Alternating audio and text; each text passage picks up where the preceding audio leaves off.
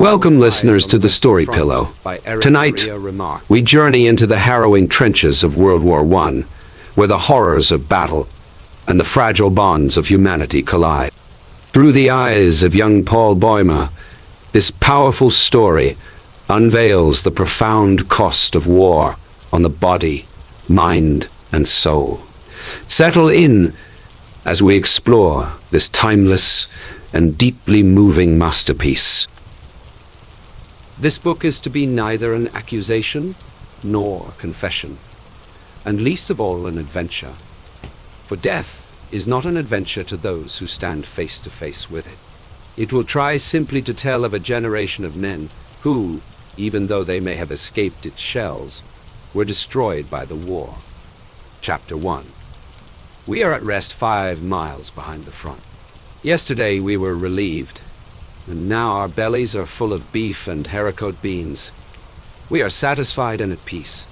Each man has another mess tin full for the evening. And, what is more, there is a double ration of sausage and bread. That puts a man in fine trim. We have not had such luck as this for a long time.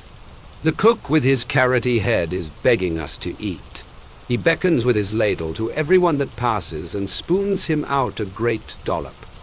He does not see how he can empty his stew pot in time for coffee. Jardin and Müller have produced 2 wash basins and had them filled up to the brim as a reserve. In Chaden, this is veracity. In Müller, it is foresight. Where Chaden puts it all is a mystery, for he is, and always will be, as thin as a rake. What's more important still is the issue of a double ration of smokes. 10 cigars, 20 cigarettes, and 2 quids of chew per man. Now that is decent. I have exchanged my chewing tobacco with Kaczynski for his cigarettes, which means I have 40 altogether. That's enough for a day. It is true we have no right to this windfall. The Prussian is not so generous.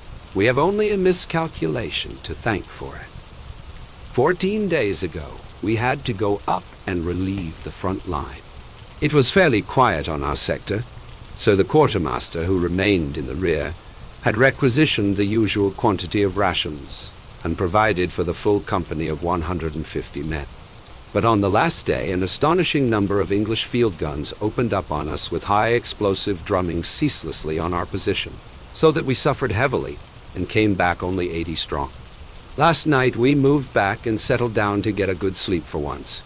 Kaczynski is right when he says it would not be such a bad war if only one could get a little more sleep. In the line we have had next to none, and 14 days is a long time at one stretch. It was noon before the first of us crawled out of our quarters. Half an hour later, every man had his mess tin, and we gathered at the cookhouse, which smelt greasy and nourishing. At the head of the queue, of course, were the hungriest little Albert Kropp, the clearest thinker among us, and therefore the first to be lance corporal. Müller, who still carries his school textbooks with him, dreams of examinations, and during a bombardment mutters propositions in physics. Leah, who wears a full beard and has a preference for the girls from officers' brothels. He swears that they are obliged by an army order to wear silk chemises and to bathe before entertaining guests of the rank of major and upwards. And as the 4th, myself, Paul Bäumer. All 4 are 19 years of age, and all 4 joined up from the same class as volunteers for the war. Close behind us were our friends. Chaden, a skinny locksmith of our own age, the biggest eater of the company. He sits down to eat as thin as a grasshopper and gets up as big as a bug in the family way. High Westus, of the same age, a Pete Digger, who can easily hold a ration loaf in his hand and say, "Guess what I've got in my fist?" Then Dietering, a peasant who thinks of nothing but his farmyard and his wife. And finally Stanislaus Kaczynski, the leader of our group, shrewd, cunning, and hard-bitten, 40 years of age, with a face of the soil, blue eyes, bent shoulders, and a remarkable nose for dirty weather good food, and soft jobs. Our gang formed the head of the queue before the cookhouse. We were growing impatient, for the cook paid no attention to us. Finally, Kaczynski called out to him. "Say, Heinrich, open up the soup kitchen. Anyone can see the beans are done." He shook his head sleepily. "You must all be there first." Jaden grinned. "We are all here." The sergeant cook still took no notice. "That may do for you," he said. "But where are the others? They won't be fed by you today. They're either in the dressing station or pushing up daisies." The cook was quite disconcerted as the facts dawned on him. He was staggered. "And I have cooked for 150 men," Kropp poked him in the ribs. "Then for once we'll have enough. Come on, begin." Suddenly a vision came over Cheatham. His sharp, mousy features began to shine. His eyes grew small with cunning. His jaws twitched, and he whispered hoarsely, "Man, then you've got bread for 150 men, too." "Eh?" The sergeant cook nodded, absent-minded and bewildered. Jaden seized him by the tunic. "And sausage?" Ginger nodded again. Jaden's chaps quivered. "Tobacco, too?" "Yes, everything. Jaden bean." "That's all for us. Each man gets weighed a bit." "Yes, practically 2 issues. Then Ginger stirred himself and said, "That won't do." Then we got excited and began to crowd around. "Why won't that do, you old carrot?" demanded Kaczynski. 80 men can't have what is meant for 150. "We'll soon show you," growled Miller. "I don't care about the stew." "But I can only issue rations for 80 men, persisted Ginger. Kaczynski got angry. "You might be generous for once. You haven't drawn food for 80 men. You've drawn it for the second company. Good. Let's have it then." "We are the second company." We began to jostle the fellow. No one felt kindly toward him, for it was his fault that the food twice came up to us in the line too late and cold. Under shell fire, he wouldn't bring his kitchen up near enough, so that our soup carriers had to go much farther than those of the other companies. Now Bulky of the first company is a much better fellow. He is as fat as a hamster in winter, but he trundles his pots when it comes to that right up to the very front line. We were in just the right mood, and there would certainly have been a dust-up if our company commander had not appeared. He informed himself of the dispute, and only remarked, "Yes, we did have heavy losses yesterday." He looked in the Dixie. The beans looked good. Ginger nodded, cooked with meat and fat. The lieutenant looked at us. He knew what we were thinking. And he knew many other things too, because he came to the company as a non-cop and was promoted from the ranks. He lifted the lid from the Dixie again and sniffed. Then, passing on, he said, "Serve out the whole issue. We can do with it. And bring me a plate full too." Ginger looked sheepish as Cheatham danced round him. "It doesn't cost you anything. One would think the quartermaster's store belonged to him. And now get on with it, you old blubber sticker. And don't you miscount eat." "You be hanged," spat out Ginger. "When things get beyond him, he throws up the sponge altogether. He just goes to pieces. And as if to show that all things were now the same to him, of his own free will, he shared out 1/2 pound of synthetic honey, equally among us. Today is wonderfully good. The mail is come, and almost every man has a couple of letters and papers. We stroll over to the meadow behind the billets. Kropp has the round lid of a margarine tub under his arm. On the right side of the meadow, a large common latrine has been built, a well-planned and durable construction. But that is for recruits who as yet have not learned how to make the most of whatever comes their way. We look for something better. Scattered about everywhere, there are separate individual boxes for the same purpose. They are square, neat boxes with wooden sides all round and have unimpeachably satisfactory seats. On the sides are hand grips enabling one to shift them about. We move 3 together in a ring and sit down comfortably. For 2 hours, we have been here without getting up. I well remember how embarrassed we were as recruits in barracks when we had to use the general latrine. There were no doors and 20 men sat side by side as in a railway carriage, so that they could be reviewed all at one glance, for soldiers must always be under supervision. Since then, we have learned better than to be shy about such trifling immodesties. In time, things far worse than that came easy to us. Here in the open air, though, the business is entirely a pleasure. I no longer understand why we should always have shied at it before. It is, in fact, just as natural as eating and drinking. We did not properly appreciate these boxes when we first enlisted. They were new to us and did not fill such an important role, but now they have long been a matter of course. The soldier is on friendlier terms than other men with his stomach and intestines. 3/4 of his vocabulary is derived from these regions, and they give an intimate flavor to expressions of his greatest joy, as well as of his deepest indignation. It is impossible to express oneself in any other way so clearly and pithily. Our families and our teachers will be shocked when we go home, but here it is the universal language. Enforced publicity has, in our eyes, restored the character of complete innocence to all these things. More than that, they are so much a matter of course that their comfortable performance is fully as much enjoyed as the playing of a safe top running flush. Not for nothing was the word latrine rumor invented. These places are the regimental gossip shops and common rooms. We feel ourselves for the time being better off than in any palatial white-tiled convenience. There it can only be hygienic. Here it is beautiful. These are wonderfully carefree hours. Over us is the blue sky. On the horizon float the bright yellow sunlit observation balloons and the many little white clouds of the anti-aircraft shells. Often they rise in a sheaf as they follow after an airman. We hear the muffled rumble of the front only as very distant thunder. Bumblebees droning by quite drown it. Around us stretches the flowery meadow. The grasses sway their tall spears. The white butterflies flutter around and float on the soft, warm wind of the late summer.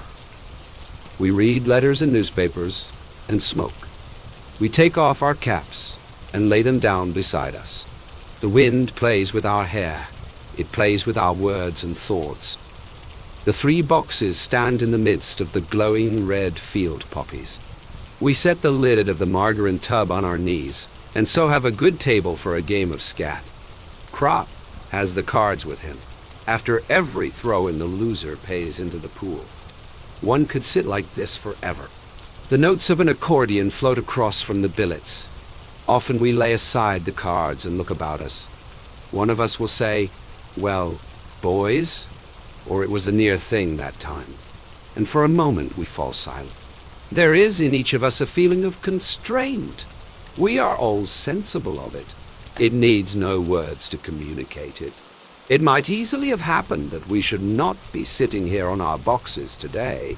It came damn near to that. And so everything is new and brave. Red poppies and good food, cigarettes and summer breeze.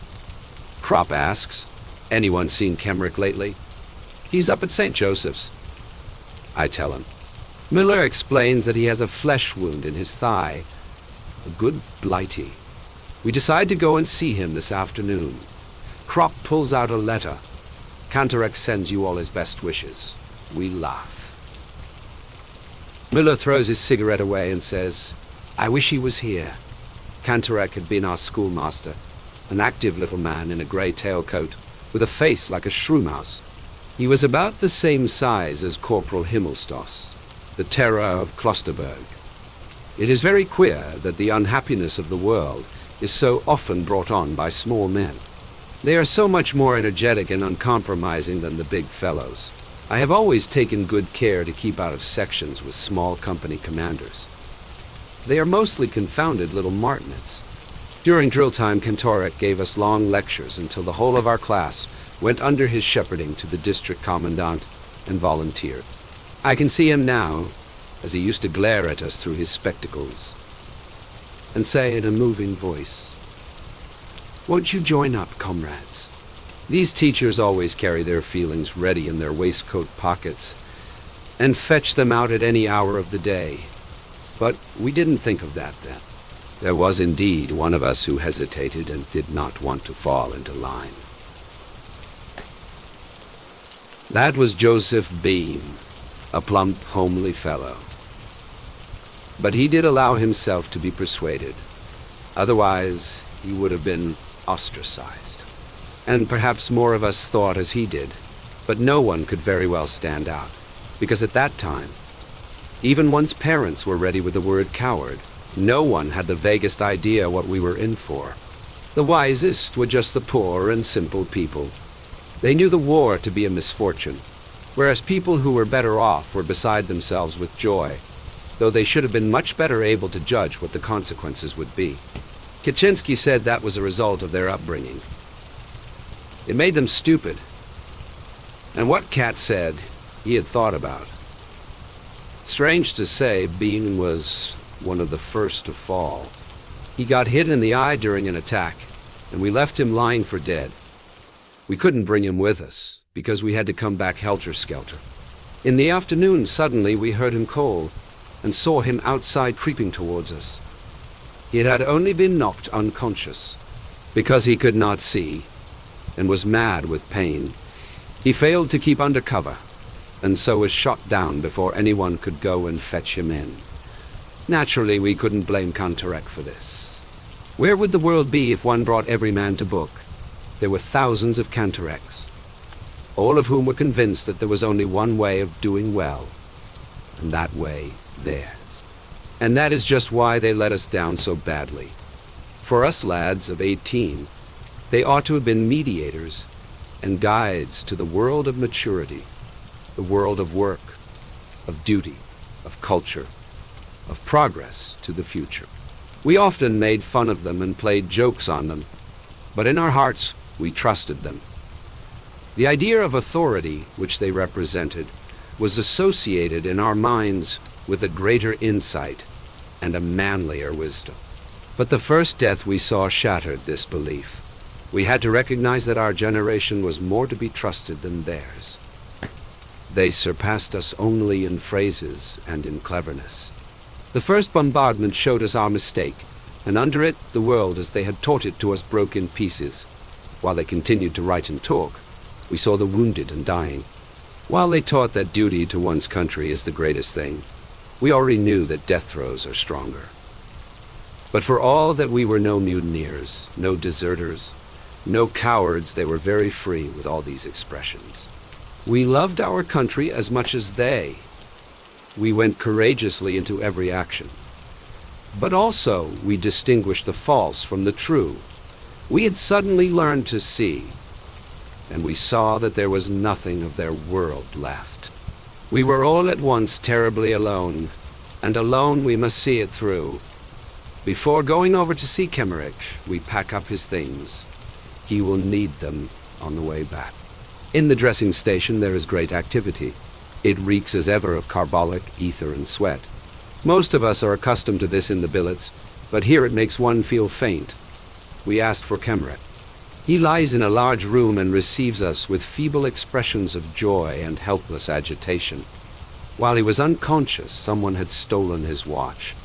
Miller shakes his head. I always told you that nobody should carry as good a watch as that. Miller is rather crude and tactless. Otherwise, he would hold his tongue. For anybody can see that Kemmerich will never come out of this place again. Whether he finds his watch or not will make no difference. At the most, one will only be able to send it to his people. How goes it, Franz? Asks Kropp. Kemmerich's head sinks. Not so bad, but I have such a damn pain in my foot. We look at his bed covering. His leg lies under a wire basket. The bed covering arches over it. I kick Muller on the shin, for he is just about to tell Kemmerich what the orderlies told us outside, that Kemmerich has lost his foot. The leg is amputated. He looks ghastly yellow and wan. In his face there are already the strained lines that we know so well. We have seen them now hundreds of times. They are not so much lines as marks. Under the skin, the life no longer pulses. It has already pressed out to the boundaries of the body. Death is working through from within. It already has command in the eyes. Here lies our comrade, Emmerich, who a little while ago was roasting horseflesh with us and squatting in the shell holes. It is still. And yet, it is not he any longer. His features have become uncertain and faint, like a photographic plate on which two pictures have been taken. Even his voice sounds like ashes. I think of the time when we went away. His mother, good plump matron, brought him to the station. She wept continually. Her face was bloated and swollen. Emmerich felt embarrassed, for she was the least composed of all. She simply dissolved into fat and water. Then she caught sight of me and took hold of my arm again and again, and implored me to look after Franz out there. Indeed, he did have a face like a child, and such frail bones that after 4 weeks pack-carrying he already had flat feet. But how can a man look after anyone in the field? Now you will soon be going home, says Kropp. You would have had to wait at least 3 or 4 months for your leave. Emmerich nods. I cannot bear to look at his hands. They are like wax. Under the nails is the dirt of the trenches. It shows through blue-black like poison. It strikes me that these nails will continue to grow like long, fantastic cellar plants, long after Emmerich breathes no more. I see the picture before me. They twist themselves into corkscrews and grow and grow, and with them the hair on the decayed skull, just like grass in a good soil. Just like grass. How can it be possible? Muller leans over. We have brought your things, Franz. Emmerich signs with his hand. Put them under the bed. Muller does so. Emmerich starts on again about the watch. How can one calm him without making him suspicious? Muller reappears with a pair of airman's boots. They are fine English boots of soft yellow leather, which reach to the knee, and lace all the way. They are things to be coveted. Muller is delighted at the sight of them. He matches their soles against his own clumsy boots and says, "Will you be taking them with you then, Franz?" We all three have the same thought. Even if he should get better, he would be able to use only one. They are no use to him. But as things are now, it is a pity that they should stay here. The orderlies will of course grab them as soon as he is dead. Won't you leave them with us? Muller repeats. Emmerich doesn't want to. They are his most prized possessions. Well, we could exchange, suggests Muller again. Out here one can make some use of them. Still, Emmerich is not to be moved. I tread on Muller's foot. Reluctantly, he puts the fine boots back again under the bed. We talk a little more and then take our leave. Cheerio, Franz. I promise him to come back in the morning. Muller talks of doing so too. He is thinking of the lace-up boots and means to be on the spot. Emmerich groans. He is feverish. We get hold of an orderly outside and ask him to give Emmerich a dose of morphia. He refuses. If we were to give morphia to everyone, we would have to have tubs full. You only attend to officers properly, says Kropp viciously. I hastily intervene and give him a cigarette. He takes it. Are you usually allowed to give it then? I ask him. He is annoyed. If you don't think so, then why do you ask? I press a couple more cigarettes into his hand. Do us the favor well. All right, he says. Kropp goes in with him. He doesn't trust him and wants to see. We wait outside. Muller returns to the subject of the boots. They would fit me perfectly. In these boots I get blister after blister. Do you think he will last till tomorrow after drill? If he passes out in the night, we know where the boots Kropp returns. Do you think, he asks, done for, says Miller emphatically. We go back to the huts. I think of the letter that I must write tomorrow to Kemmerich's mother. I'm freezing. I could do with a tot of rum. Muller pulls up some grass and chews it. Suddenly, little Krop throws his cigarette away, stamps on it savagely, and looking round him with a broken and distracted face, stammers, "Damn shit! The damn shit!" We walk on for a long time. Krop has calmed himself. We understand. He sees red. Out here, every man gets like that sometime. "What has Cantorek written to you?" Muller asks him. He laughs. We are the Iron Youth. We all three smile bitterly. Krop rails. He is glad that he can speak. Yes, that's the way they think, these 100,000 Cantoreks. Iron Youth. Youth. We are none of us more than 20 years old. But young, youth, that is long ago. We are old folk. Chapter 2. It is strange to think that at home in the drawer of my writing table there lies the beginning of a play called Saul and a bundle of poems. Many an evening I have worked over them. We all did something of the kind. But that has become so unreal to me that I cannot comprehend it any more. Our early life is cut off from the moment we came here, and that without our lifting a hand. We often try to look back on it and to find an explanation, but never quite succeed. For us young men of 20, everything is extraordinarily vague. For Krop, Muller, Lear, and me. For all of us whom Cantorek calls the Iron Youth. All the older men are linked up with their previous life. They have wives, children, occupations, and interests. They have a background which is so strong that the war cannot obliterate it. We young men of 20, however, have only our parents, and some, perhaps, a girl that is not much. For at our age, the influence of parents is at its weakest, and girls have not yet got a hold over us. Besides this, there was little else, some enthusiasm, a few hobbies, and our school. Beyond this, our life did not extend, and of this nothing remains. Cantorek would say that we stood on the threshold of life, and so it would seem. We had as yet taken no root. The war swept us away. For the others, the older men, it is but an interruption. They are able to think beyond it. We, however, have been gripped by it, and do not know what the end may be. We know only that in some strange and melancholy way, we have become a wasteland. All the same, we are not often sad. Though Miller would be delighted to have Kemmerich's boots, he is really quite as sympathetic as another who could not bear to think of such a thing for grief. He merely sees things clearly. Were Kemmerich able to make any use of the boots? Then Muller would rather go barefoot over barbed wire than scheme how to get hold of them. But as it is, the boots are quite inappropriate to Kemmerich's circumstances, whereas Muller can make good use of them. Kemmerich will die. It is immaterial who gets them. Why then should Muller not succeed to them?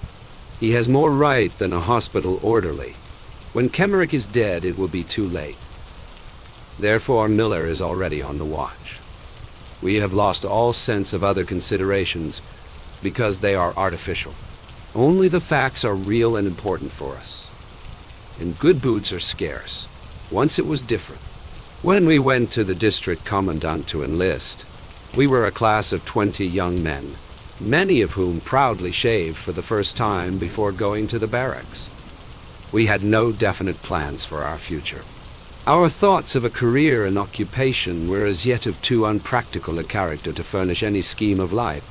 We were still crammed full of vague ideas which gave to life, and to the war also, an ideal and almost romantic character. We were trained in the army for 10 weeks, and in this time more profoundly influenced than by 10 years at school. We learned that a bright button is weightier than 4 volumes of Schopenhauer. At first astonished, then embittered, and finally indifferent, we recognized that what matters is not the mind, but the boot brush, not intelligence, but the system, not freedom, but drill. We became soldiers with eagerness and enthusiasm, but they have done everything to knock that out of us. After 3 weeks, it was no longer incomprehensible to us that a braided postman should have more authority over us than had formerly our parents, our teachers, and the whole gamut of culture from Plato to Goethe. With our young, awakened eyes, we saw that the classical conception of the fatherland held by our teachers resolved itself here into a renunciation of personality, such as one would not ask of the meanest servant salutes. Springing to attention, parade marches, presenting arms, right wheel, left wheel, clicking the heels, insults, and 1,000 pettifogging details.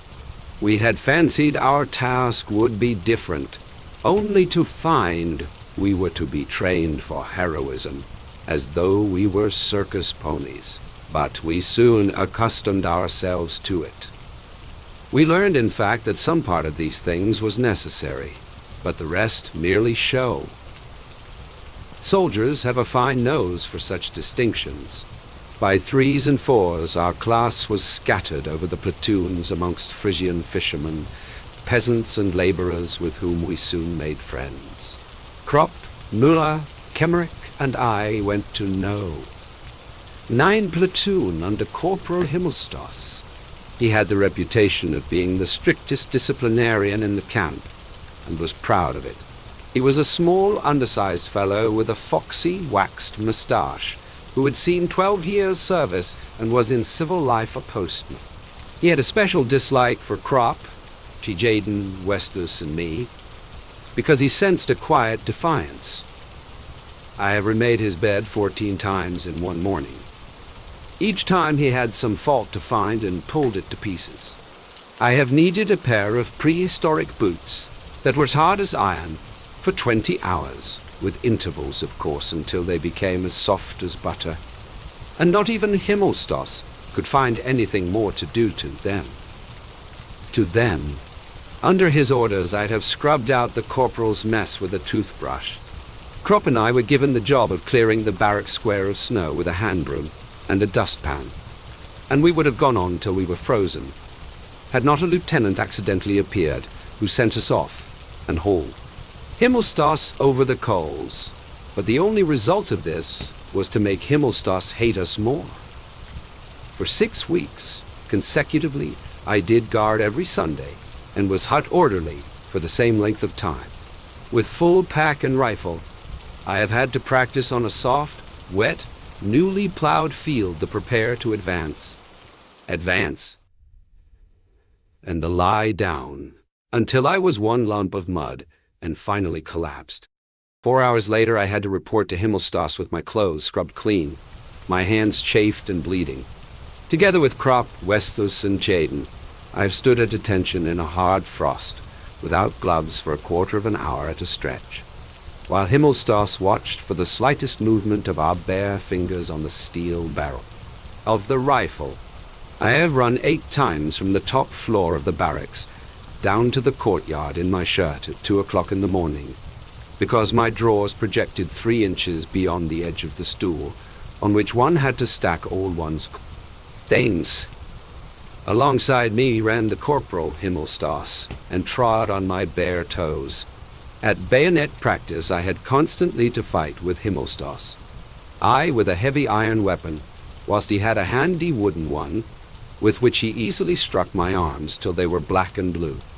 Once, indeed, I became so infuriated that I ran at him blindly, and gave him a mighty jab in the stomach, and knocked him down. When he reported me, the company commander laughed at him, and told him he ought to keep his eyes open. He understood Himmelstoss, and apparently was not displeased at his discomfiture. I became a past master on the parallel bars, and strove to surpass my instructor at physical jerks. We have trembled at the mere sound of his voice, but this runaway post-horse never got the better of us. One Sunday, as Kropp and I were lugging a latrine bucket on a pole across the barrack yard, Himmelstoss came by, all polished up and spry for going out. He planted himself in front of us and asked how we liked the job. In spite of ourselves, we tripped and emptied the bucket over his legs. He raved, but the limit had been reached. "That means clink," he yelled. But Kropp had had enough. "There'll be an inquiry first," he said, "and then we'll unload." "Mind how you speak to a non-commissioned officer," bawled Himmelstoss. "Have you lost your senses? You wait till you're spoken to. What will you do, anyway?" "Show you up, Corporal," said Kropp, his thumbs in line with the seams of his trousers. Himmelstoss saw what we meant and went off without saying a word. But before he disappeared, he growled, "You'll drink this." But it was the end of his authority. He tried it on once more in the plowed field with his prepare to advance and lie down. We obeyed each order, since an order's an order and has to be obeyed. But we did it so slowly that Himmelstoss became desperate. Carefully, we went down on our knees, then on our hands, and so on. In the meantime, quite infuriated, he had given another command. But before we had even begun to sweat, he was hoarse. After that, he left us in peace. He did indeed always refer to us as swine, but there was, nevertheless, a certain respect in his tone. There were many other staff corporals, the majority of whom were more decent. But above all, each of them wanted to keep his good job there at home as long as possible, and that he could do only by being strict with the recruits. Practically every conceivable polishing job in the entire camp fell to us, and we often howled with rage. Many of us became ill through it. Wolf actually died of inflammation of the lung. But we would have felt ridiculous had we hauled down our colors.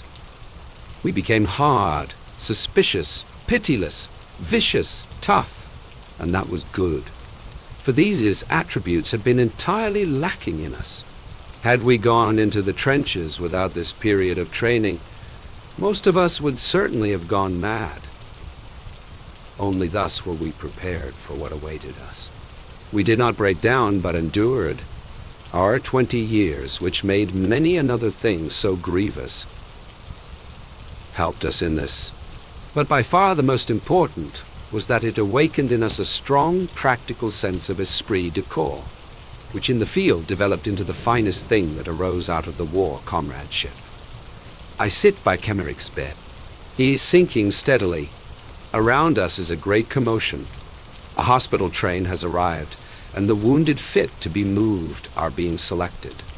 The doctor passes by Kemmerich's bed without once looking at him. "Next time, Franz," I say. "Franz," I say. He raises himself on the pillow with his elbows. They have amputated my leg. He knows it too, then. I nod and answer, "You must be thankful you've come off with that." He is silent. I resume, "It might have been both legs, Franz. Wegler has lost his right arm. That's much worse. Besides, you will be going home." He looks at me. "Do you think so?" "Of course. Do you think so?" he repeats. "Sure, Franz. Once you've got over the operation. Once you've got over the operation." He beckons me to bend down.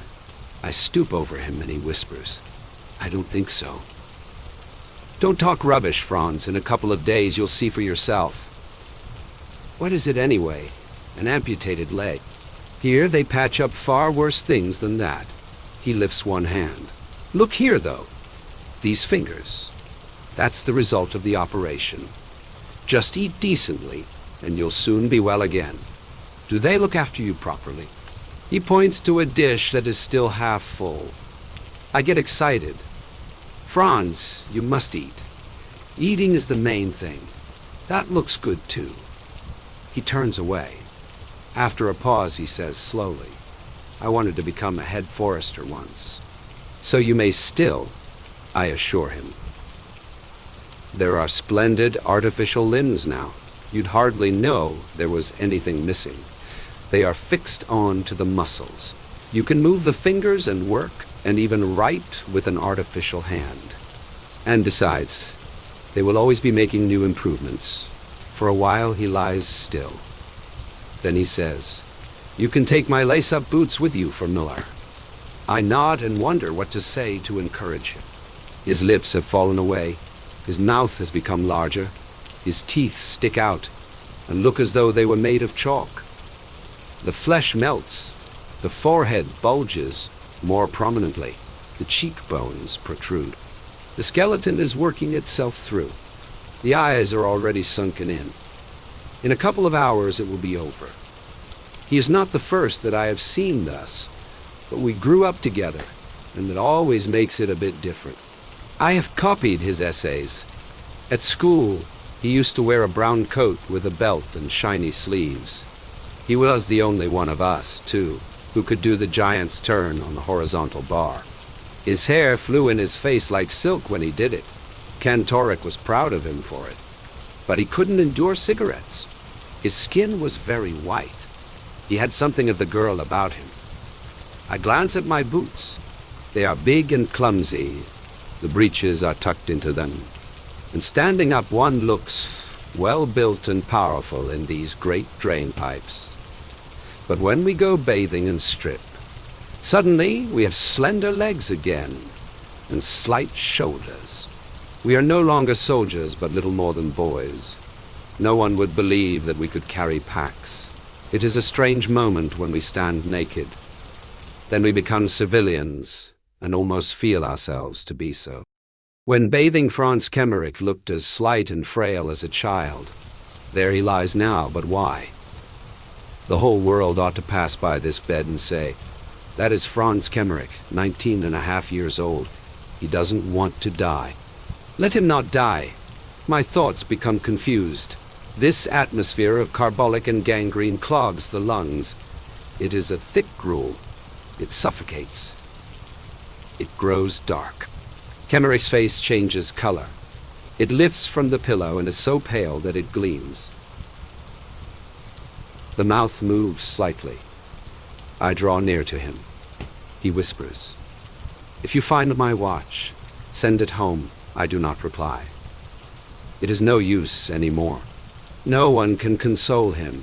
I am wretched with helplessness.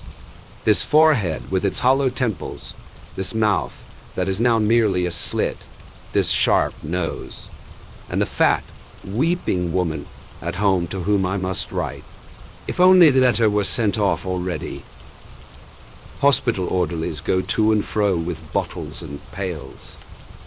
One of them comes up, casts a glance at Kemmerich and goes away again. You can see he is waiting. Apparently, he wants the bed. I bend over Franz and talk to him as though that could save him. Perhaps you will go to the convalescent home at Klosterberg, among the villas, Franz. Then you can look out from the window across the fields to the 2 trees on the horizon. It is the loveliest time of the year now, when the corn ripens.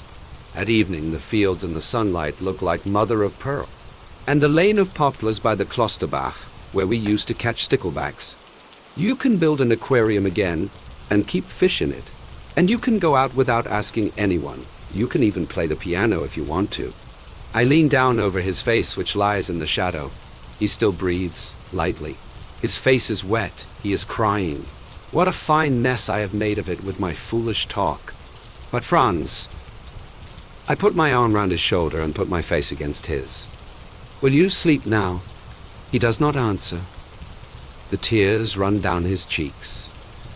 I would like to wipe them away, but my handkerchief is too dirty. An hour passes. I sit tensely and watch his every movement in case he may perhaps say something. What if he were to open his mouth and cry out? But he only weeps, his head turned aside. He does not speak of his mother or his brothers and sisters. He says nothing, all that lies behind him. He is entirely alone now with his little life of 19 years, and cries because it leaves him. This is the most disturbing and hardest parting that ever I have seen, although it was pretty bad too, with Tai Jen, who called for his mother, a big bear of a fellow who, with wild eyes full of terror, held off the doctor from his bed with a dagger until he collapsed. Suddenly Kemmerich groans and begins to gurgle. I jump up, stumble outside and demand, "Where is the doctor? Where is the doctor?" As I catch sight of the white apron, I seize hold of it. "Come quick, Franz Kemmerich is dying." He frees himself and asks an orderly standing by, "Which will that be?" he says. "Bed 26, amputated thigh." He sniffs. "How should I know anything about it? I've amputated 5 legs today." He shoves me away, says to the hospital orderly, "You see to it," and runs off to the operating room. I tremble with rage as I go along with the orderly. The man looks at me and says, "One operation after another since 5 o'clock this morning. You know, today alone there have been 16 deaths. Yours is the 17th. There will probably be 20 altogether." I become faint. All at once, I cannot do any more. I won't revile any more. It is senseless. I could drop down and never rise up again. We are by Kemmerich's bed.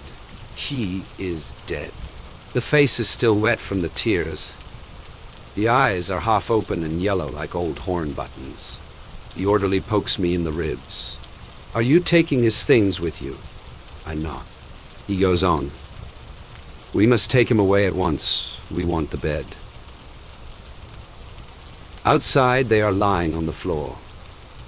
I collect the things, untie Kemmerich's identification disc, and take it away. The orderly asks about the paybook. I say that it is probably in the orderly room, and go. Behind me, they are already hauling Franz onto a waterproof sheet. Outside the door, I am aware of the darkness and the wind as a deliverance. I breathe as deep as I can, and feel the breeze in my face, warm and soft as never before. Thoughts of girls, of flowery meadows, of white clouds suddenly come into my head. My feet begin to move forward in my boots. I go quicker. I run. Soldiers pass by me. I hear their voices without understanding. The earth is streaming with forces which pour into me through the soles of my feet. The night crackles electrically. The front thunders like a concert of drums. My limbs move supply. I feel my joints strong. I breathe the air deeply. The night lives. I live. I feel a hunger, greater than comes from the belly alone. Miller stands in front of the hut and waits for me. I give him the boots. We go in, and he tries them on. They fit well. He roots among his supplies and offers me a fine piece of saveloy. With it goes hot tea and rum. Chapter 3. Reinforcements have arrived. The vacancies have been filled, and the sacks of straw are already laid out in the huts. Some of them are old hands. But there are 25 men of a later draft from the base. They are about 2 years younger than us. Krupp nudges me. "Seeing the infants?" I nod. We stick out our chests, shave in the open, shove our hands in our pockets, inspect the recruits, and feel ourselves to be Stone Age veterans. Kaczynski joins us. We stroll past the horse boxes and go over to the reinforcements who have already been issued with gas masks and coffee. "Long time since you've had anything decent to eat." "Eh?" Cat asks one of the youngsters. He grimaces. "For breakfast, turnip bread lunch, turnip stew supper, turnip cutlets and turnip salad." Cat gives a knowing whistle. "Bread made of turnips. You've been in luck. It's nothing new for it to be made of sawdust. But what do you say to haricot beans?" "Have some." The youngster turns red. "You can't kid me." Kaczynski merely says, "Fetch your mess tin." We follow curiously. He takes us to a tub beside his straw sack. It is nearly half full of a stew of beef and beans. Kaczynski plants himself in front of it like a general and says, "Sharp eyes and light fingers." That's what the Prussians say. We are surprised. "Great guts, Cat, how did you come by that?" I ask him. Ginger was glad I took it. I gave him 3 pieces of parachute silk for it. Cold beans taste fine, too. Grudgingly, he gives the youngster a portion and says, Next time you come with your mess tin, have a cigar or a chew of tobacco in your other hand. Get me." Then he turns to us. Kaczynski never goes short. He has a sixth sense. There are such people everywhere, but one does not appreciate it at first. Every company has one or two. Kaczynski is the smartest I know. By trade he is a cobbler, I believe. But that hasn't anything to do with it. He understands all trades. It's a good thing to be friends with him, as Kropp and I are, and High Westhus too, more or less. But High is rather the executive arm operating under Kat's orders when things come to blows. For that he has his qualifications. For example, we land at night in some entirely unknown spot, a sorry hole that has been eaten out to the very walls. We are quartered in a small, dark factory adapted to the purpose. There are beds in it, or rather bunks, a couple of wooden beams over which wire netting is stretched. Wire netting is hard, and there's nothing to put on it. Our waterproof sheets are too thin. We use our blankets to cover ourselves. Kat looks at the place and then says to High Westhus, "Come with me." They go off to explore. Half an hour later they are back again with arms full of straw. Kat has found a horse box with straw in it. Now we might sleep if we weren't so terribly hungry. Kropp asks an artilleryman who has been some time in this neighborhood, "Is there a canteen anywhere abouts? Is there a what?" He laughs. "There's nothing to be had here. You won't find so much as a crust of bread here." "Aren't there any inhabitants here at all, then?" He spits. "Yes, a couple, but they mostly loaf round the cookhouse and beg." "That's a bad business. Then we'll have to pull in our belts and wait till the rations come up in the morning." But I see Kat has put on his cap. "Where to, Kat?" I ask. "Just to explore the place a bit." He strolls off. The artilleryman grins scornfully. Let him explore, but don't be too hopeful about it.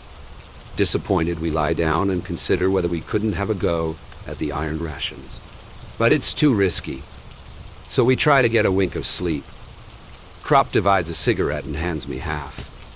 Chaden gives an account of his national dish, broad beans and bacon. He despises it when not flavored with bog myrtle, and for God's sake, let it all be cooked together, not the potatoes, the beans, and the bacon separately. Someone growls that he will pound Chaden into bog myrtle if he doesn't shut up. Then all becomes quiet in the big room, only the candles flickering from the necks of a couple of bottles, and the artilleryman spitting every now and then. We stir a bit as the door opens and Kat appears. I think I must be dreaming. He has 2 loaves of bread under his arm, and a blood-stained sandbag full of horseflesh in his hand. The artilleryman's pipe drops from his mouth. He feels the bread. Real bread. By God. And still hot, too. Kat gives no explanation. He has the bread. The rest doesn't matter. I'm sure that if he were planted down in the middle of the desert, in half an hour he would have gathered together a supper of roast meat, dates, and wine. "Cut some wood," he says curtly to High. Then he hauls out a frying pan from under his coat and a handful of salt as well as a lump of fat from his pocket. He has thought of everything. High makes a fire on the floor. It lights up the empty room of the factory. We climb out of bed. The artilleryman hesitates. He wonders whether to praise Kat, and so perhaps gain a little for himself. But Kaczynski doesn't even see him. He might as well be thin air. He goes off cursing. Kat knows the way to roast horseflesh so that it's tender. It shouldn't be put straight into the pan, that makes it tough. It should be boiled first in a little water. With our knives, we squat round in a circle and fill our bellies. That is Kat. If for but 1 hour in a year something eatable were to be had in some one place only, within that hour, as if moved by a vision, he would put on his cap, go out, and walk directly there, as though following a compass, and find it. He finds everything if it is cold, a small stove and wood, hay and straw, a table and chairs, but above all food. It is uncanny. One would think he conjured it out of the air. His masterpiece was 4 boxes of lobsters. Admittedly, we would rather have had a good beefsteak. We have settled ourselves on the sunny side of the hut. There is a smell of tar, of summer, and of sweaty feet. Cat sits beside me. He wants to talk. Today we have been practicing saluting because Cheaton failed to salute a major. Cat can't get it out of his head. You see, we are losing the war because we can salute too well, he says. Crop stalks up with his breeches rolled up and his feet bare. He lays out his washed socks to dry on the grass. Cat turns his eyes to heaven, lets off a mighty fart, and says apologetically, "Every little bean must be heard as well as seen." The two begin to argue. At the same time, they lay a bottle of beer on the result of an air fight that's going on above us. Hinsky won't budge from the opinion, which is an old front hog, he rhymes. Give 'em all the same grub and all the same pay, and the war would be over and done in a day. Crop, on the other hand, is a thinker. He proposes that a declaration of war should be a kind of popular festival with entrance tickets and bands, like a bullfight. Then, in the arena, the ministers and generals of the two countries, dressed in bathing drawers and armed with clubs, can have it out among themselves. Whoever survives, his country wins. That would be much simpler and more just than this arrangement, where the wrong people do the fighting. The subject is dropped, then the conversation turns to drill. A picture comes before me. Burning midday in the barrack yard. The heat hangs over the square. The barracks are deserted. Everything sleeps. All one hears is the drummers practicing. They have installed themselves anywhere and practice brokenly, dully, monotonously. What a concord! Midday heat, barrack square and drummers beating. The windows of the barracks are empty and dark. From some of them trousers are hanging to dry. The rooms are cool, and one looks toward them longing.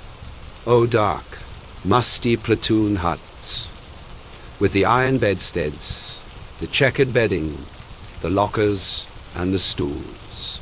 Even you can become the object of desire. Out here you have a faint resemblance to home. Your room's full of the smell of stale food, sleep, smoke, and clothes. Kaczynski paints it all in lively colors. What would we not give to be able to go back to it? But we must not pursue that line of thought any further. Those early morning hours of instruction. What are the parts of the 98 rifle? The midday hours of physical training, pianist. Forward.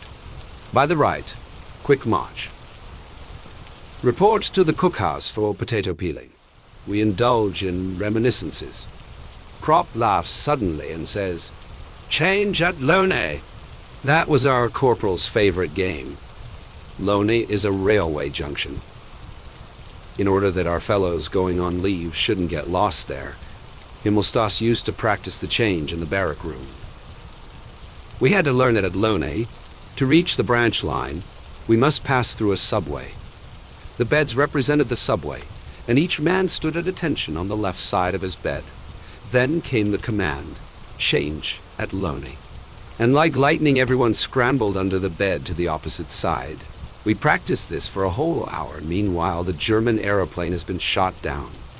Like a comet, it bursts into a streamer of smoke and falls headlong. Kropp has lost the bottle of beer. Disgruntled, he counts out the money from his wallet. Surely Himmelstas was a very different fellow as a postman, say I, after Albert's disappointment has subsided. Then how does it come that he's such a bully as a drill sergeant? The question revives Kropp, more particularly as he hears there's no more beer in the canteen. It's not only Himmelstas, there are lots of them. As sure as they get a stripe or a star, they become different men, just as though they'd swallowed concrete. That's the uniform, I suggest. Roughly speaking it is, says Cat, and prepares for a long speech. But the root of the matter lies elsewhere. For instance, if you train a dog to eat potatoes and then afterwards put a piece of meat in front of him, he'll snap at it. It's his nature. And if you give a man a little bit of authority, he behaves just the same way. He snaps at it too. The things are precisely the same. In himself, man is essentially a beast. Only he butters it over like a slice of bread with a little decorum. The army is based on that. One man must always have power over the other. The mischief is merely that each one has much too much power. A non-com can torment a private, a lieutenant, a non-com, a captain, a lieutenant, until he goes mad. And because they know they can, they all soon acquire the habit, more or less. Take a simple case. We are marching back from the parade ground, dog tired. Then comes the order to sing. We are glad enough to be able to trail arms, but we sing spiritlessly. At once the company is turned about and has to do another hour's drill as punishment. On the march back, the order to sing is given again, and once more we start. Now what's the use of all that? It's simply that the company commander's head has been turned by having so much power, and nobody blames. On the contrary, he is praised for being strict. That, of course, is only a trifling instance, but it holds also in very different affairs. Now I ask you, let a man be whatever you like in peacetime. What occupation is there in which he can behave like that without getting a crack on the nose? He can only do that in the army. It goes to the heads of them all, you see, and the more insignificant a man has been in civil life, the worse it takes him. They say, of course, there must be discipline. Ventures crop meditatively. True, growls Cat. They always do, and it may be so. Still, it oughtn't to become an abuse. But you try to explain that to a blacksmith or a laborer or a workman. You try to make that clear to a simple Tommy, and that's what most of them are here. All he understands is that he has been properly trained, so that when he comes up to the front, he thinks he knows exactly what he should do in every circumstance and what not. It's simply amazing, I tell you, that the ordinary soldier survives so long up here in the front line. Simply amazing. No one protests. Everyone knows that drill ceases only in the front line and begins again a few miles behind, with all the absurdities of saluting and parade. It is an iron law that the soldier must be employed under every circumstance. Here Jaden comes up with a flushed face. He is so excited that he stutters. Beaming with satisfaction, he stammers out. Himmelstoss is on his way. He's coming to the front. Jaden has a special grudge against Himmelstoss because of the way he educated him in the barracks. Jaden wets his bed. He does it at night in his sleep. Himmelstoss maintained that it was sheer laziness and invented a method worthy of himself for curing Jaden. He hunted up another pisser-bed, named Kindervater, from a neighboring hut, and quartered him with Jaden. In the huts, there were the usual bunks, one above the other in pairs, with mattresses of wire netting. Himmelstoss put these two so that one occupied the upper and the other the lower bunk. The man underneath was of course disgusted. The next night they were changed over and the lower one put on top so that he could retaliate. That was Himmelstoss's system of self-education. The idea was low, but not ill-conceived.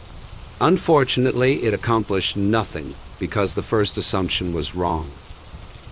It was not laziness in either of them. Anyone who looked at their sallow skin could see that.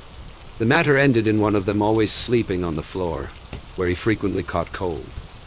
Meanwhile, Hai sits down beside us.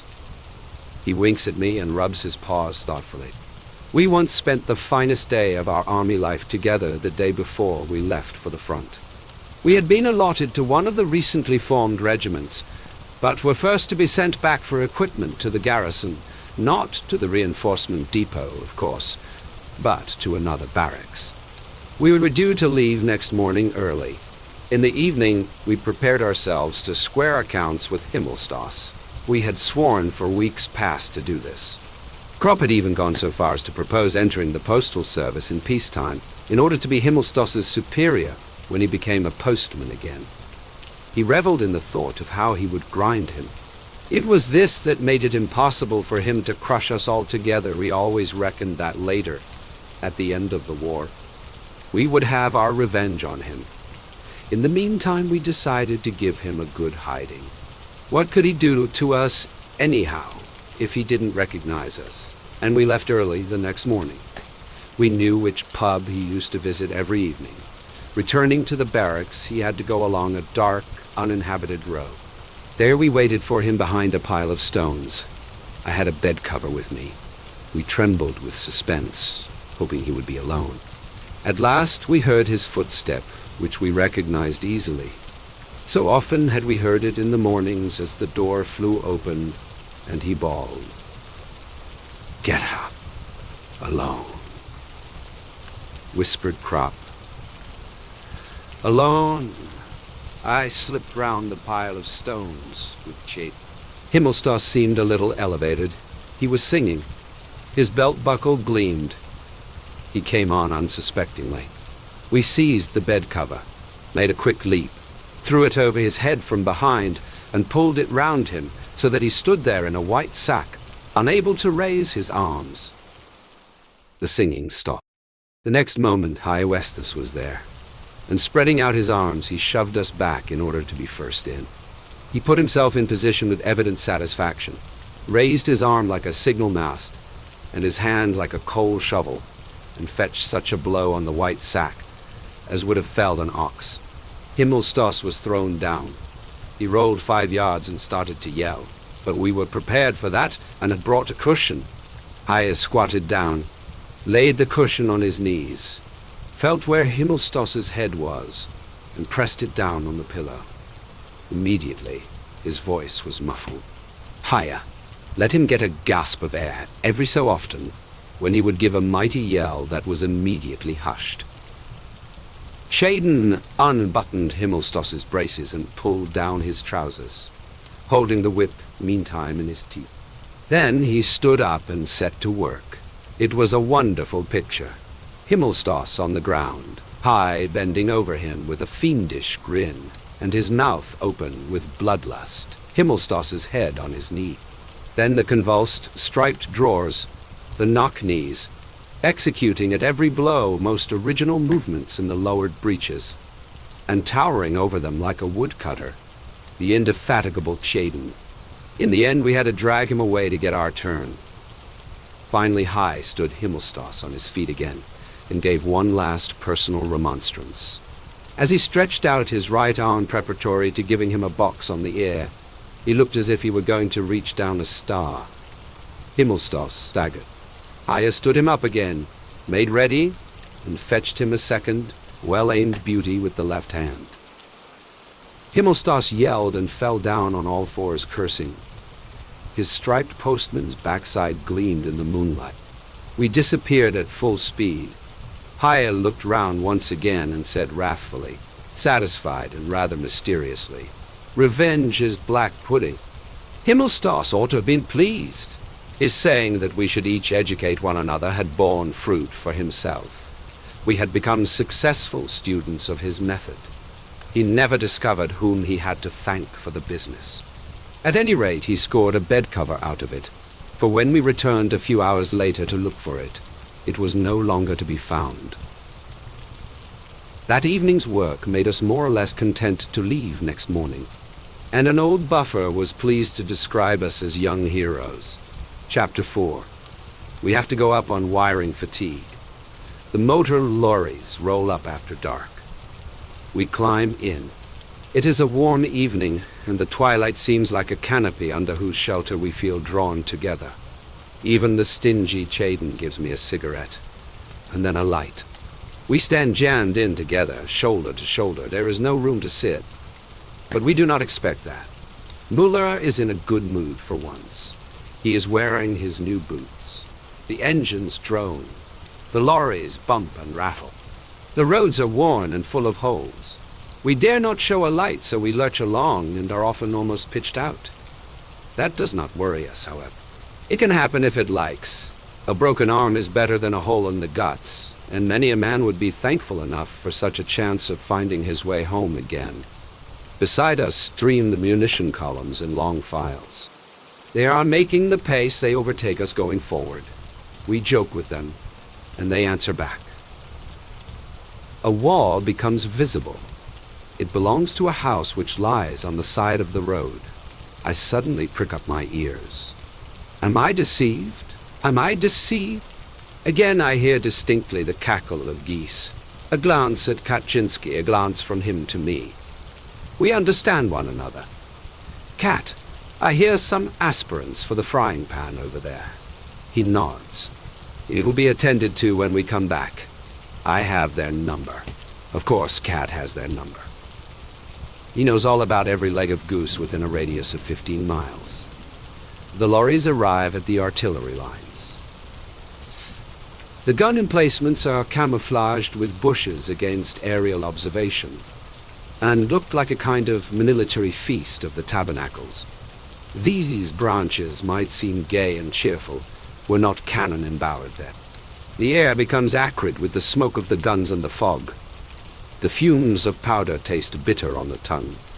The roar of the guns makes our lorry stagger. The reverberation rolls raging away to the rear. Everything quakes. Our faces change imperceptibly. We are not, indeed, in the front line, but only in the reserves, yet in every face can be read. This is the front. Now we are within its embrace. It is not fear.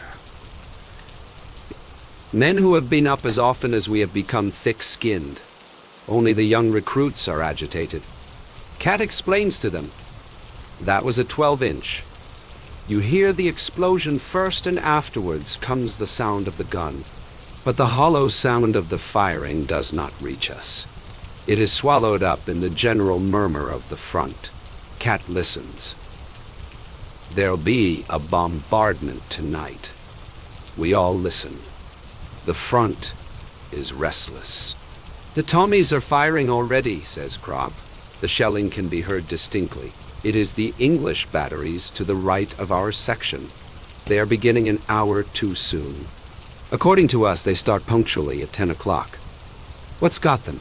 Says Miller. Their clocks must be fast. There'll be a bombardment, I tell you. I can feel it in my bones. Cat shrugs his shoulders. 3 shells land beside us. The burst of flame shoots across the fog. The fragments howl and drone. We shiver and are glad to think that we shall be back in the huts early in the morning. Our faces are neither paler nor more flushed than usual. They are not more tense nor more flabby, and yet they are changed. We feel that in our blood a contact has shot home. That is no figure of speech. It is fact. It is the front, the consciousness of the front, that makes this contact. The moment that the first shells whistle over and the air is rent with the explosions, there is suddenly in our veins, in our hands, in our eyes, a tense waiting, a watching, a heightened alertness,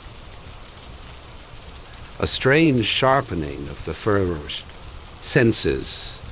The body with one bound is in full readiness.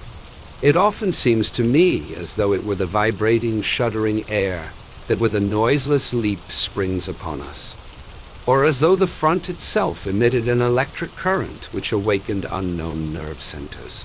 Every time it is the same. We start out for the front plain soldiers, either cheerful or gloomy. Then come the first gun emplacements, and every word of our speech has a new ring. When Cat stands in front of the hut and says, "There'll be a bombardment," that is merely his own opinion. But if he says it here, then the sentence has the sharpness of a bayonet in the moonlight.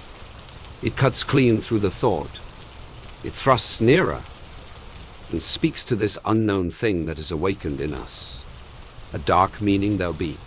A bombardment. Perhaps it is our inner and most secret life that shivers and falls on guard. To me, the front is a mysterious whirlpool. Though I am in still water far away from its center, I feel the whirl of the vortex sucking me slowly, irresistibly, inescapably into itself. From the earth, from the air, sustaining forces pour into us mostly from the earth. To no man does the earth mean so much as to the soldier. When he presses himself down upon her long and powerfully, when he buries his face and his limbs deep in her, from the fear of death by shell fire, then she is his only friend, his brother, his mother. He stifles his terror and his cries in her silence and her security. She shelters him and gives him a new lease of 10 seconds of life, receives him again, and often forever. Earth, earth, earth, earth with thy folds and hollows and holes, into which a man may fling himself and crouch down, in the spasm of terror, under the hailing of annihilation, in the bellowing death of the explosions. O earth, thou grantest us the great resisting surge of new-won life, our being, almost utterly carried away by the fury of the storm, streams back through our hands from thee, and we, thy redeemed ones, bury ourselves in thee, and through the long minutes in a mute agony of hope bite into thee. With our lips, at the sound of the first droning of the shells, we rush back, in one part of our being, 1,000 years. By the animal instinct that is awakened in us, we are led and protected. It is not conscious. It is far quicker, much more sure, less fallible than consciousness. One cannot explain it. A man is walking along without thought or heed. Suddenly he throws himself down on the ground and a storm of fragments flies harmlessly over him. Yet he cannot remember either to have heard the shell coming or to have thought of flinging himself down. But had he not abandoned himself to the impulse, he would now be a heap of mangled flesh. It is this other, this second sight in us, that has thrown us to the ground and saved us, without our knowing how. If it were not so, there would not be one man alive from Flanders to the Vosges. We march up, moody or good-tempered soldiers. We reach the zone where the front begins and become on the instant human animals. An indigent-looking wood receives us. We pass by the soup kitchens. Under cover of the wood we climb out. The lorries turn back. They are to collect us again in the morning, before dawn. Mist and the smoke of guns lie breast high over the fields. The moon is shining. Along the road troops file.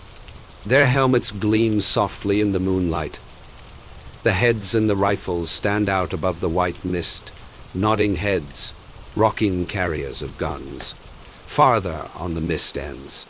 Here the heads become figures. Coats, trousers, and boots appear out of the mist, as from a milky pool. They become a column. The column marches on, straight ahead. The figures resolve themselves into a block. Individuals are no longer recognizable. The dark wedge presses onward, fantastically topped by the heads and weapons floating off on the milky pool. A column, not men at all. Guns and munition wagons are moving along a crossroad. The backs of the horses shine in the moonlight. Their movements are beautiful. They toss their heads, and their eyes gleam. The guns and the wagons float before the dim background of the moonlit landscape. The riders in their steel helmets resemble knights of a forgotten time. It is strangely beautiful and arresting. We push on to the pioneer dump. We push on to the pioneer dump. Some of us load our shoulders with pointed and twisted iron stakes. Others thrust smooth iron rods through rolls of wire and go off with them. The burdens are awkward and heavy. The ground becomes more broken. From ahead come warnings. Look out. Deep shell hole on the left mind. Trenches our eyes peer out. Our feet and our sticks feel in front of us before they take the weight of the body. Suddenly, the line halts. I bump my face against the roll of wire carried by the man in front and curse. There are some shell-smashed lorries in the road. Another order. Cigarettes and pipes out. We are getting near the line. In the meantime, it has become pitch dark. We skirt a small wood and then have the front line immediately before us. An uncertain red glow spreads along the skyline from one end to the other. It is in perpetual movement, punctuated with the bursts of flame from the muzzles of the batteries. Balls of light rise up high above it, silver and red spheres which explode and rain down in showers of red, white, and green stars. French rockets go up, which unfold a silk parachute to the air and drift slowly down. They light up everything as bright as day. Their light shines on us, and we see our shadows sharply outlined on the ground.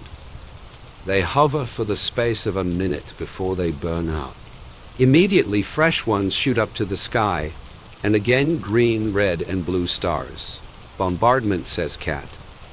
The thunder of the guns swells to a single heavy roar, and then breaks up again into separate explosions. The dry bursts of the machine guns rattle. Above us, the air teems with invisible swift movement, with howls, pipings, and hisses. They are the smaller shells, and amongst them, booming through the night like an organ, go the great coal boxes and the heavies. They have a hoarse, distant bellow like a rutting stag, and make their way high above the howl and whistle of the smaller shells. It reminds me of flocks of wild geese when I hear them. Last autumn, the wild geese flew day after day across the path of the shells. The searchlights begin to sweep the dark sky. They slide along it like gigantic tapering rulers. One of them pauses and quivers a little. Immediately, a second is beside him. A black insect is caught between them and tries to escape the airmen. He hesitates, is blinded, and falls. At regular intervals, we ram in the iron stakes. 2 men hold a roll, and the others spool off the barbed wire. It is that awful stuff with close-set, long spikes. I'm not used to unrolling it and tear my hand. After a few hours, it is done. But there is still some time before the lorries come. Most of us lie down and sleep. I try also, but it has turned too chilly. Near to the sea, one is constantly waked by the cold. Once I fall fast asleep. Then waking suddenly with a start, I do not know where I am. I see the stars, I see the rockets, and for a moment have the impression that I have fallen asleep at a garden fete. I don't know whether it is morning or evening. I lie in the pale cradle of the twilight and listen for soft words which will come, soft and near. Am I crying? I put my hand to my eyes. It is so fantastic. Am I a child? Smooth skin. It lasts only a second. Then I recognize the silhouette of Kaczynski. The old veteran, he sits quietly and smokes his pipe. A covered pipe, of course. When he sees I am awake, he says, "That gave you a fright." It was only a nose cap. It landed in the bushes over there. I sit up. I feel myself strangely alone. It's good Cat is there. He gazes thoughtfully at the front and says, "Mighty fine fireworks if they weren't so dangerous." One lands behind us. 2 recruits jump up terrified. A couple of minutes later, another comes over, nearer this time. Cat knocks out his pipe. It makes a glow. Then it begins in earnest. We crawl away as well as we can in our haste. The next lands fair among us. 2 fellows cry out. Green rockets shoot up on the skyline. Barrage. The mud flies high. Fragments whiz past. The crack of the guns is heard long after the roar of the explosions. Beside us lies a fair-headed recruit in utter terror. He has buried his face in his hands. His helmet has fallen off. I fish hold of it and try to put it back on his head. He looks up, pushes the helmet off, and like a child creeps under my arm, his head close to my breast. The little shoulders heave, shoulders just like Kemmerich's. I let him be. So that the helmet should be of some use, I stick it on his behind, not for a jest, but out of consideration, since that is his highest part. And though there is plenty of meat there, a shot in it can be damned painful. Besides, a man has to lie a whole month on his belly in the hospital, and afterwards he would be almost sure to have a limp.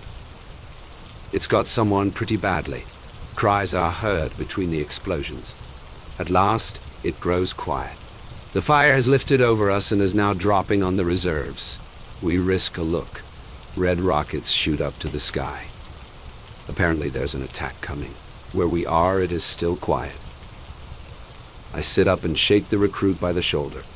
All over, kid. It's all right this time. He looks round him dazedly. You'll get used to it soon, I tell him. He sees his helmet and puts it on. Gradually he comes to.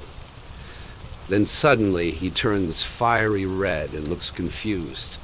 Cautiously he reaches his hand to his behind and looks at me dismally. I understand at once. Gun shy. That wasn't the reason I had stuck his helmet over it. That's no disgrace, I reassure him. Many's the man before you has had his pants full after the first bombardment. Go behind that bush there and throw your underpants away. Get along, he goes off.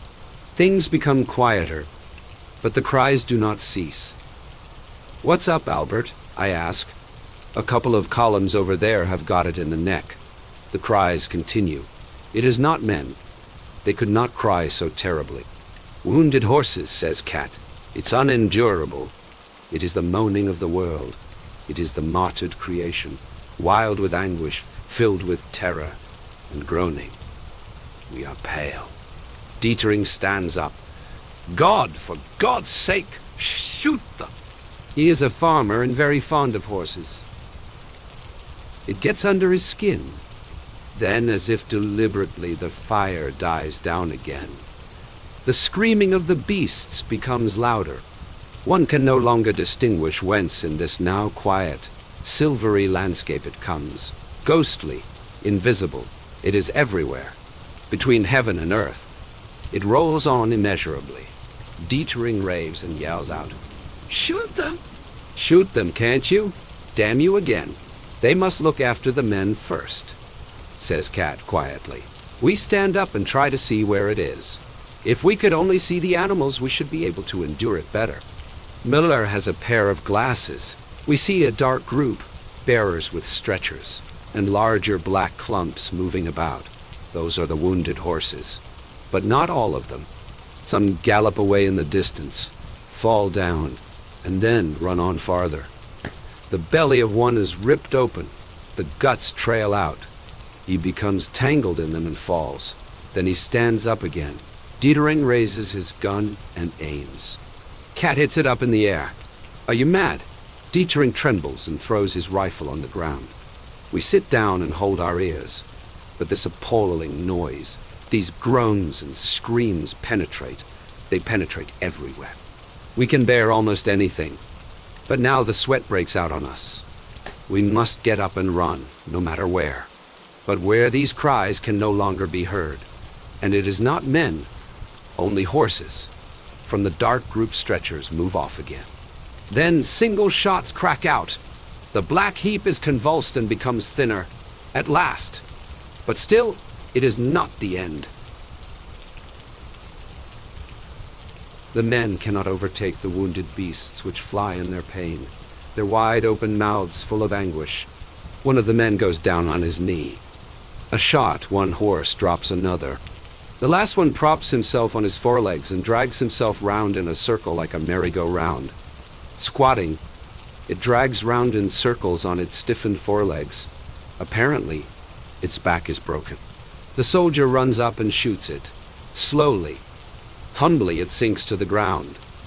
We take our hands from our ears. The cries are silenced.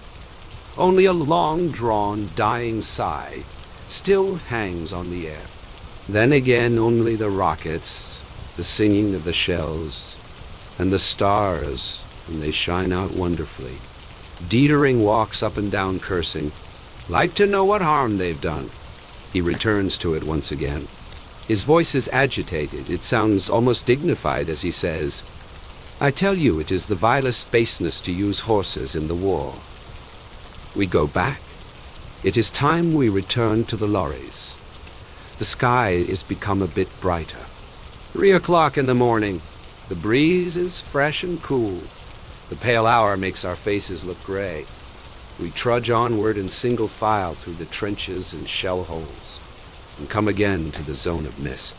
Kaczynski is restive. That's a bad sign. "What's up, Kat?" says Krop. "I wish I were back home." Home, he means the huts.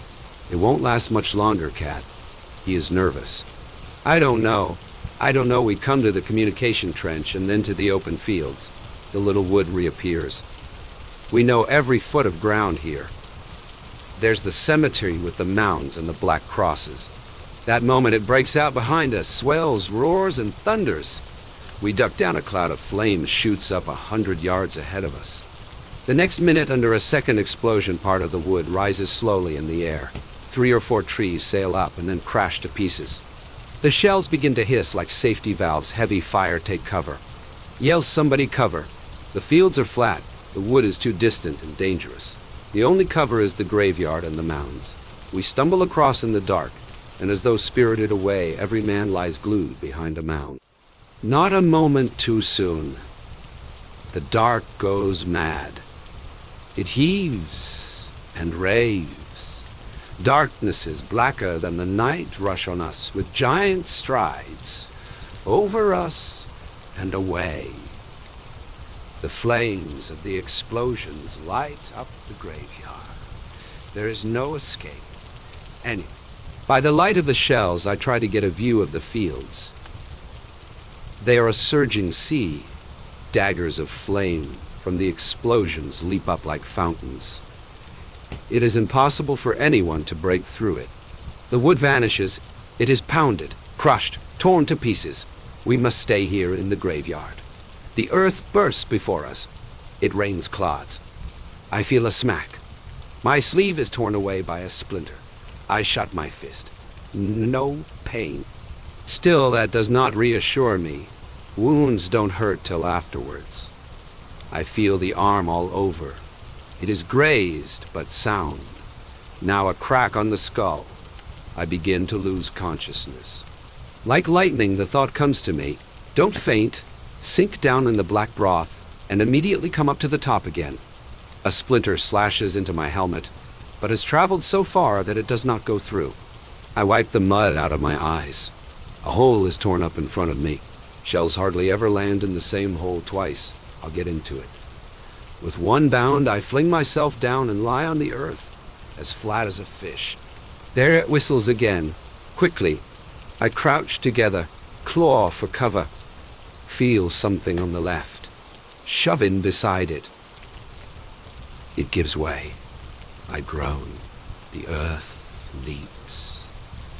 The blast thunders in my ears. I creep under the yielding thing. Cover. Myself with it, draw it over me. It is wood, cloth, cover, miserable cover, against the whizzing splinters. I open my eyes, my fingers grasp a sleeve, an arm, a wounded man. I yell to him, no answer, a dead man. My hand gropes farther, splinters of wood. Now I remember again that we are lying in the graveyard. But the shelling is stronger than everything. It wipes out the sensibilities. I merely crawl still deeper into the coffin. It should protect me, and especially as death himself lies in it too. Before me gapes the shell hole. I grasp it with my eyes as with fists. With one leap I must be in it. There I get a smack in the face. A hand clamps onto my shoulder as the dead man waked up. The hand shakes me. I turn my head. In the second of light, I stare into the face of Kaczynski. He has his mouth wide open and is yelling. I hear nothing. He rattles me, comes nearer. In a momentary lull, his voice reaches me. Gas, gas. Pass it on. I grab for my gas mask. Some distance from me, there lies someone. I think of nothing but this. That fellow there must know. Gas, gas, I call. I lean toward him. I swipe at him with the satchel. He doesn't see once again. Again, he merely ducks. It's a recruit. I look at Cat desperately. He has his mask ready. I pull out mine too. My helmet falls to one side. It slips over my face. I reach the man. His satchel is on the side nearest me. I seize the mask, pull it over his head. He understands. I let go, and with a jump, drop back into the shell hole. The dull thud of the gas shells mingles with the crashes of the high explosives. A bell sounds between the explosions, gongs, and metal clappers, warning everyone, gas, gas, gas. Someone plumps down behind me, another. I wipe the goggles of my mask clear of the moist breath. It is Cat, Crop, and someone else. All four of us lie there in heavy, watchful suspense and breathe as lightly as possible. These first minutes with the mask decide between life and death. Is it tightly woven? I remember the awful sights in the hospital. The gas patients, who in day-long suffocation cough their burnt lungs up in clots. Cautiously, the mouth applied to the valve, I breathe. The gas still creeps over the ground and sinks into all hollows. Like a big, soft jellyfish, it floats into our shell hole and lolls there obscenely. I nudge Cat. It is better to crawl out and lie on top than to stay here where the gas collects most. But we don't get as far as that. The second bombardment begins. It is no longer as though the shells roared. It is the earth itself raging. With a crash, something black bears down on us. It lands close beside us. A coffin thrown up. I see Cat move, and I crawl across. The coffin has hit the fourth man in our hole and on his outstretched arm. He tries to tear off his gas mask with the other hand. Crop seizes him just in time, twists the hand sharply behind his back and holds it fast. Cat and I proceed to free the wounded arm. The coffin lid is loose and bursts open. We are easily able to pull it off. We toss the corpse out. It slides down to the bottom of the shell hole. Then we try to loosen the underpart. Fortunately, the man swoons and Crop is able to help us.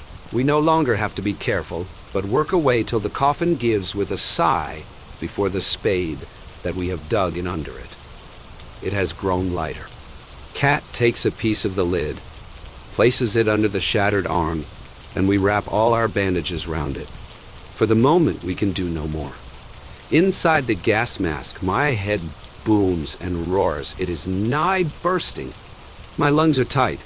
They breathe always the same hot, used up air. The veins on my temples are swollen. I feel I am suffocating. A gray light filters through to us. I climb out over the edge of the shell hole. In the dirty twilight lies a leg torn clean off. The boot is quite whole. I take that all in at a glance. Now someone stands up a few yards distant. I polish the windows. In my excitement, they are immediately dimmed again. I peer through them. The man there no longer wears his mask. I wait some seconds. He has not collapsed. He looks around and makes a few paces, rattling in my throat. I tear my mask off too, and fall down. The air streams into me like cold water. My eyes are bursting. The wave sweeps over me, and wave sweeps over me, extinguishes me. The shelling has ceased. I drag myself to the crater and tell the others.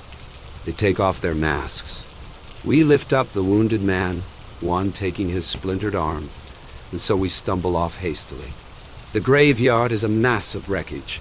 Coffins and corpses lie strewn about. They've been killed once again. But each of them that was flung up saved one of us. The hedge is destroyed. The rails of the light railway are torn up and rise stiffly in the air in great arches. Someone lies in front of us. We stop. Crop goes on alone with the wounded man. The man on the ground is a recruit. His hip is covered with blood. He is so exhausted that I feel for my water bottle where I have rum and tea.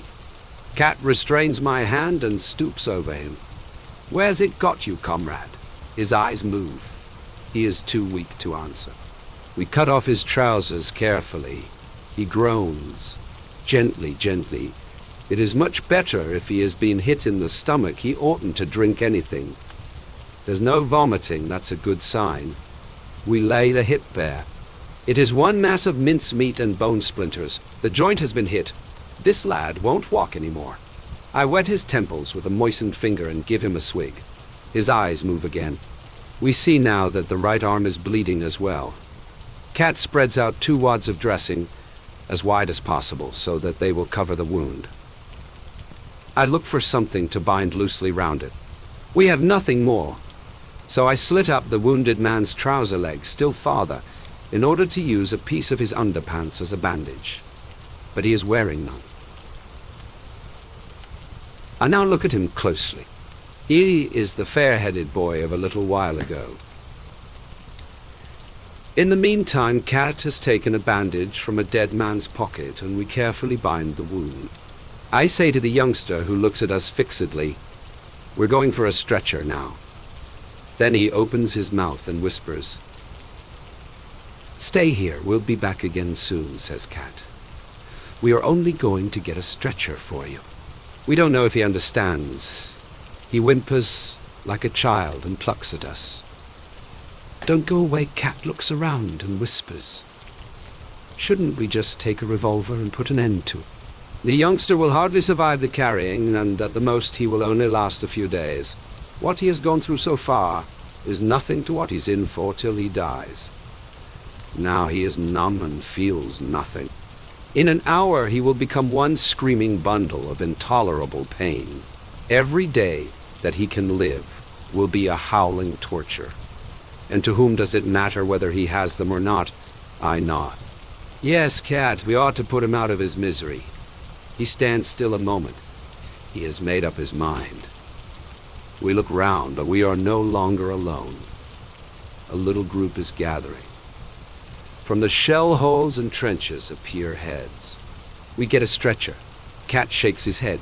"Such a kid," he repeats it. "Young innocents, our losses are less than was to be expected, 5 killed and 8 wounded. It was, in fact, quite a short bombardment. 2 of our dead lie in the upturned graves. We had merely to throw the earth in on them. We go back.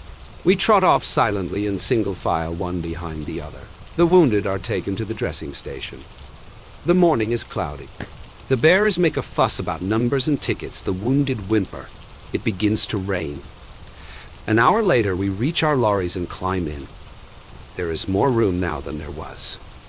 The rain becomes heavier. We take out waterproof sheets and spread them over our heads. The rain rattles down and flows off at the sides and streams. The lorries bump through the holes, and we rock to and fro in a half-sleep. 2 men in the front of the lorry have long forked poles. They watch for telephone wires which hang crosswise over the road so densely that they might easily pull our heads off. The 2 fellows take them at the right moment on their poles and lift them over behind us. We hear their call mind wire, dip the knee in a half-sleep, and straighten up again. Monotonously the lorries sway. Monotonously come the calls. Monotonously falls the rain. It falls on our heads and on the heads of the dead up in the line. On the body of the little recruit with the wound that is so much too big for his hip. It falls on Kemmerich's grave. It falls in our hearts. An explosion sounds somewhere. We wince. Our eyes become tense. Our hands are ready to vault over the side of the lorry into the ditch by the road. It goes no farther, only the monotonous cry. Mind wire. Our knees bend. We are again half asleep. Chapter 5. Killing each separate louse is a tedious business when a man has hundreds. The little beasts are hard, and the everlasting cracking with one's fingernails very soon becomes wearisome. So Chaden has rigged up the lid of a boot-polished tin with a piece of wire over the lighted stump of a candle. The lice are simply thrown into this little pan. Crack. And they're done for. We sit around with our shirts on our knees, our bodies naked to the warm air and our hands at work.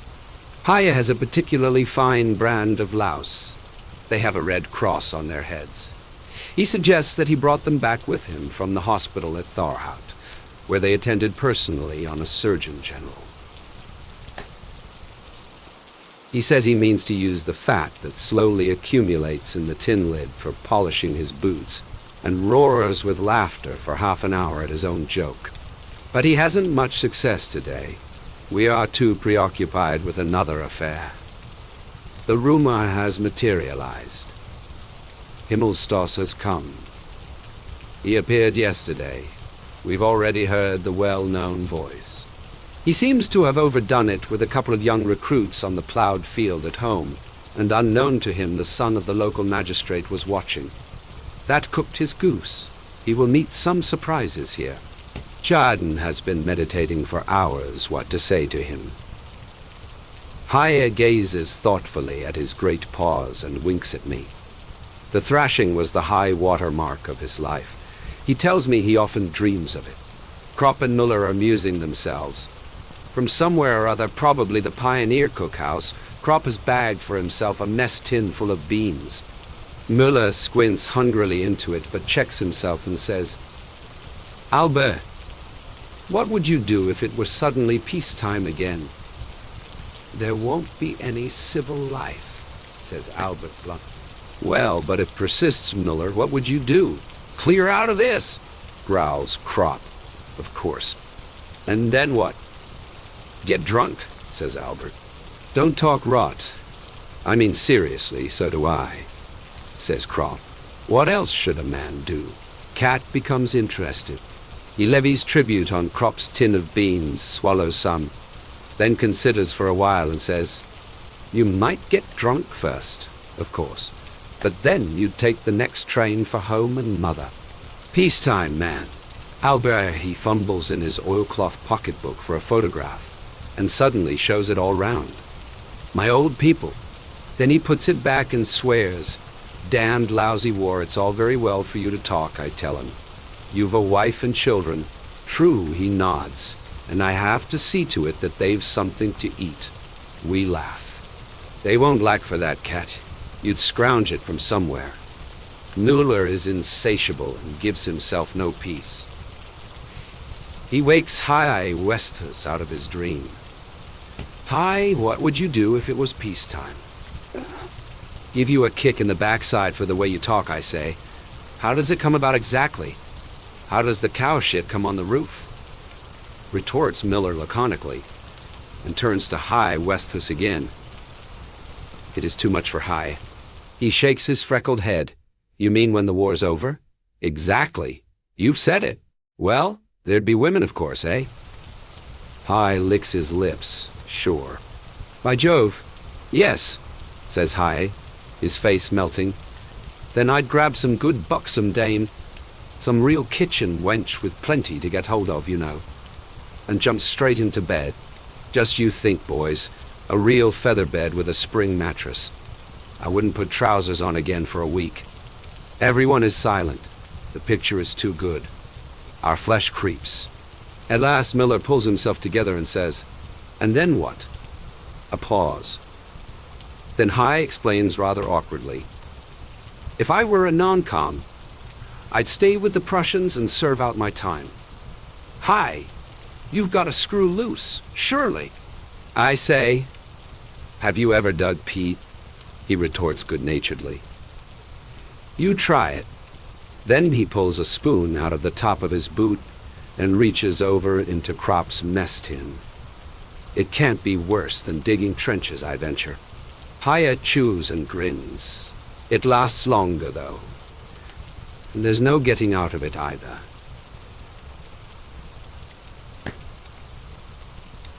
"But man, surely it's better at home. Some ways," says he. And with open mouth sinks into a daydream. You can see what he is thinking. There is the mean little hut on the moors, the hard work on the heath from morning till night in the heat, the miserable pay, the dirty labourer's clothes. In the army in peacetime, you've nothing to trouble about, he goes on. Your food's found every day, or else you kick up a row. You've a bed every week, clean underwear like a perfect gent. You do your non-com. Stutty, you have a good suit of clothes. In the evening you're a free man and go off to the pub. Haya is extraordinarily set on his idea. He's in love with. And when your 12 years are up, you get your pension and become a village bobby. And you can walk about the whole day. He's already sweating on it. And just you think how you'd be treated. Here a dram, there a pint. Everybody wants to be well in with a bobby. You'll never be a non-com. Though Hi, interrupts Cat. Hi looks at him sadly and is silent. His thoughts still linger over the clear evenings in autumn, the Sundays in the heather, the village bells, the afternoons and evenings with the servant girls, the fried bacon and barley, the carefree evening hours in evening hours. The alehouse he can't part with all these dreams so abruptly he merely growls. What silly questions you do ask. He pulls his shirt over his head and buttons up his tunic. What would you do, Chaden? Asks Krop. Chaden thinks only of one thing. See to it that Himmelstos doesn't get past me. Apparently, he would like most to have him in a cage and sail into him with the club every morning. To Krop he says warmly, if I were in your place, I'd see to it that I became a lieutenant. Then you could grind him till the water in his backside boils. And you, Dettering? Asks Müller like an inquisitor. He's a born schoolmaster with all his questions. Dettering is sparing with his words. But on this subject, he speaks. He looks at the sky and says, only the one sentence. I would go straight on with the harvesting. Then he gets up and walks off. He is worried. His wife has to look after the farm. They've already taken away 2 of his horses. Every day he reads the papers that come to see whether it is raining in his little corner of Oldenburg. They haven't brought the hay in yet. At this moment, Himmelstos appears. He comes straight up to our group. Chaden's face turns red. He stretches his length on the grass and shuts his eyes in embarrassment. Himmelstos is a little hesitant. His gait becomes slower. Then he marches up to us. No one makes any motion to stand up. Krop looks up at him with interest. He continues to stand in front of us and wait. As no one says anything, he launches, well, a couple of seconds go by. Apparently Himmelstos doesn't quite know what to do. He would like most to set us all on the run again, but he seems to have learned already that the front line isn't a parade ground. He tries it on, though, and by addressing himself to one instead of to all of us, hopes to get some response. Krop is nearest, so he favors him. Well, you here too? But Albert's no friend of his. A bit longer than you, I fancy, he retorts. The red mustache twitches. You don't recognize me anymore, what? Chaden now opens his eyes. I do, though. Himmelstos turns to him. Chaden, isn't it? Chaden lifts his head. And do you know what you are? Himmelstos is disconcerted. Since when have we become so familiar? I don't remember that we ever slept in the gutter together. He has no idea what to make of the situation. He didn't expect this open hostility. But he is on his guard. Someone has already dinned some rot into him about getting a shot in the back. The question about the gutter makes Chaden so mad that he becomes almost witty. No, you slept there by yourself. Himmelstos begins to boil. But Chaden gets in ahead of him. He must bring off his insult. Wouldn't you like to know what you are? A dirty hound, that's what you are. I've been wanting to tell you that for a long time. The satisfaction of months shines in his dull pig's eyes as he spits out. Dirty hound. Himmelstos lets fly too now. What's that? You muckrake, you dirty peat stealer. Stand up there. Bring your heels together when your superior officer speaks to you. Chaden winks solemnly. You take a run and jump it yourself, Himmelstos. Himmelstas is a raging book of army regulations. The Kaiser couldn't be more insulted. Chaden, I command you, as your superior officer, stand up. Anything else you would like? Asks Chaden. Will you obey my order or not? Jaden replies without knowing it in the well-known classical phrase. At the same time he ventilates his backside. I'll have you court-martialed, storms Himmelstas. We watch him disappear in the direction of the orderly room. Hai and Chaden burst into a regular peat digger's bellow. Hai laughs so much that he dislocates his jaw and suddenly stands there helpless with his mouth wide open. Albert has to put it back again by giving it a blow with his fist. Cat is troubled. If he reports you, it'll be pretty serious. Do you think he will? Asks Chaden. Sure to, I said. The least you'll get will be 5 days close arrest, says Cat. That doesn't worry Chaden. 5 days clink or 5 days rest. And if they send you to the fortress, urges the thoroughgoing Miller. Well, for the time being the war will be over so far as I am concerned. Chaden is a cheerful soul. There aren't any worries for him. He goes off with Hai and Lear so that they won't find him in the first flush of the excitement. Miller hasn't finished yet. He tackles Krop again. Albert, if you were really at home now, what would you do? Krop is contented now and more accommodating. How many of us were there in the class exactly? We count up. Out of 20, 7 are dead, 4 wounded, 1 in a madhouse. That makes 12 privates. 3 of them are lieutenants, says Muller. Do you think they would still let Cantorek sit on them? We guess not. We wouldn't let ourselves be sat on for that matter. What do you mean by the threefold theme in William Tell? Says Krop reminiscently and roars with laughter. What was the purpose of the poetic league of Göttingen? Asks Miller suddenly and earnestly. How many children had Charles the Bald? I interrupt gently. You'll never make anything of your life, Bäumer, croaks Miller. When was the Battle of Zana? Krop wants to know. You lack the studious mind, Krop. Sit down. 3-, I wink. What offices did Lycurgus consider the most important for the state? Asks Miller, pretending to take off his pince-nez. Does it go? We Germans fear God, and none else in the whole world. Or we, the Germans, fear God, and I submit. How many inhabitants has Melbourne? Asks Muller. How do you expect to succeed in life if you don't know that?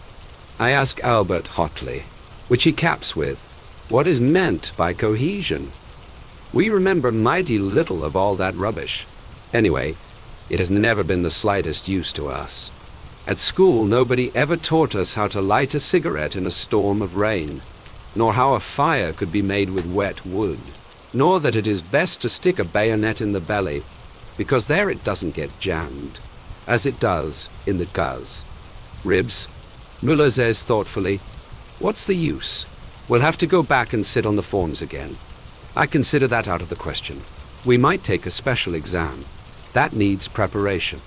And if you do get through, what then? A student's life isn't any better.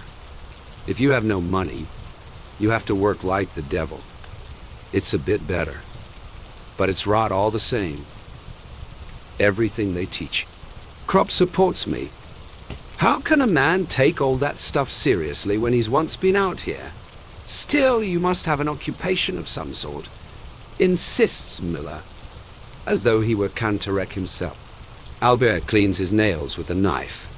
We are surprised at this delicacy, but it is merely pensiveness.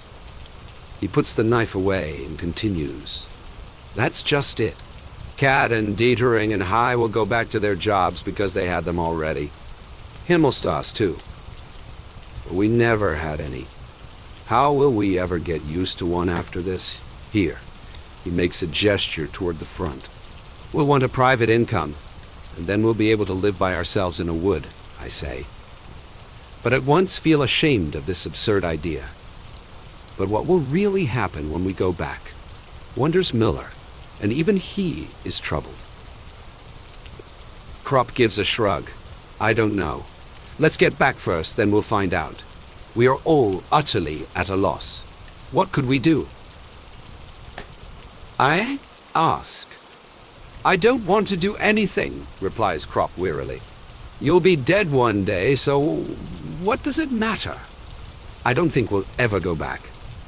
When I think about it, Albert, I say after a while, rolling over on my back, when I hear the word peacetime, it goes to my head. And if it really came, I think I would do some unimaginable thing, something, you know, that it's worth having lain here in the muck for. But I can't even imagine anything. All I do know is that this business about professions and studies and salaries and so on, it makes me sick. It is, and always was, disgusting.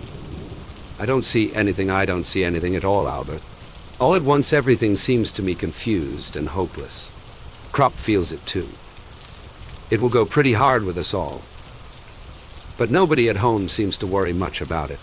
2 years of shells and bombs, a man won't peel that off as easy as a sock. We agree that it's the same for everyone. Not only for us here, but everywhere. For everyone who is of our age. To some more, and to others less. It is the common fate of our generation. Albert expresses it. The war has ruined us for everything. He is right. We are not youth any longer. We don't want to take the world by storm. We are fleeing. We fly from ourselves, from our life. We were 18 and had begun to love life and the world, and we had to shoot it to pieces. The first bomb, the first explosion, burst in our hearts. We are cut off from activity, from striving, from progress. We believe in such things no longer. We believe in the war. The orderly room shows signs of life. Himmelstoss seems to have stirred them up. At the head of the column trots the fat sergeant major. It is queer that almost all pay sergeant majors are fat. Himmelstoss follows him, thirsting for vengeance. His boots gleam in the sun. We get up. Where's Chaden? The sergeant puffs. No one knows, of course. Himmelstoss glowers at us wrathfully. You know very well. You won't say. That's the fact of the matter. Out with it. Fatty looks round inquiringly, but Chaden is not to be seen. He tries another way. Chaden will report at the orderly room in 10 minutes. Then he steams off with Himmelstoss in his wake. I have a feeling that next time we go up wiring, I'll be letting a bundle of wire fall on Himmelstoss's leg, hints Kropp. We'll have quite a lot of jokes with him, laughs Miller. That is our sole ambition, to knock the conceit out of a postman. I go into the hut and put Chaden wise. He disappears. Then we change our posse and lie down again to play cards. We know how to do that.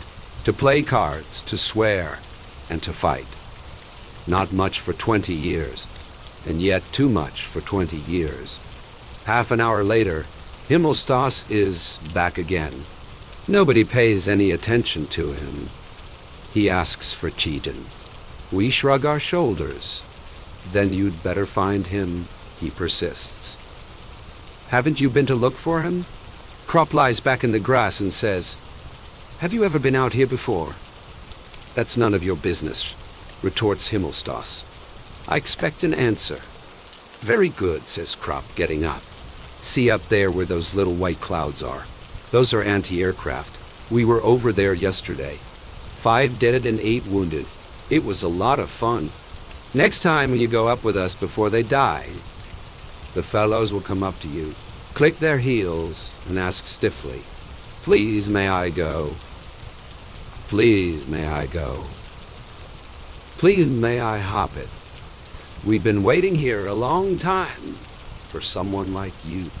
He sits down again, and Himmelstoss disappears like a comet. 3 days CB. Cat conjectures. Next time I'll let fly, I say to Albert. But that is the end. The case comes up for trial in the evening. The case comes up for trial in the evening. In the orderly room sits our lieutenant, Bertink, and calls us in one after another. I have to appear as a witness. and explain the reason of Chijaden's insubordination. The story of the bed wetting makes an impression. Himmelstas is recalled, and I repeat my statement. Is that right? Bertink asks Himmelstas. He tries to evade the question, but in the end has to confess, for Krop tells the same story. Why didn't someone report the matter then? Asks Bertink. We are silent. He must know himself how much use it is reporting such things in the army. It isn't usual to make complaints in the army. He understands it all right, though, and lectures Himmelstas, making it plain to him that the front isn't a parade ground. Then comes Chaden's turn, who gets a long sermon and 3 days open arrest. He gives Krop a wink and 1 day's open arrest. It can't be helped, he says to him regretfully. He is a decent fellow. Open arrest is quite pleasant. The clink was once a fowl house. There we can visit the prisoners. We know how to manage it. Close arrest would have meant the cellar. They used to tie us to a tree, but that is forbidden now. In many ways we are treated quite like men. An hour after Chijaden and Krop are settled in behind their wire netting, we make our way into them. Chaden greets us crowing. Then we play scat far into the night. Jaden wins, of course, the lucky wretch. When we break up, Cat says to me, "What do you say to some roast goose?" Not bad, I agree. We climb up on a munition wagon. The ride costs us 2 cigarettes. Cat has marked the spot exactly. The shed belongs to a regimental headquarters. I agree to get the goose and receive my instructions. The outhouse is behind the wall, and the door shuts with just a peg. Cat hoists me up. I rest my foot in his hands and climb over the wall. Cat keeps watch below. I wait a few moments to accustom my eyes to the darkness. Then I recognize the shed. Softly I steal across, lift the peg, pull it out, and open the door. I distinguish 2 white patches. 2 geese. That's bad. If I grab one, the other will cackle. Well, both of them if I'm quick. It can be done. I make a jump. I catch hold of one and the next instant the second. Like a madman, I bash their heads against the wall to stun them. But I haven't quite enough weight. The beasts cackle and strike out with their feet and wings. I fight desperately. But Lord, what a kick a goose has! They struggle and I stagger about. In the dark, these white patches are terrifying. My arms have grown wings and I'm almost afraid of going up into the sky, as though I held a couple of captive balloons in my fists. Then the row begins. One of them gets his breath and goes off like an alarm clock. Before I can do anything, something comes in from outside. I feel a blow, lie outstretched on the floor, and hear awful growls. A dog. I steal a glance to the side. He makes a snap at my throat. I lie still and tuck my chin into my collar. It's a bulldog. After an eternity, he withdraws his head and sits down beside me. But if I make the least movement, he growls. I consider the only thing to do is to get hold of my small revolver, and that too before anyone arrives. Inch by inch, I move my hand toward it. I have the feeling that it lasts an hour. The slightest movement and then an awful growl. I lie still, then try again. When at last I have the revolver, my hand starts to tremble. I press it against the ground and then say over to myself, "Jerk the revolver up. Fire before he has a chance to grab, and then jump up." Slowly, I take a deep breath and become calmer. Then I hold my breath, whip up the revolver. It cracks. The dog leaps howling to one side. I make for the door of the shed and fall head over heels over one of the damned geese.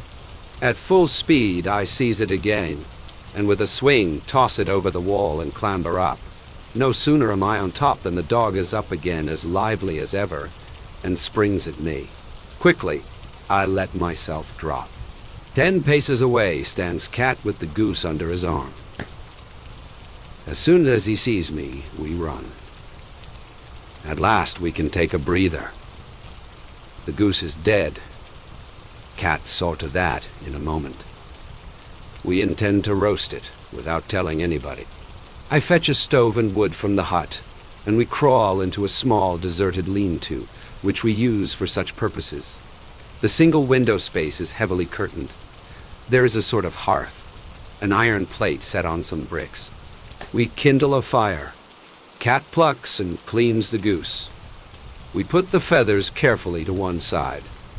We intend to make 2 cushions out of them with the inscription, "Sleep soft under shell fire." The sound of the gunfire from the front penetrates into our refuge. The glow of the fire lights up our faces. Shadows dance on the wall. Sometimes a heavy crash and the hut shivers. Aeroplane bombs. Once we hear a stifled cry. A hut must have been hit. Aeroplanes drone. The tack-tack of machine guns breaks out. But no light that could be observed shows from us. We sit opposite one another, Cat and I, 2 soldiers in shabby coats, cooking a goose in the middle of the night.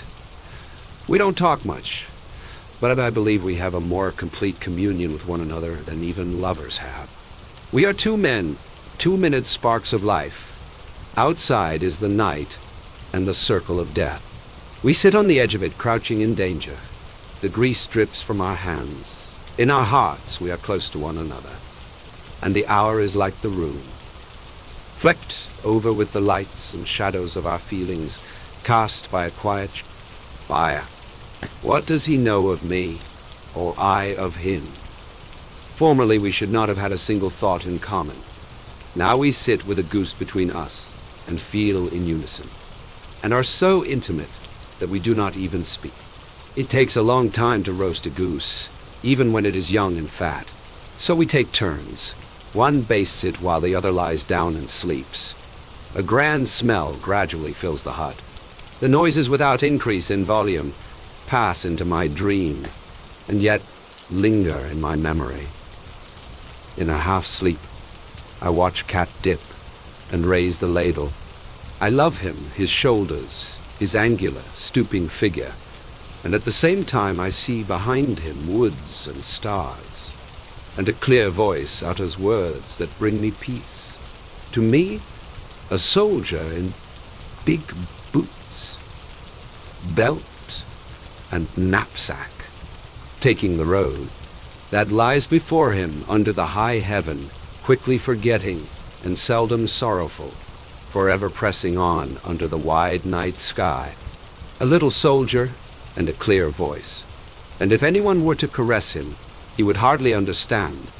This soldier with the big boots and shot heart, who marches because he is wearing big boots, and has forgotten all else but marching. Beyond the skyline is a country with flowers, lying so still that he would like to weep. There are sights there that he has not forgotten, because he never possessed them perplexing, yet lost it. Are not his 20 summers there? Is my face wet? And where am I? Cat stands before me, his gigantic, stooping shadow falls upon me like home. He speaks gently. He smiles and goes back to the fire. Then he says, "It's done." "Yes, Cat." I stir myself. In the middle of the room shines the brown goose. We take out our collapsible forks and our pocket knives, and each cuts off a leg. With it we have army bread dipped in gravy. We eat slowly and with gusto. "How does it taste, Cat?" "Good. And yours?" "Good, Cat." We are brothers and press on one another the choicest pieces. Afterwards, I smoke a cigarette and Cat a cigar. There is still a lot left. "How would it be, Cat, if we took a bit to Crop and Jaden?" "Sure," says he. We carve off a portion and wrap it up carefully in newspaper. The rest we thought of taking over to the hut. Cat laughs and simply says, "Jaden." I agree. We will have to take it all. So we go off to the fowl house to wake them. But first we pack away the feathers. Crop and Jaden take us for magicians. Then they get busy with their teeth. Jaden holds a wing in his mouth with both hands like a mouth organ, and gnaws. He drinks the gravy from the pot and smacks his lips. "May I never forget you." We go to our hut. Again, There is the lofty sky with the stars and the oncoming dawn. And I pass on, beneath it, a soldier with big boots and a full belly. A little soldier in the early morning, but by my side, stooping and angular, goes Cat, mice Cat. Comrade, the outlines of the huts are upon us in the dawn like a dark, deep sleep. Chapter 6. There are rumors of an offensive. We go up to the front 2 days earlier than usual. On the way, we pass a shelled schoolhouse. Stacked up against its longer side is a high double wall of yellow, unpolished, brand-new coffins. They still smell of fir and pine and the forest. There are at least 100. That's a good preparation for the offensive, says Muller, astonished. They're for us, growls Dietering. Don't talk rot, says Cat to him angrily. You be thankful if you get so much as a coffin, grins Chiaden. They'll slip you a waterproof sheet for your old Aunt Sally of a carcass. The others jest too. Unpleasant jests, but what else can a man do? The coffins are really for us. The organization surpasses itself in that kind of thing. Ahead of us everything is simmering. The first night we try to get our bearings. When it is fairly quiet, we can hear the transports behind the enemy lines rolling ceaselessly until dawn. Cat says they do not go back but are bringing up troops, munitions, and shells. The English artillery has been strengthened, that we can detect at once. There are at least 4 more batteries of 25s to the right of the farm, and behind the poplars they have put in trench mortars. Besides these, they have brought up a number of those little French beasts with instantaneous fuses. We are in low spirits. After we have been in the dugouts 2 hours, our own shells begin to fall in the trench. This is the 3rd time in 4 weeks. If it were simply a mistaken aim, no one would say anything. But the truth is that the barrels are worn out.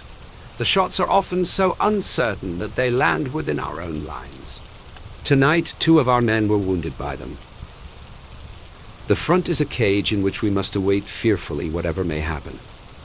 We lie under the network of arching shells and live in a suspense of uncertainty.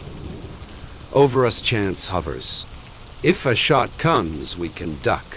That is all. We neither know nor can determine where it will fall.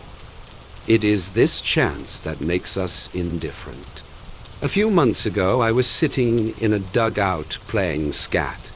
After a while, I stood up and went to visit some friends in another dugout. On my return, nothing more was to be seen of the first one. It had been blown to pieces by a direct hit. I went back to the second and arrived just in time to lend a hand digging it out. In the interval, it had been buried.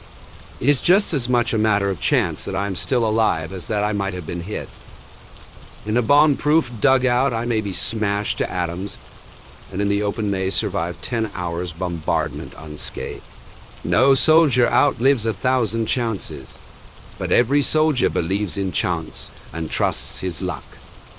We must look out for our bread.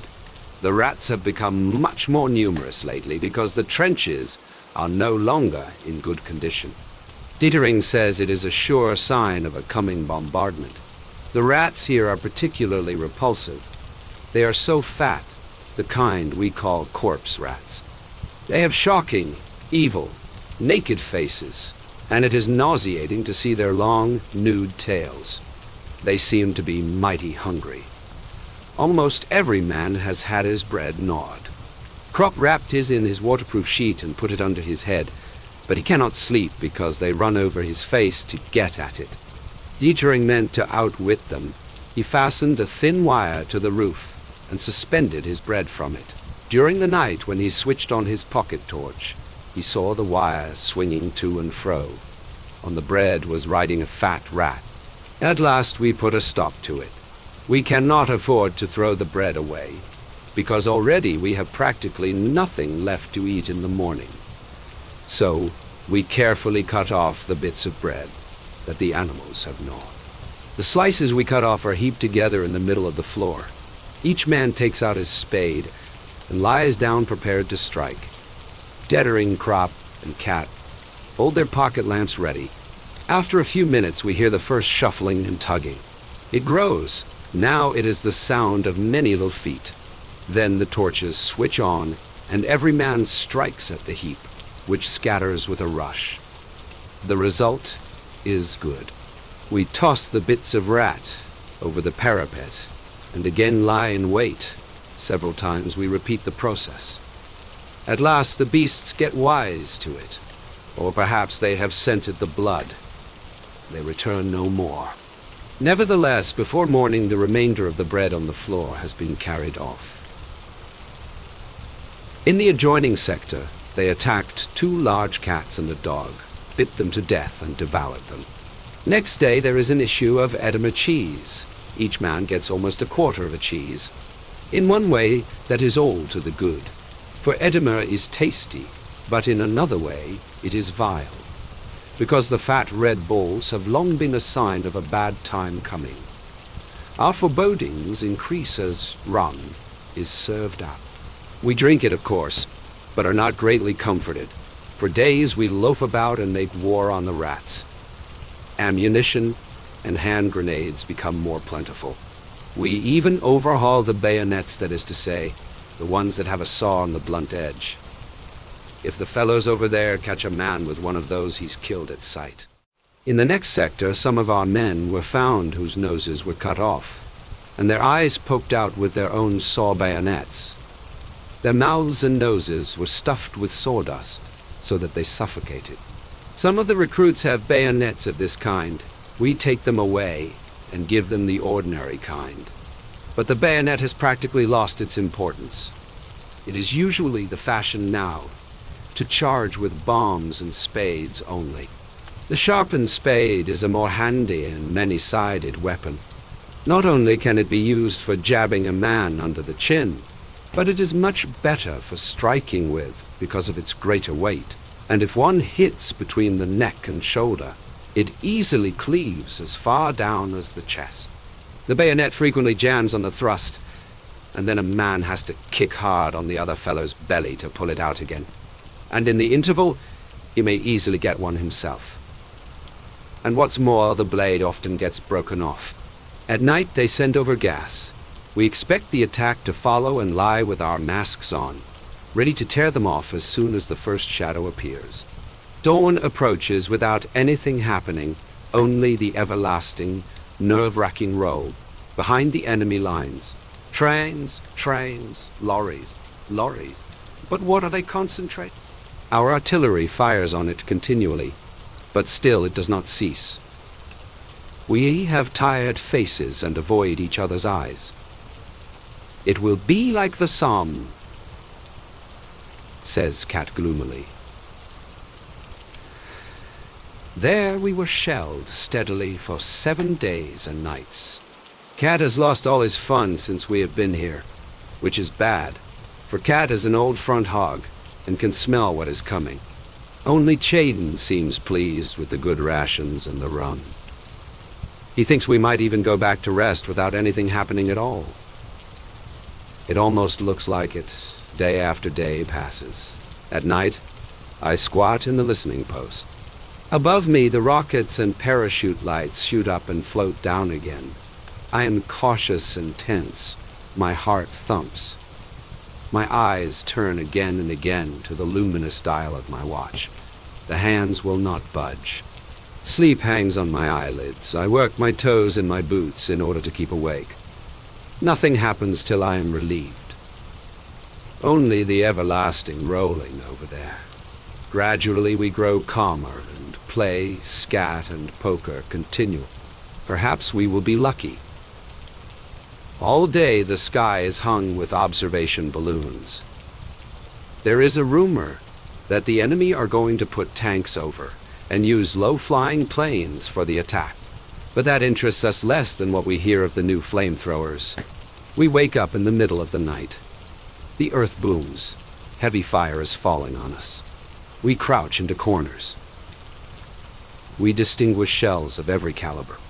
Each man lays hold of his things and looks again every minute to reassure himself that they are still there. The dugout heaves. The night roars and flashes. We look at each other in the momentary flashes of light, and with pale faces and pressed lips shake our heads. Every man is aware of the heavy shells tearing down the parapet, rooting up the embankment, and demolishing the upper layers of concrete. When a shell lands in the trench, we note how the hollow, furious blast is like a blow from the paw of a raging beast of prey. Already by morning, a few of the recruits are green and vomiting. They are too inexperienced. Slowly, the gray light trickles into the post and pales the flashes of the shells. Morning is come.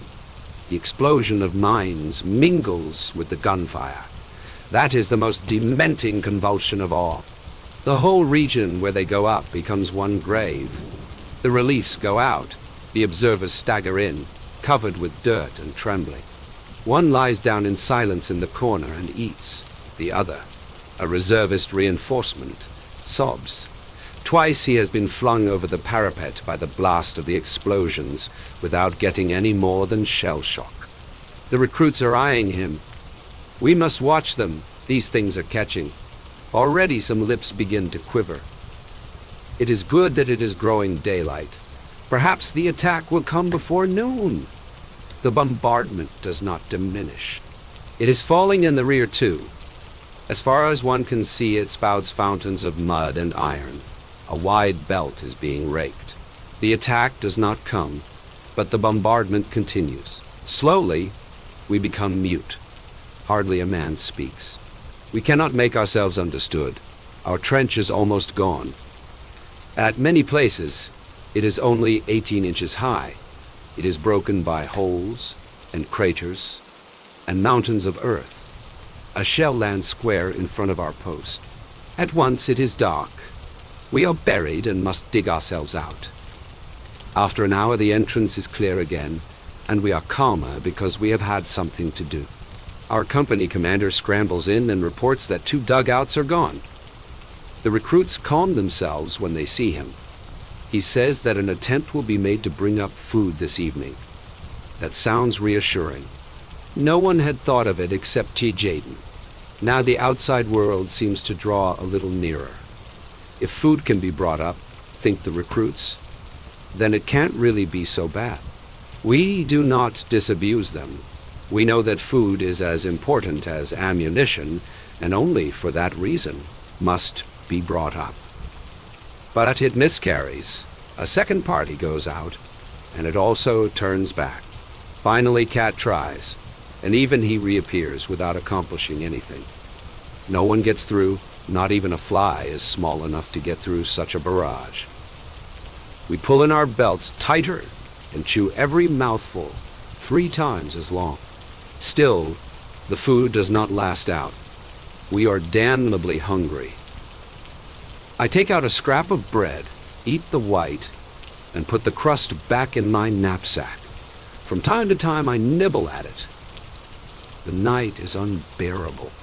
We cannot sleep, but stare ahead of us and doze. Jaden regrets that we wasted the gnawed pieces of bread on the rats.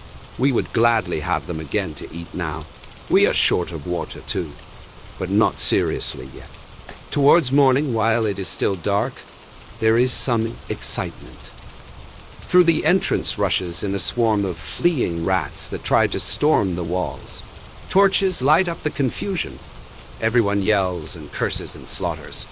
The madness and despair of many hours unloads itself in this outburst. Faces are distorted. Arms strike out. The beasts scream. We just stop in time to avoid attacking one another. The onslaught has exhausted us. We lie down to wait again. It is a marvel that our post has had no casualties so far. It is one of the few deep dugouts. A corporal creeps in. He has a loaf of bread with him. 3 people have had the luck to get through during the night and bring some provisions. They say the bombardment extends undiminished as far as the artillery lines. It is a mystery where the enemy gets all his shells. We wait and wait. By midday, what I expected happens. One of the recruits has a fit. I have been watching him for a long time, grinding his teeth and opening and shutting his fists. These hunted, protruding eyes We know them too well. During the last few hours, he has had merely the appearance of calm. He had collapsed like a rotten tree. Now he stands up, stealthily creeps across the floor, hesitates a moment, and then glides towards the door. I intercept him and say, "Where are you going?" "I'll be back in a minute," says he, and tries to push. "Wait a bit. The shelling will stop soon." He listens, and for a moment his eye becomes clear. Then again he has the glowering eyes of a mad dog. He is silent. He shoves me aside. "1 minute, lad," I say. Cat notices. Just as the recruit shakes me off, Cat jumps in, and we hold him. Then he begins to rave. "Leave me alone. Let me go out. I will go out." He won't listen to anything and hits out. His mouth is wet and pours out words, half-choked, meaningless words. It is a case of claustrophobia. He feels as though he is suffocating here and wants to get out at any price. If we let him go, he would run about everywhere regardless of cover. He is not the first. Though he raves and his eyes roll, it can't be helped. We have to give him a hiding to bring him to his senses. We do it quickly and mercilessly. And at last he sits down quietly. The others have turned pale. Let's hope it deters them. This bombardment is too much for the poor devils. They have been sent straight from a recruiting depot into a barrage that is enough to turn an old soldier's hair gray. After this affair, the sticky, close atmosphere works more than ever on our nerves. We sit as if in our graves, waiting only to be closed in. Suddenly it howls and flashes terrifically. The dugout cracks in all its joints under a direct hit. Fortunately, only a light one that the concrete blocks are able to withstand. It rings metallically. The walls reel. Rifles, helmets, earth, mud, and dust fly everywhere. If we were in one of those light dugouts that they have been building lately instead of this deep one, not one of us would now be alive. But the effect is bad enough, even so. The recruit starts to rave again, and 2 others follow suit. One jumps up and rushes out. We have trouble with the other 2. I start after the one who escapes and wonder whether to shoot him in the leg. Then it shrieks again. I fling myself down, and when I stand up, the wall of the trench is plastered with smoking splinters, lumps of flesh, and bits of uniform. I scramble back. The first recruit seems actually to have gone insane. He butts his head against the wall like a goat. We must try tonight to take him to the rear. Meanwhile, we bind him, but in such a way that in case of attack, he can be released at once. Cat suggests a game of scat. It is easier when a man has something to do. But it is no use. We listen for every explosion that comes close, miscount the tricks, and fail to follow suit. We have to give it up. We sit as though in a hissing boiler that is being belabored from without on all sides. Night again. We are deadened by the strain, a deadly tension that scrapes along one's spine like a gapped knife. Our legs refuse to move. Our hands tremble. Our bodies are a thin skin, stretched painfully over repressed madness, over an almost irresistible, bursting roar. We have neither flesh nor muscles any longer. We dare not look at one another for fear of some incalculable thing. So we shut our teeth. It will end. It will end. Perhaps we will come through. Suddenly, the nearer explosions cease. The shelling continues, but it has lifted and falls behind us. Our trench is free. We seize the hand grenades, pitch them out in front of the dugout, and jump after. The bombardment has stopped, and a heavy barrage now falls behind us. The attack has come. No one would believe that in this howling waste there could still be men. But steel helmets now appear on all sides out of the trench, and 50 yards from us a machine gun is already in position and barking. The wire entanglements are torn to pieces, yet they offer some obstacle. We see the storm troops coming. Our artillery opens fire. Machine guns rattle, rifles crack. The charge works its way across. Hai and Krop begin with the hand grenades. They throw as fast as they can. Others pass them, the handles with the strings already pulled. Hai throws 75 yards, Krop 60. It has been measured. The distance is important. The enemy, as they run, cannot do much before they are within 40 yards. We recognize the distorted faces, the smooth helmets. They are French. They have already suffered heavily when they reach the remnants of the barbed wire entanglements. A whole line has gone down before our machine guns. Then we have a lot of stoppages, and they come nearer. I see one of them, his face upturned, fall into a wire cradle. His body collapses, his hands remain suspended as though he were praying. Then his body drops clean away, and only his hands, with the stumps of his arms shot off, now hang in the wire. The moment we are about to retreat, 3 faces rise up from the ground in front of us.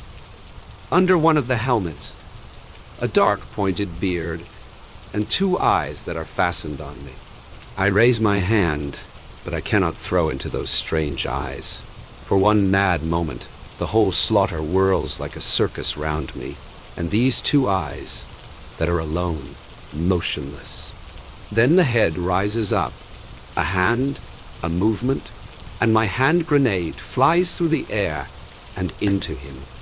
We make for the rear, pull wire cradles into the trench and leave bombs behind us with the string pulled, which ensure us a fiery retreat. The machine guns are already firing from the next position. We have become wild beasts. We do not fight, we defend ourselves against annihilation. It is not against men that we fling our bombs. What do we know of men in this moment, when death with hands and helmets is hunting us down now? For the first time in 3 days, we can see his face. Now, for the first time in 3 days, we can see his face. Now, for the first time. Days we can oppose him, we feel a mad anger. No longer do we lie helpless, waiting on the scaffold. We can destroy and kill, to save ourselves and be revenged. We crouch behind every corner, behind every barrier of barbed wire, and hurl heaps of explosives at the feet of the advancing enemy before we run. The blast of the hand grenades impinges powerfully on our arms and legs. Crouching like cats, we run on, overwhelmed by this wave that bears us along, that fills us with ferocity, turning us into thugs, into murderers, into God only knows what devils. This wave that multiplies our strength with fear and madness and greed of life, seeking and fighting for nothing but our deliverance. If your own father came over with them, you would not hesitate to fling a bomb into him. The forward trenches have been abandoned. Are they still trenches? They are blown to pieces. Annihilated, there are only broken bits of trenches. Holes linked by tracks, nests of craters, that is all. But the enemy's casualties increase. They did not count on so much resistance. It is nearly noon. The sun blazes hotly. The sweat stings in our eyes. We wipe it off on our sleeves, and often blood with it. At last we reach a trench that is in a somewhat better condition. It is manned and ready for the counterattack. It receives us. Our guns open up in full blast and cut off the enemy attack. The lines behind us stop. They can advance no farther. The attack is crushed by our artillery. We watch. The fire lifts 100 yards and we break forward. Beside me, a lance corporal has his head torn off. He runs a few steps more while the blood spouts from his neck like a fountain. It does not come quite to hand-to-hand fighting. They are driven back. We arrive once again at our shattered trench and pass on beyond it. Oh, this turning back again. We reach the shelter of the reserves and yearn to creep in and disappear. But instead we must turn round and plunge again into the horror. If we were not automata at that moment, we would continue lying there, exhausted and without will. But we are swept forward again, powerless, madly savage and raging. We will kill, for they are still our mortal enemies. Their rifles and bombs are aimed against us, and if we don't destroy them, they will destroy us. The brown earth, the torn, blasted earth, with a greasy shine under the sun's rays. The earth is the background of this restless, gloomy world of automatons. Our gasping is the scratching of a quill. Our lips are dry, our heads are debauched with stupor, thus we stagger forward. And into our pierced and shattered souls bores the torturing image of the brown earth with the greasy sun and the convulsed and dead soldiers who lie there. It can't be helped who cry and clutch at our legs as we spring away over them. We have lost all feeling for one another. We can hardly control ourselves when our hunted glance lights on the form of some other man. We are insensible dead men who, through some trick, some dreadful magic, are still able to run and to kill. A young Frenchman lags behind. He is overtaken. He puts up his hands. In one he still holds his revolver. Does he mean to shoot or to give himself up? A blow from a spade cleaves through his face. A second sees it and tries to run farther. A bayonet jabs into his back. He leaps in the air, his arms thrown wide, his mouth wide open, yelling. He staggers in his back, the bayonet quivers. A third throws away his rifle, cowers down with his hands before his eyes. He is left behind with a few other prisoners to carry off the wounded. Suddenly, in the pursuit, we reach the enemy line. We are so close on the heels of our retreating enemies that we reach it almost at the same time as they. In this way, we suffer few casualties. A machine gun barks, but is silenced with a bomb. Nevertheless, the couple of seconds has sufficed to give us 5 stomach wounds. With the butt of his rifle, Cat smashes to pulp the face of one of the unwounded machine gunners. We bayonet the others before they have time to get out their bombs. Then thirstily, we drink the water they have for cooling the gun. Everywhere, wire cutters are snapping. Planks are thrown across the entanglements. We jump through the narrow entrances into the trenches. Haya strikes his spade into the neck of a gigantic Frenchman and throws the first hand grenade. We duck behind a breastwork for a few seconds. Then the whole section of trench before us is empty. The next throw whizzes obliquely over the corner and clears a passage. As we run past, we toss handfuls down into the dugouts. The earth shudders. It crashes, dully and stifled. We stumble over slippery lumps of flesh, over yielding bodies. I fall into an open belly on which lies a clean, new officer's cap. The fight ceases. We lose touch with the enemy. We cannot stay here long, but must retire under cover of our artillery to our own position. No sooner do we know this than we dive into the nearest dugouts, and with the utmost haste seize on whatever provisions we can see, especially the tins of corned beef and butter. Before we clear out, we get back pretty well. There has been no further attack by the enemy. We lie for an hour panting and resting before anyone speaks. We are so completely played out that in spite of our great hunger, we do not think of the provisions. Then gradually we become something like men again. The corned beef over there is famous along the whole front. Occasionally, it has been the chief reason for a flying raid on our part. For our nourishment is generally very bad. We have a constant hunger. We bagged 5 tins altogether. The fellows over there are well looked after. It seems a luxury to us with our hunger pangs, our turnip jam, and meat so scarce that we simply grab at. Haya has scored a thin loaf of white French bread and stuck it in behind his belt like a spade.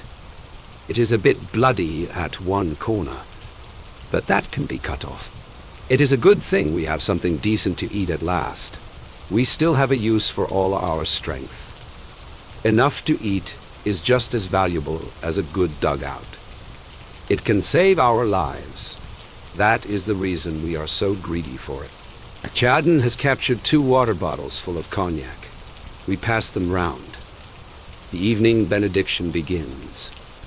Night comes, out of the craters rise the mists. It looks as though the holes were full of ghostly secrets. The white vapor creeps painfully round before it ventures to steal away over the edge. Then long streaks stretch from crater to crater. It is chilly. I am on sentry and stare into the darkness. My strength is exhausted, as always, after an attack, and so it is hard for me to be alone with my thoughts. They are not properly thoughts. They are memories which in my weakness turn homeward and strangely move me. The parachute lights shoot upwards, and I see a picture. A summer evening. I'm in the cathedral cloister, and look at the tall rose trees that bloom in the middle of the little cloister garden where the monks lie buried. Around the walls are the stone carvings of the Stations of the Cross. No one is there. A great quietness rules in this blossoming quadrangle. The sun lies warm on the heavy grey stones. I place my hand upon them and feel the warmth. At the right-hand corner, the green cathedral spire ascends into the pale blue sky of the evening. Between the glowing columns of the cloister is the cool darkness that only churches have. And I stand there and wonder whether, when I am 20, I shall have experienced the bewildering emotions of love. The image is alarmingly near. It touches me before it dissolves in the light of the next star shell. I lay hold of my rifle to see that it is in trim. The barrel is wet. I take it in my hand and rub off the moisture with my fingers.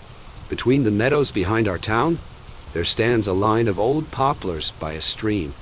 They were visible from a great distance, and although they grew on one bank only, we called them the Poplar Avenue. Even as children, we had a great love for them. They drew us vaguely thither. We played truant the whole day by them and listened to their rustling. We sat beneath them on the bank of the stream and let our feet hang over in the bright, swift waters. The pure fragrance of the water and the melody of the wind in the poplars held our fancies.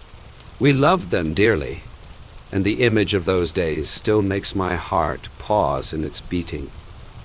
It is strange that all the memories that come have these two qualities. They are always completely calm. That is predominant in them. And even if they are not really calm, they become so. They are soundless apparitions that speak to me, with looks and gestures, silently, without any word.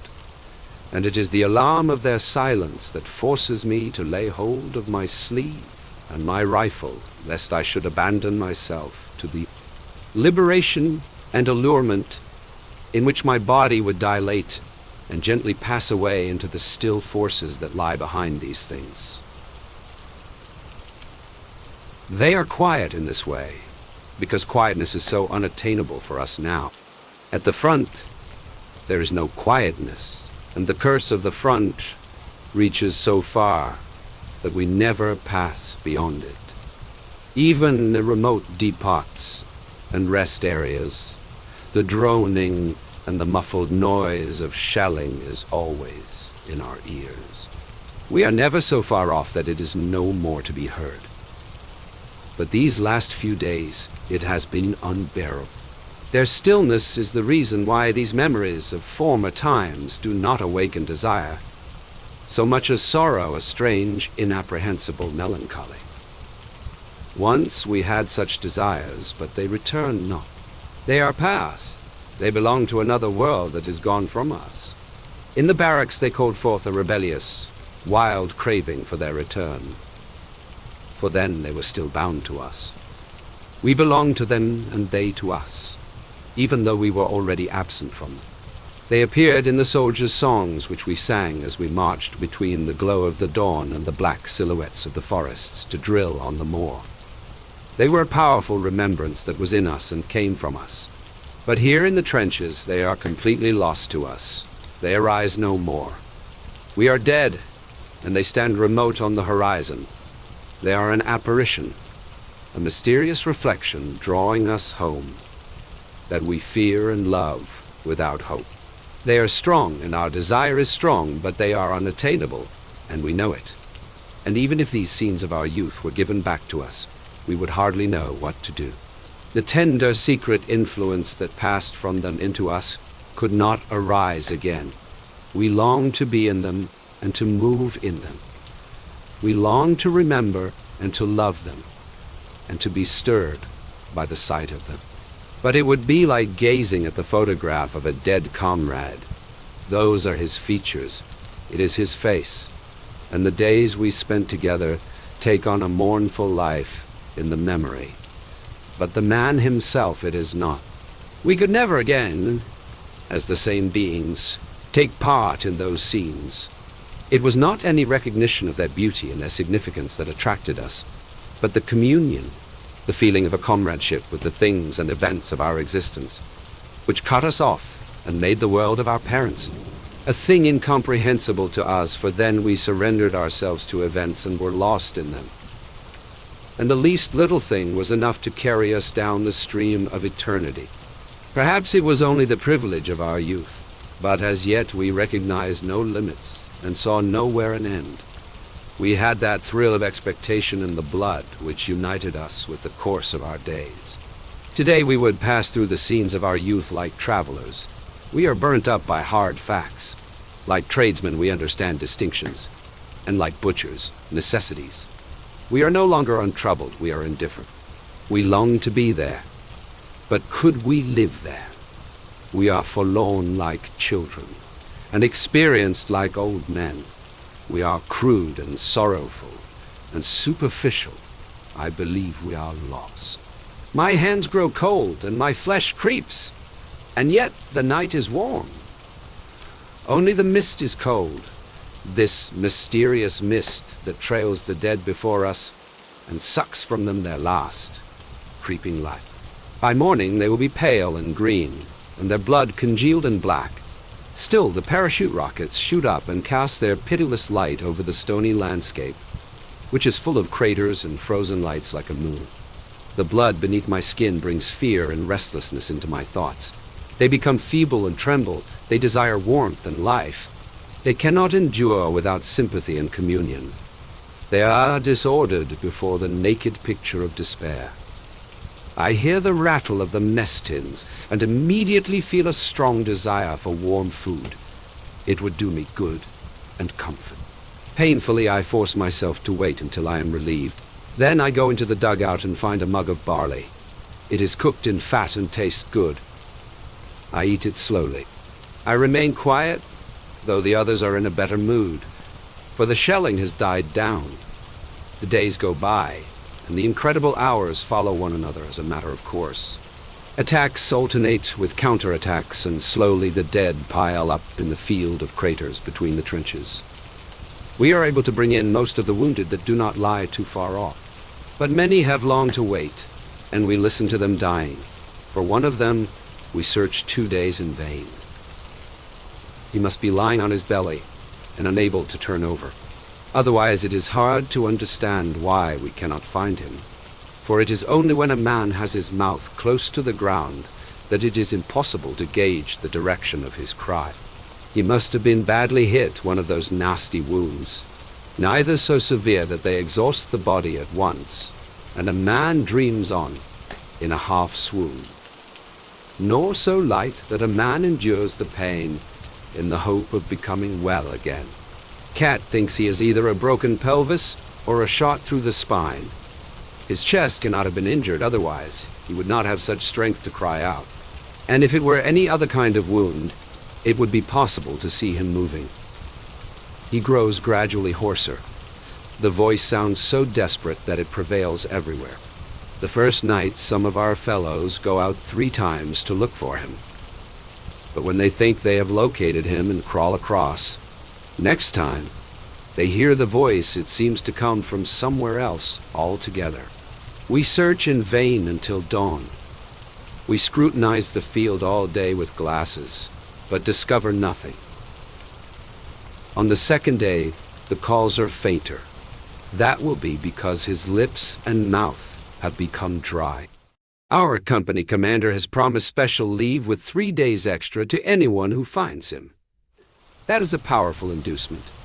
but we would do all that is possible without that, for his cry is terrible.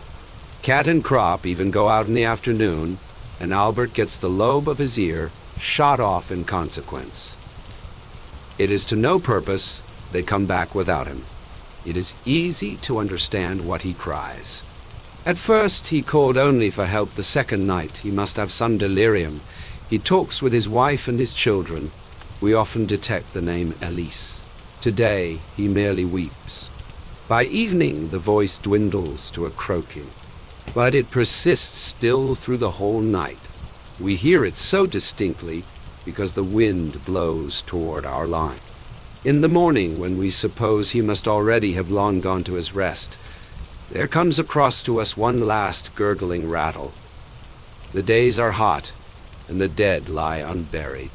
We cannot fetch them all in. If we did, we should not know what to do with them. The shells will bury them. Many have their bellies swollen up like balloons. They hiss, belch, and make movements. The gases in them make noises. The sky is blue and without clouds. In the evening it grows sultry, and the heat rises from the earth. When the wind blows toward us, it brings the smell of blood, which is heavy and sweet. This deathly exhalation from the shell holes seems to be a mixture of chloroform and putrefaction, and fills us with nausea and retching. The nights become quiet, and the hunt for copper driving bands and the silken parachutes of the French star shells begins. Why the driving bands are so desirable, no one knows exactly. The collectors merely assert that they are valuable. Some have collected so many that they will stoop under the weight of them when we go back. But Hai at least gives a reason. He intends to give them to his girl to supplement her garters. At this, the Frisians explode with mirth. They slap their knees. By Jove, though, he's a wit. Hai is. He's got brains. Chardon especially can hardly contain himself. He takes the largest of the rings in his hand, and every now and then puts his leg through it to show how much slack there is. Hiya, man, she must have legs like. Legs his thoughts mount somewhat higher, and a behind too, she must have, like an elephant. He cannot get over it. I wish I could play hot hand with her once. My hat high beams. Proud that his girl should receive so much appreciation. She's a nice bit, he says with self-satisfaction. The parachutes are turned to more practical uses. According to the size of the bust, 3 or perhaps 4 will make a blouse. Krop and I use them as handkerchiefs. The others send them home. If the women could see at what risk these bits of rag are often obtained, they would be horrified.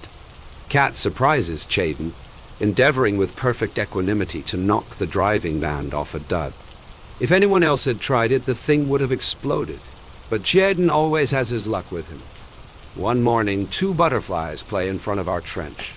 They are brimstone butterflies, with red spots on their yellow wings. What can they be looking for here? There is not a plant nor a flower for miles. They settle on the teeth of a skull. The birds, too, are just as carefree. They have long since accustomed themselves to the war. Every morning larks ascend from no man's land. A year ago we watched them nesting. The young ones grew up too. We have a spell from the rats in the trench. They are in no man's land, we know what for. They grow fat. When we see one, we have a crack at it. At night we hear again the rolling behind the enemy lines. All day we have only the normal shelling, so that we are able to repair the trenches. There is always plenty of amusement. The Ammon see to that. There are countless fights for us to watch every day. Battle planes don't trouble us, but the observation planes we hate like the plague. They put the artillery onto us. A couple of minutes after they appear, shrapnel and high explosives begin to drop on us. We lose 11 men in one day that way, and 5 of them stretcher bearers. 2 are so smashed that Chadon remarks you could scrape them off the wall of the trench. with a spoon and bury them in a mess tin. Another has the lower part of his body and his legs torn off. Dead. His chest leans against the side of the trench. His face is lemon yellow. In his beard still burns a cigarette. It glows until it dies out on his lips. We put the dead in a large shell hole. So far, there are 3 layers, one on top of the other. Suddenly, the shelling begins to pound again. Soon we are sitting up once more with the rigid tenseness of blank anticipation. Attack, counterattack, charge, repulse. These are words, but what things they signify. We have lost a good many men, mostly recruits. Reinforcements have again been sent up to our sector. It is one of the new regiments, composed of young fellows called up during last year. They had hardly any training and are sent into the field with only a theoretical knowledge. They do know what a hand grenade is, it is true, but they have very little idea of cover, and what is most important of all, have no eye for it. A fold in the ground has to be quite 18 inches high before they can see it. Although we need reinforcement, the recruits give us almost more trouble than they are worth. They are helpless in this grim fighting area. They fall like flies. The present method of fighting from posts demands knowledge and experience. A man must have a feeling for the contours of the ground, an ear for the sound and character of the shells, must be able to decide beforehand where they will drop, how they will burst, and how to shelter from them. The young recruits, of course, know none of these things. They get killed simply because they can hardly tell shrapnel from high explosive. They are mown down because they are listening anxiously to the roar of the big coal boxes falling far in the rear, and miss the light, piping whistle of the low, spreading little daisy cutters. They flock together like sheep instead of scattering, and even the wounded are shot down like hares by the airmen. Their pale turnip faces, their pitiful clenched hands, the miserable courage of these poor devils, the desperate charges and attacks made by these poor brave devils, who are so terrified that they dare not cry out loudly. But, with battered chests and torn bellies and arms and legs, only whimper softly for their mothers and cease as soon as one looks at them. Their sharp, downy, dead faces have the awful expressionlessness of dead children. It brings a lump into the throat to see how they go over and run and fall. A man would like to spank them. They are so stupid, and to take them by the arm and lead them away from here where they have no business to be. They wear gray coats and trousers and boots, but for most of them the uniform is far too big. It hangs on their limbs. Their shoulders are too narrow, their bodies too slight. No uniform was ever made to these childish measurements. Between 5 and 10 recruits fall to every old hand. A surprise gas attack carries off a lot of them. They have not yet learned what to do. We found one dugout full of them, with blue heads and black lips. Some of them in a shell hole took their masks off too soon. They did not know that the gas lies longest in the hollow. When they saw others on top without masks, they pulled theirs off too, and swallowed enough to scorch their lungs. Their condition is hopeless. They choke to death with hemorrhages and suffocation. In one part of the trench, I suddenly run into Himmelstoss. We dive into the same dugout.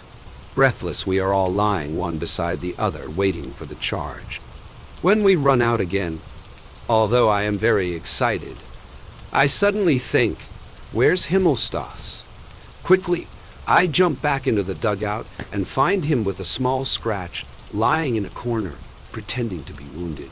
His face looks sullen. He is in a panic. He is new to it too. But it makes me mad that the young recruits should be out there and he here. Get out! I spit.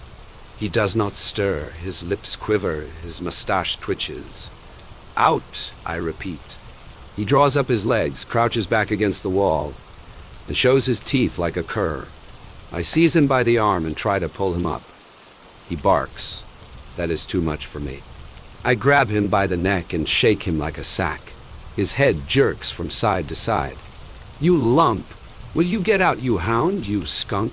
Sneak out of it, would you? His eye becomes glassy. I knock his head against the wall, you cow. I kick him in the ribs, you swine. I push him toward the door and shove him out head first. Another wave of our attack has just come up. A lieutenant is with them.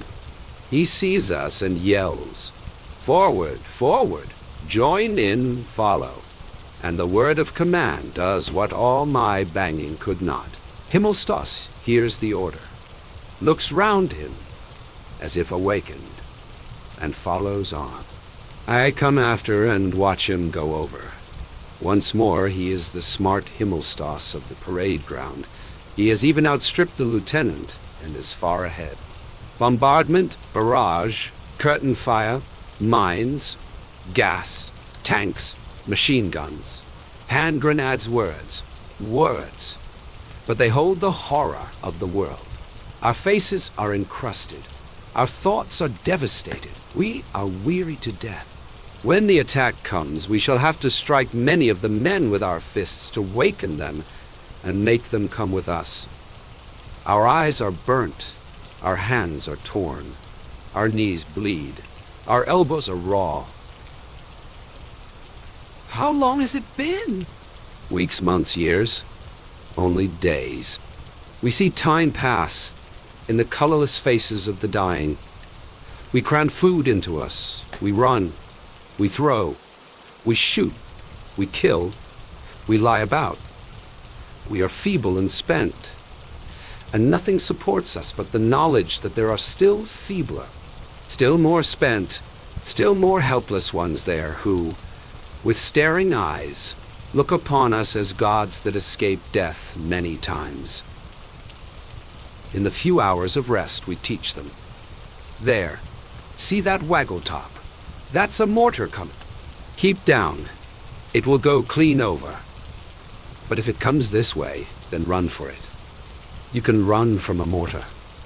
We sharpen their ears to the malicious, hardly audible buzz of the smaller shells that are not so easily distinguished. They must pick them out from the general din by their insect-like hum. We explain to them that these are far more dangerous than the big ones that can be heard long beforehand. We show them how to take cover from aircraft, how to simulate a dead man when one is overrun in an attack, how to time hand grenades so that they explode half a second before hitting the ground. We teach them to fling themselves into holes as quick as lightning before the shells with instantaneous fuses. We show them how to clean up a trench with a handful of bombs.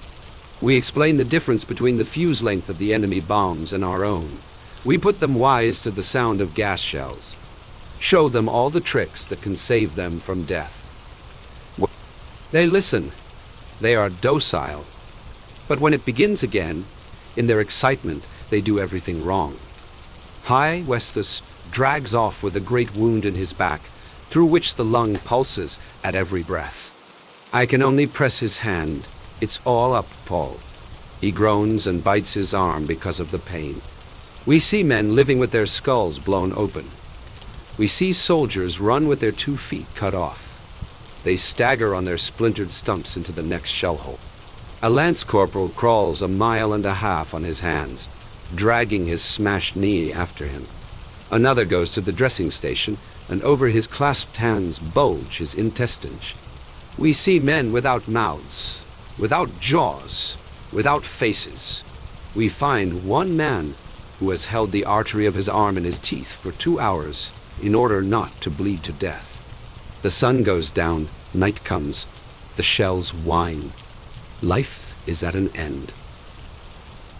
Still the little piece of convulsed earth in which we lie is held. We have yielded no more than a few 100 yards of it as a prize to the enemy.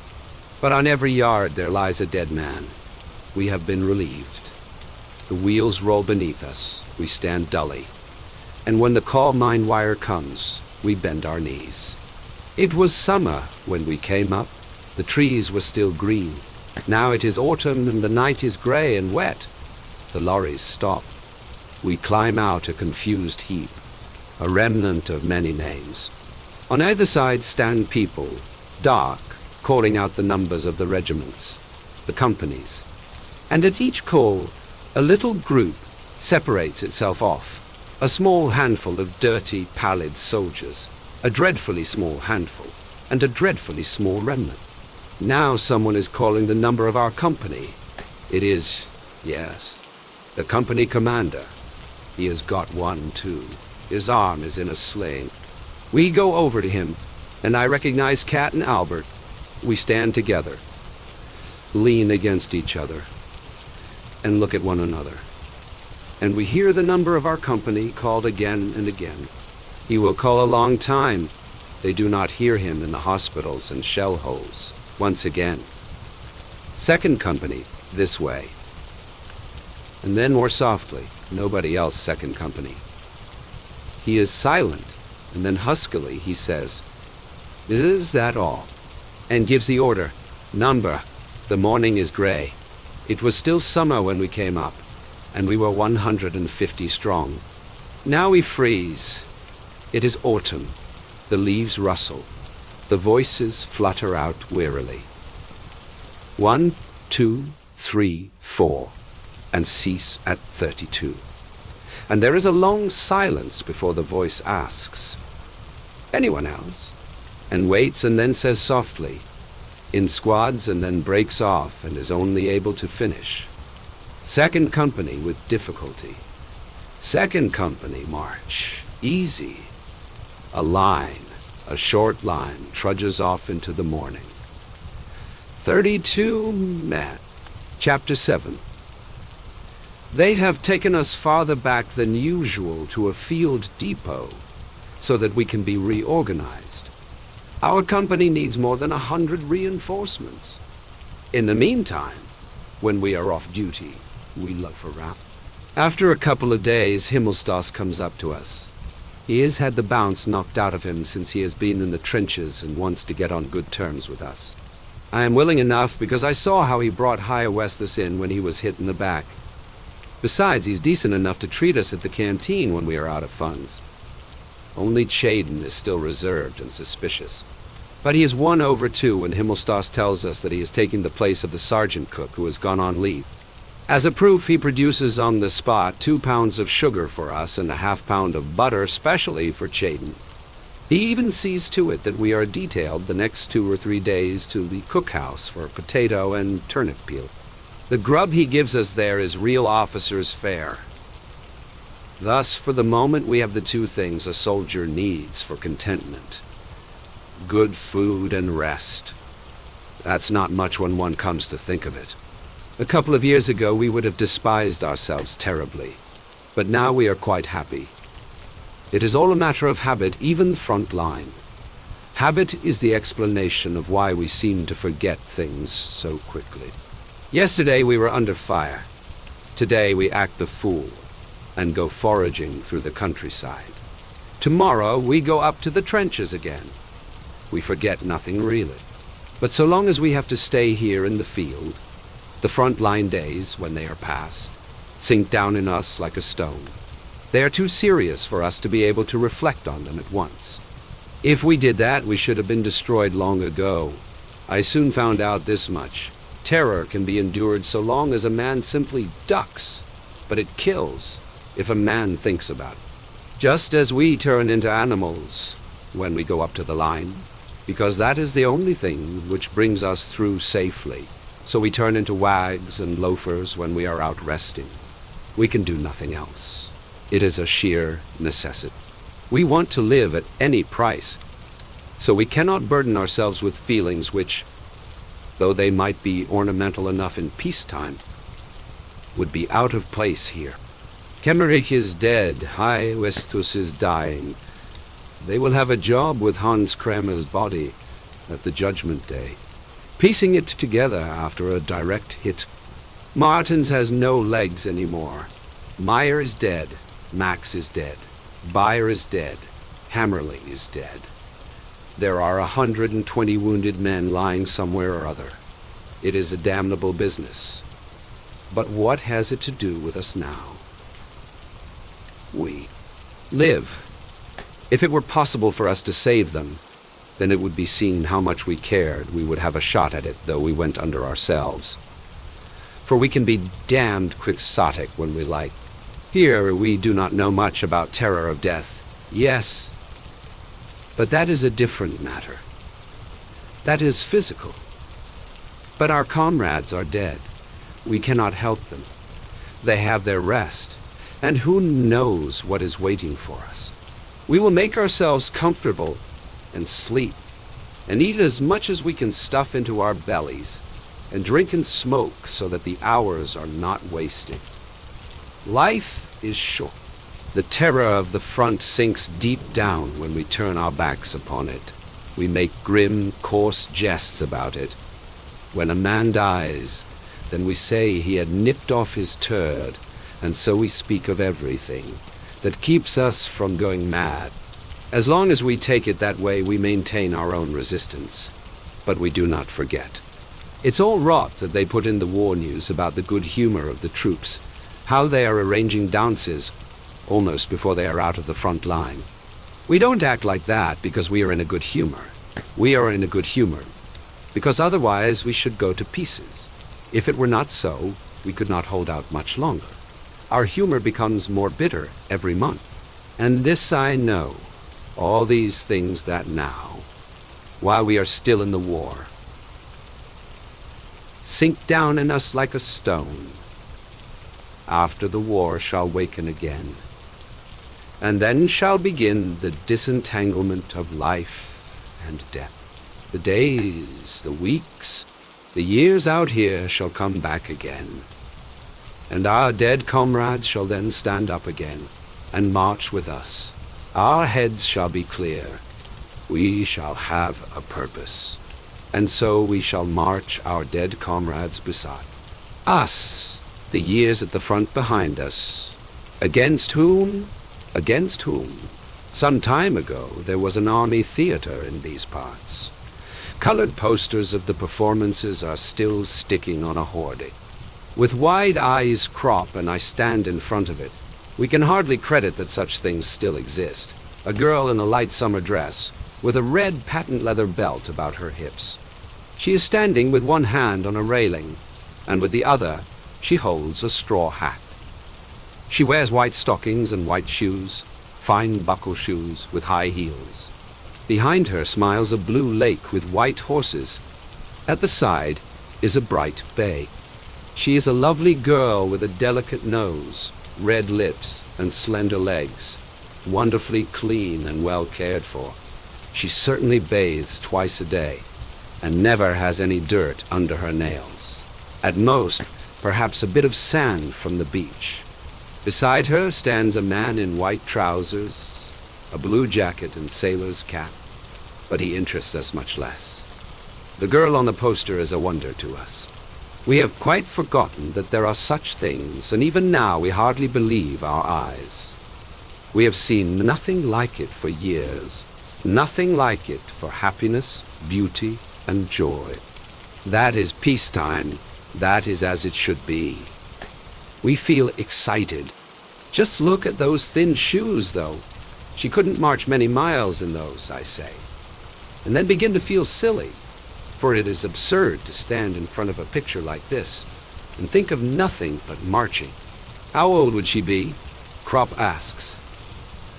About 22 at the most, I hazard. Then she would be older than us. She is not more than 17. Let me tell you, it gives us goose flesh. That would be good, Albert. What do you think? He nods. I have some white trousers at home, too. White trousers, say I. But a girl like that, we look askance at one another. There's not much to boast of here, two ragged, stained, and dirty uniforms. It is hopeless to compete. So we proceed to tear the young man with the white trousers off the hoarding, taking care not to damage the girl. That is something towards it. We could go and get deloused anyway, Kropp then suggests. I'm not very enthusiastic because it doesn't do one's clothes any good, and a man is lousy again inside 2 hours. But when we have considered the picture once more, I declare myself willing. I even go farther. We might see if we could get a clean shirt as well. Socks might be better, says Albert, not without reason. Yes, socks too, perhaps. Let's go and explore a bit. Then Lear and Chaden stroll up. They look at the poster, and immediately the conversation becomes smutty. Lear was the first of our class to have intercourse, and he gave stirring details of it. After his fashion, he enjoys himself over the picture, and Chaden supports him nobly. It does not distress us, exactly. Who isn't smutty is no soldier. It merely does not suit us at the moment. So we edge away and march off to the delousing station with the same feeling as if it were a swell gentleman's outfitters. The houses in which we are billeted lie near the canal. On the other side of the canal there are ponds flanked with poplars. On the other side of the canal there are women too. The houses on our side have been abandoned. On the other side, though, one occasionally sees inhabitants. In the evening we go swimming. 3 women come strolling along the bank. They walk slowly and don't look away, although we have no bathing suits.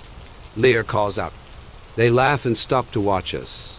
We fling remarks at them in broken French, anything that comes into our heads, hastily and all jumbled together, anything to detain them. They are not specially wonderful pieces, but then where are such to be had about here? There is one slim little brunette. Her teeth gleam when she laughs. She has quick movements. Her dress swings loosely about her legs. Although the water is cold, we are very jovial and do our best to interest them so that they will stay. We try to make jokes and they answer with things we cannot understand. We laugh and beckon. Chaden is more crafty. He runs into the house, gets a loaf of army bread and holds it up. That produces a great effect. They nod and beckon us to come over, but we don't dare to do that. It is forbidden to cross to the opposite bank. There are sentries on all the bridges. It's impossible without a pass. So we indicate that they should come over to us. But they shake their heads and point to the bridge. They are not allowed to pass either. They turn away and walk slowly down the canal, keeping along the towpath all the way. We accompany them, swimming. After a few hundred yards, they turn off and point to a house that stands a little distance away among the trees and shrubbery. Lear asks if they live there. They laugh sure. That's their house. We call out to them that we would like to come, sometime when the guards cannot see us. At night, tonight, they raise their hands, put them together, rest their faces on them, and shut their eyes. They understand. The slim brunette does a 2-step. The blonde girl twitters. Bread. Good eagerly we assure them that we will bring some with us. And other tasty bits too. We roll our eyes and try to explain with our hands. Lear nearly drowns trying to demonstrate a sausage. If it were necessary, we would promise them a whole quartermaster's store. They go off and frequently turn and look back. We climb out on the bank on our side of the canal and watch to see whether they go into the house, for they might easily have been lying. Then we swim back. No one can cross the bridge without leave, so we will simply have to swim over at night. We are full of excitement. We cannot last out without a drink, so we go to the canteen where there is beer and a kind of punch. We drink punch and tell one another lying tales of our experiences.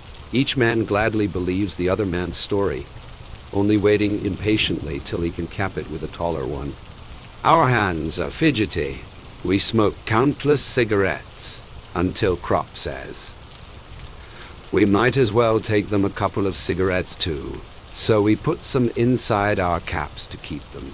The sky turns apple green. There are 4 of us, but only 3 can go. We must shake off Chaden, so ply him with rum and punch until he rocks. As it turns dark, we go to our billets, Chaden in the center. We are all glowing and full of a lust for adventure. The little brunette is mine. We settled that by cutting for her.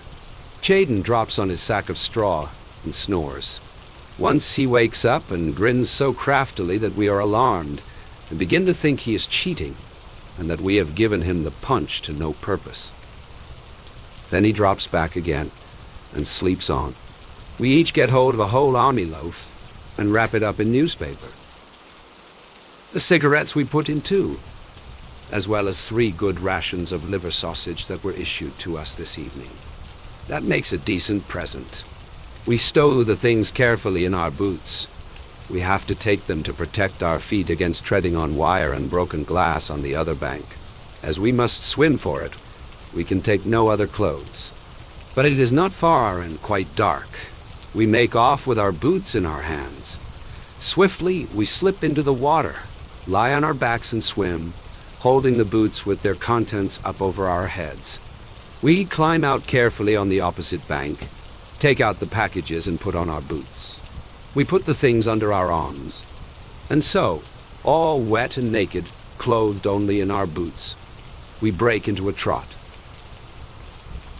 We find the house at once. It lies among the trees. Lear trips over a root and skins his elbows. No matter, he says gaily. The windows are shuttered. We slip round the house and try to peer through the cracks. Then we grow impatient. Suddenly, Crop hesitates. What if there's a major in with them? Then we just clear off, grins Lear. He can try to read our regimental numbers here, and smacks his behind. The door of the courtyard stands open.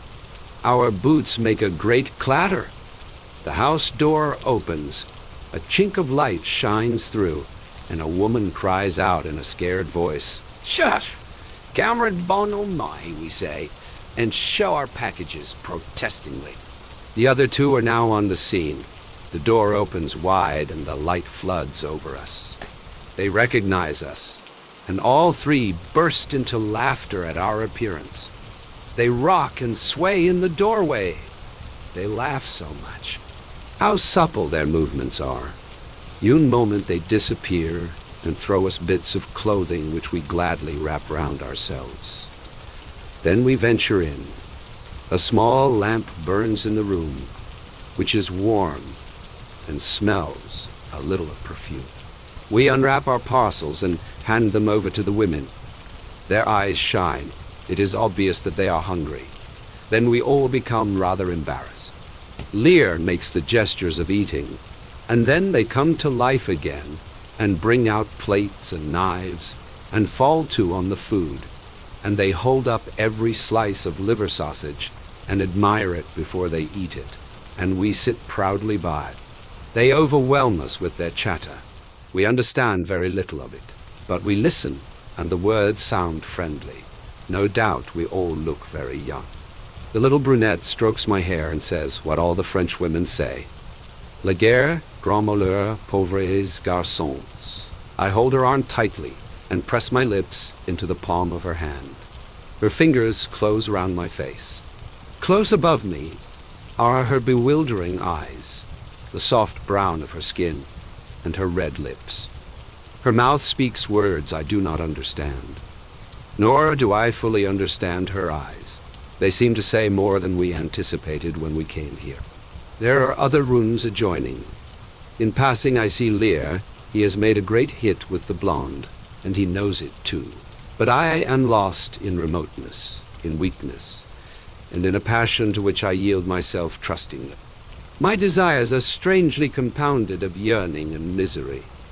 I feel giddy. There is nothing here that a man can hold on to.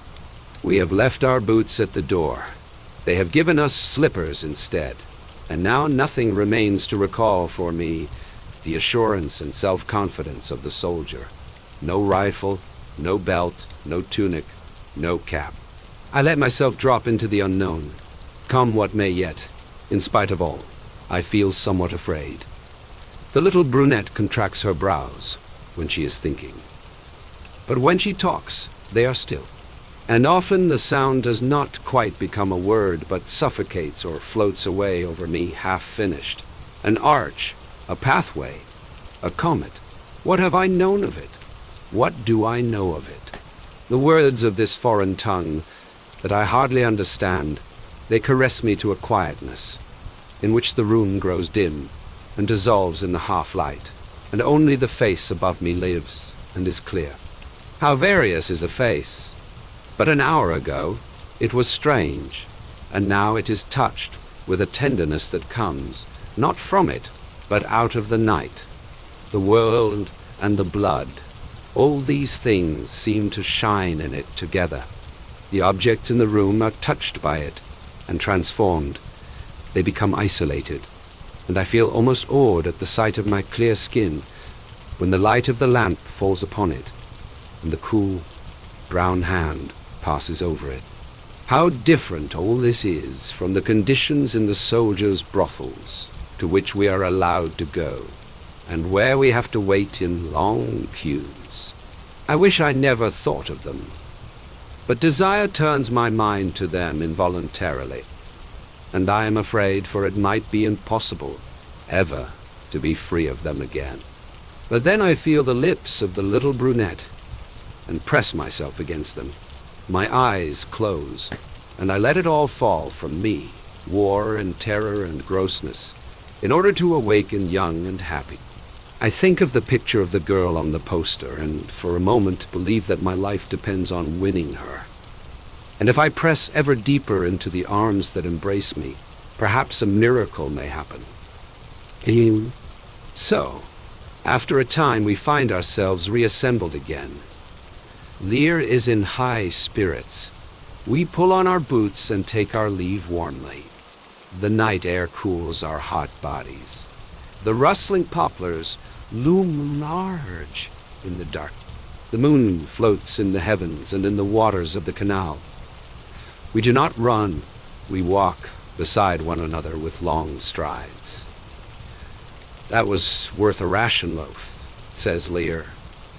I cannot trust myself to speak. I am not in the least happy. Then we hear footsteps and dodge behind a shrub. The steps come nearer, close by us. We see a naked soldier in boots, just like ourselves. He has a package under his arm and gallops onward. It is Chaden in full course. He has disappeared already. We laugh. In the morning he will curse us. Unobserved, we arrive again at our sacks of straw. I am called to the orderly room. The company commander gives me a leave pass and a travel pass and wishes me a good journey. I look to see how much leave I have got. 17 days, 14 days leave, and 3 days for traveling. It is not enough, and I ask whether I cannot have 5 days for traveling. Bertink points to my pass. There I see that I am not to return to the front immediately. After my leave, I have to report for a course of training to a camp on the moors. The others congratulate me. Cat gives me good advice and tells me I ought to try to get a base job. If you are smart, you'll hang on to it. I would rather not have gone for another 8 days. We are to stay here that much longer, and it is good here. Naturally, I have to stand the others' drinks at the canteen. We are all a little bit drunk. I become gloomy. I will be away for 6 weeks, that is lucky, of course. But what may happen before I get back? Shall I meet all these fellows again? Already Hai has gone, who will the next be? As we drink, I look at each of them in turn. Albert sits beside me and smokes. He is silent. We have always been together. Opposite squats Cat, with his drooping shoulders, his broad thumb, and calm voice Miller with the protruding teeth and the booming laugh. Jaden with his mousy eyes, Lear who has grown a full beard and looks at least 40. Over us hangs a dense cloud of smoke. Where would a soldier be without tobacco? The canteen is his refuge, and beer is far more than a drink. It is a token that a man can move his limbs and stretch in safety. We do it ceremonially. We stretch our legs out in front of us and spit deliberately. That is the only way. How it all rises up before a man when he is going away the next morning. At night we go again to the other side of the canal. I'm almost afraid to tell the little brunette that I'm going away. And when I return, we will certainly be far away from here. We will never see one another again. but she merely nods and takes no special notice. At first I am at a loss to understand, then it suddenly dawns on me. Yes, Lear is right. If I were going up to the front, then she would have again called me pauvre garçon. But merely going on leave, she does not want to hear about that. That is not nearly so interesting. May she go to the devil with her chattering talk. A man dreams of a miracle and wakes up to loaves of bread. Next morning, after I have been deloused, I go to the railhead. Albert and Kat come with me. At the halt, we learn that it will be a couple of hours yet before the train leaves. The other two have to go back to duty. We take leave of one another. Good luck, Kat. Good luck, Albert. They go off and wave once or twice. Their figures dwindle. I know their every step and movement.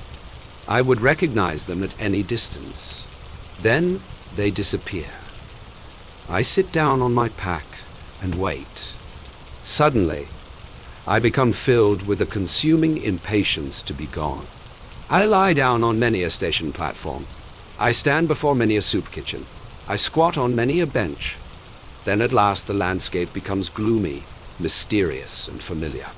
It glides past the western windows with its villages, their thatched roofs like caps, pulled over the whitewashed, half-timbered houses, its cornfields, gleaming like mother of pearl in the slanting light, its orchards, barns and old lime trees.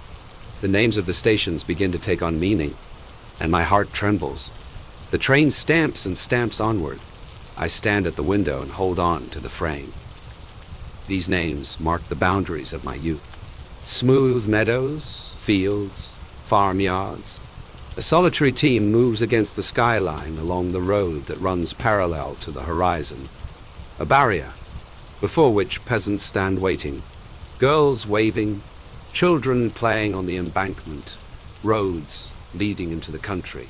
Smooth roads without artillery. It is evening, and if the train did not rattle, I should cry out. The plain unfolds itself. In the distance, the soft blue silhouette of the mountain ranges begins to appear. I recognize the characteristic outline of the Dolbenberg, a jagged comb, springing up precipitously from the limit of the forests. Behind it should lie the town. But now the sun streams through the world, dissolving everything in its golden red light.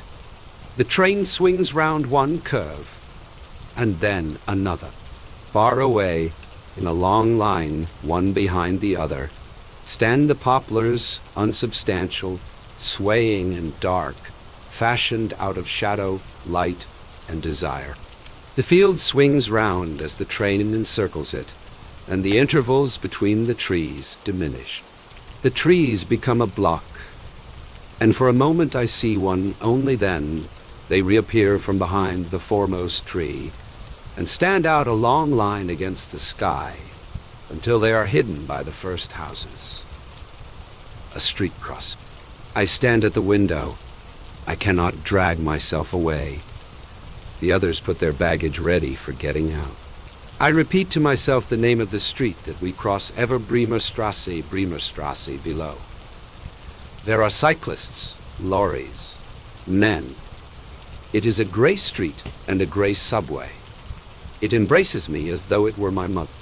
Then the train stops, and there is the station with noise and cries and sentries. I pick up my pack and fasten the straps. I take my rifle in my hand and stumble down the steps. On the platform I look round. I know no one among all the people hurrying to and fro. A Red Cross sister offers me something to drink. I turn away. She smiles at me too foolishly, so obsessed with her own importance. Just look. I am giving a soldier coffee. She calls me comrade, but I will have none of it.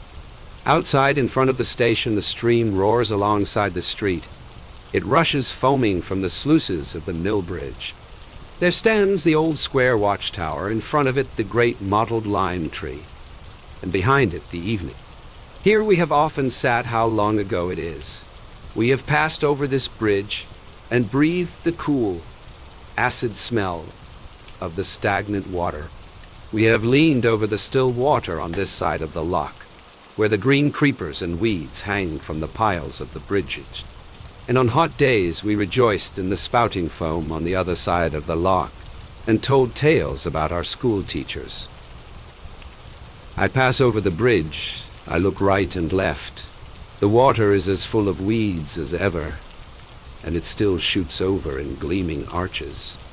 In the tower building, laundresses still stand with bare arms as they used to over the clean linen, and the heat from the ironing pours out through the open windows.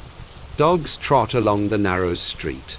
Before the doors of the houses, people stand and follow me, with their gaze as I pass by, dirty and heavy laden.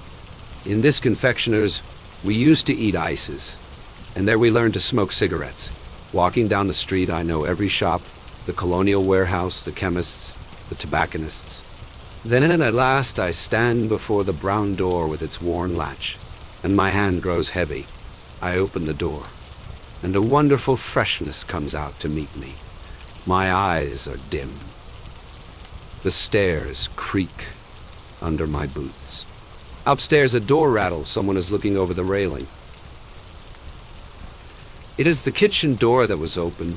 They are cooking potato cakes. The house reeks of it. And today, of course, is Saturday. That will be my sister leaning over. For a moment I'm shy and lower my head. Then I take off my helmet and look up. Yes, it is my eldest sister. "Paul!" she cries. "Paul," I nod. My pack bumps against the banisters. My rifle is so heavy. She pulls the door open and calls, "Mother! Mother! Paul is here! I can go no further, mother, mother! Paul is here!" I lean against the wall and grip my helmet and rifle. I hold them as tight as I can, but I cannot take another step. The staircase fades before my eyes. I support myself with the butt of my rifle against my feet and clench my teeth fiercely.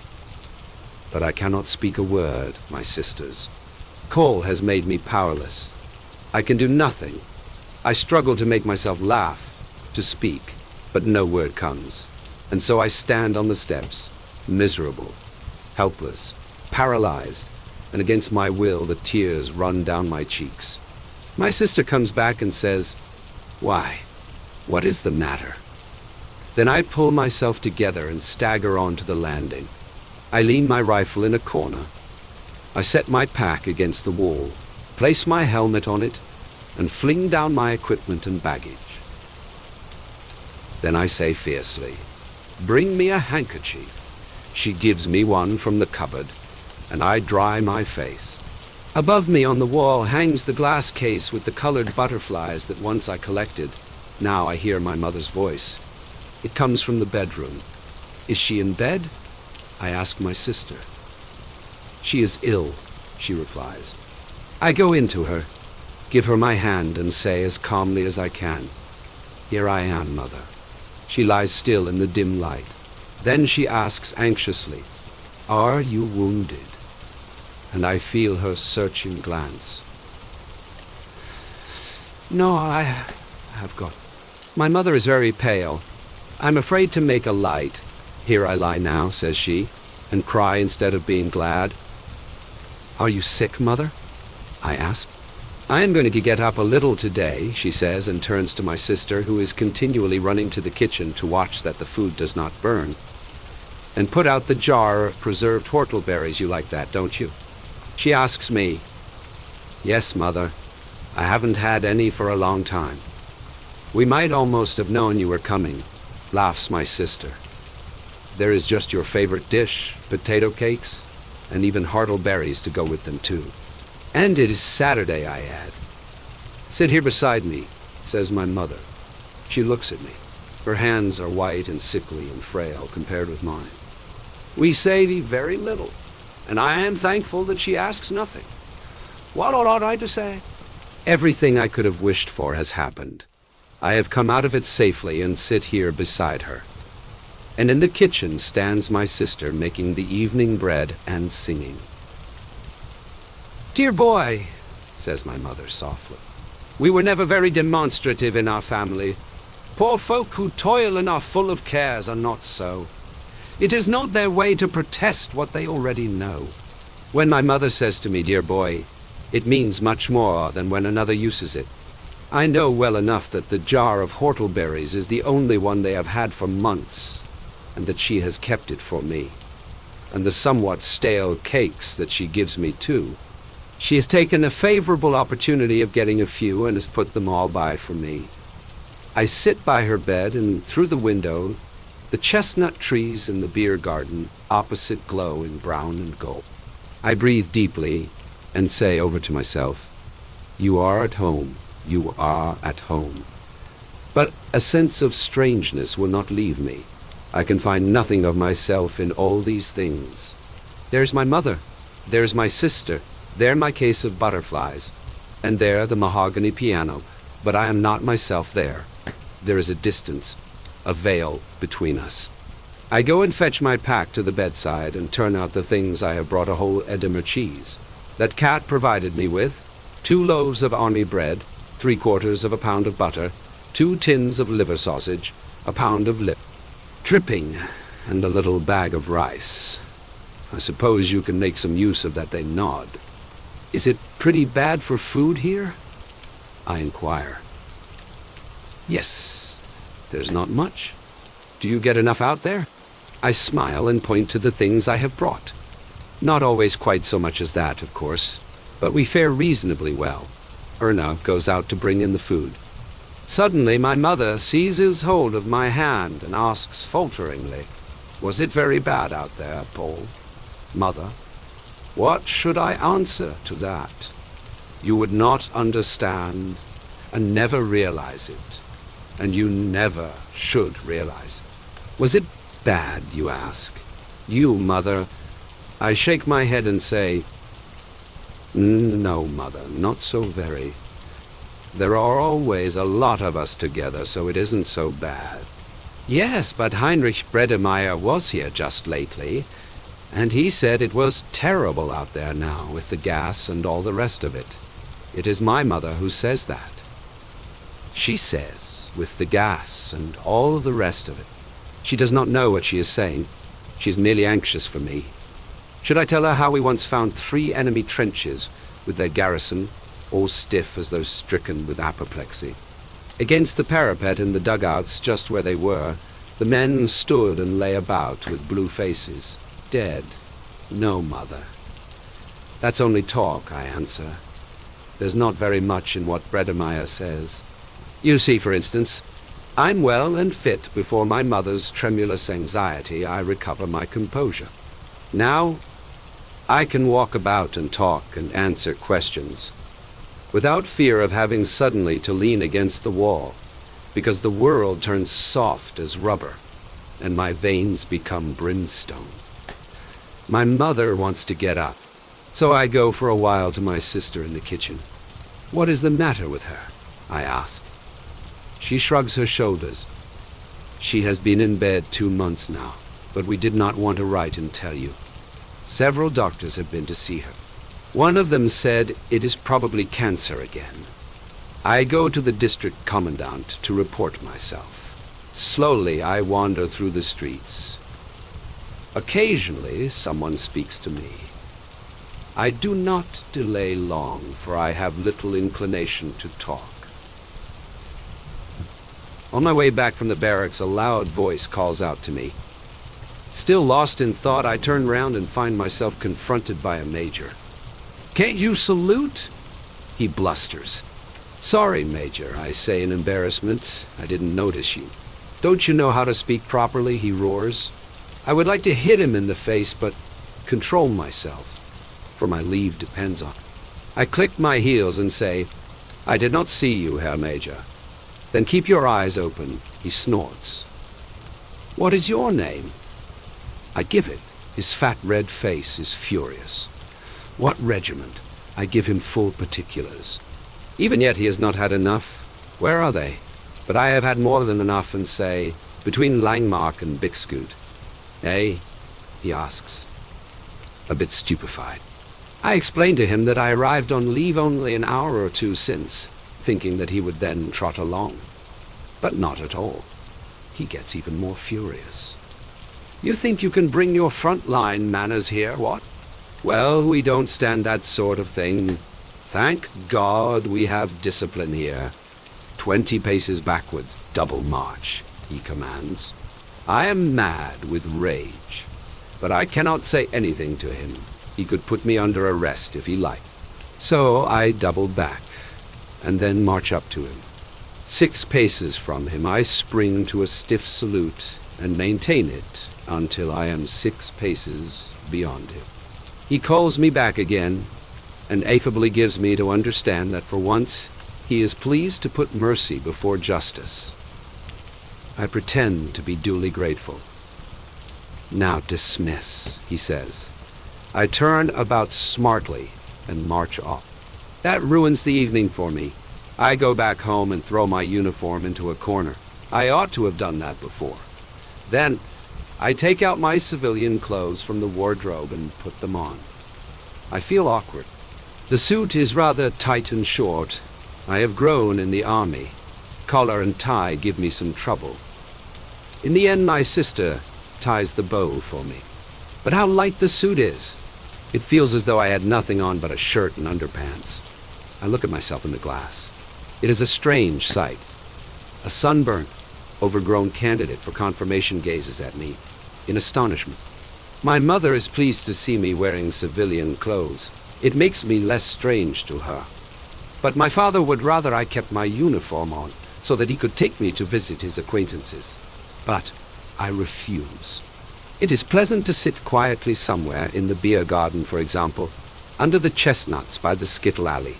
The leaves fall down on the table and on the ground, only a few, the first. A glass of beer stands in front of me. I've learned to drink in the army. The glass is half empty, but there are still a few good swigs ahead of me. And besides, I can always order a second and a third if I wish to. There are no bugles and no bombardments. The children of the house play in the skittle alley, and the dog rests his head against my knee. The sky is blue. Between the leaves of the chestnuts rises the green spire of St. Margaret's Church. This is good, like that, but I cannot get on with the people. My mother is the only one who asks no questions. Not so my father. He wants me to tell him about the front. He is curious in a way that I find stupid and distressing. I no longer have any real contact with him. There is nothing he likes more than just hearing about it. I realize he does not know that a man cannot talk of such things. I would do it willingly. But it is too dangerous for me to put these things into words. I am afraid they might then become gigantic, and I be no longer able to master them. What would become of us if everything that happens out there were quite clear to us? So I confine myself to telling him a few amusing things. But he wants to know whether I have ever had a hand-to-hand fight. I say no, and get up and go out. But that does not mend the matter. After I've been startled a couple of times in the street by the screaming of the tramcars, which resembles the shriek of a shell coming straight for one, somebody taps me on the shoulder. It is my German master, and he fastens on me with the usual question. Well, how are things out there? Terrible, terrible, eh? Yes, it is dreadful, but we must carry on. And after all, you do at least get decent food out there, so I hear. You look well, Paul, and fit. Naturally, it's worse here, naturally. The best for our soldiers every time. That goes without saying. He drags me along to a table with a lot of others. They welcome me. A headmaster shakes hands with me and says, "So you come from the front. What is the spirit like out there?" Excellent, eh? Excellent. I explain that no one would be sorry to be back home. He laughs uproariously. I can well believe it. But first you have to give the froggies a good hiding. Do you smoke? Here, try one. Waiter, bring a beer as well for our young warrior. Unfortunately, I have accepted the cigar, so I have to remain. And they are all so dripping with goodwill that it is impossible to object. All the same, I feel annoyed and smoke like a chimney as hard as I can. In order to make at least some show of appreciation, I toss off the beer in one gulp. Immediately a second is ordered. People know how much they are indebted to the soldiers. They argue about what we ought to annex. The headmaster, with a steel watch chain, wants to have at least the whole of Belgium, the coal areas of France, and a slice of Russia. He produces reasons why we must have them, and is quite inflexible, until at last the others give in to him. Then he begins to expound just whereabouts in France the breakthrough must come, and turns to me. Now, shove ahead a bit out there with your everlasting trench warfare, smash through the Johnnies, and then there will be peace. I replied that in our opinion a breakthrough may not be possible. The enemy may have too many reserves. Besides, the war may be rather different from what people think. He dismisses the idea loftily and informs me I know nothing about it. The details, yes, says he, but this relates to the whole. And of that, you are not able to judge. You see only your little sector, and so cannot have any general survey. You do your duty. You risk your lives. That deserves the highest honor every man of you ought to have the Iron Cross. But first of all, the enemy line must be broken through in Flanders, and then rolled up from the top. He blows his nose and wipes his beard. Completely rolled up they must be from the top to the bottom, and then to Paris. I would like to know just how he pictures it to himself, and pour the third glass of beer into me. Immediately he orders another, but I break away. He stuffs a few more cigars into my pocket and sends me off with a friendly slap. All of the best. I hope we will soon hear something worthwhile from you. I imagined leave would be different from this.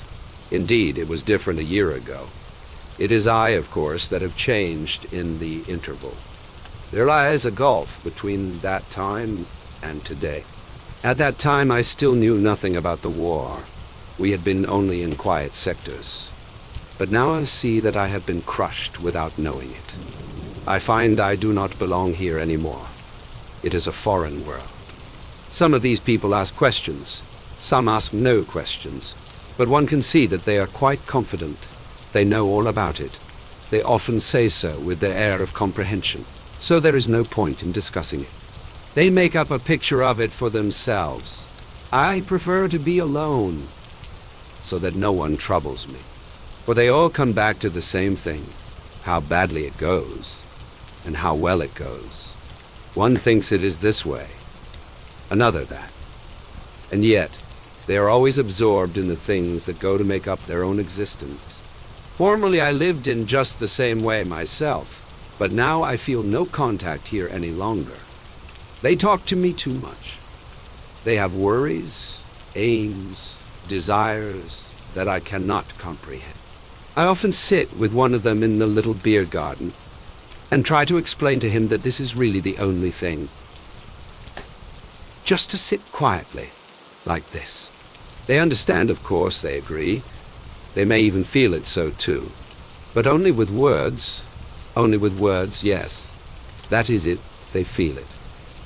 But always with only half of themselves. The rest of their being is taken up with other things. They are so divided in themselves that none feels it with his whole essence. I cannot even say myself exactly what I mean. When I see them here, in their rooms, in their offices, about their occupations, I feel an irresistible attraction in it.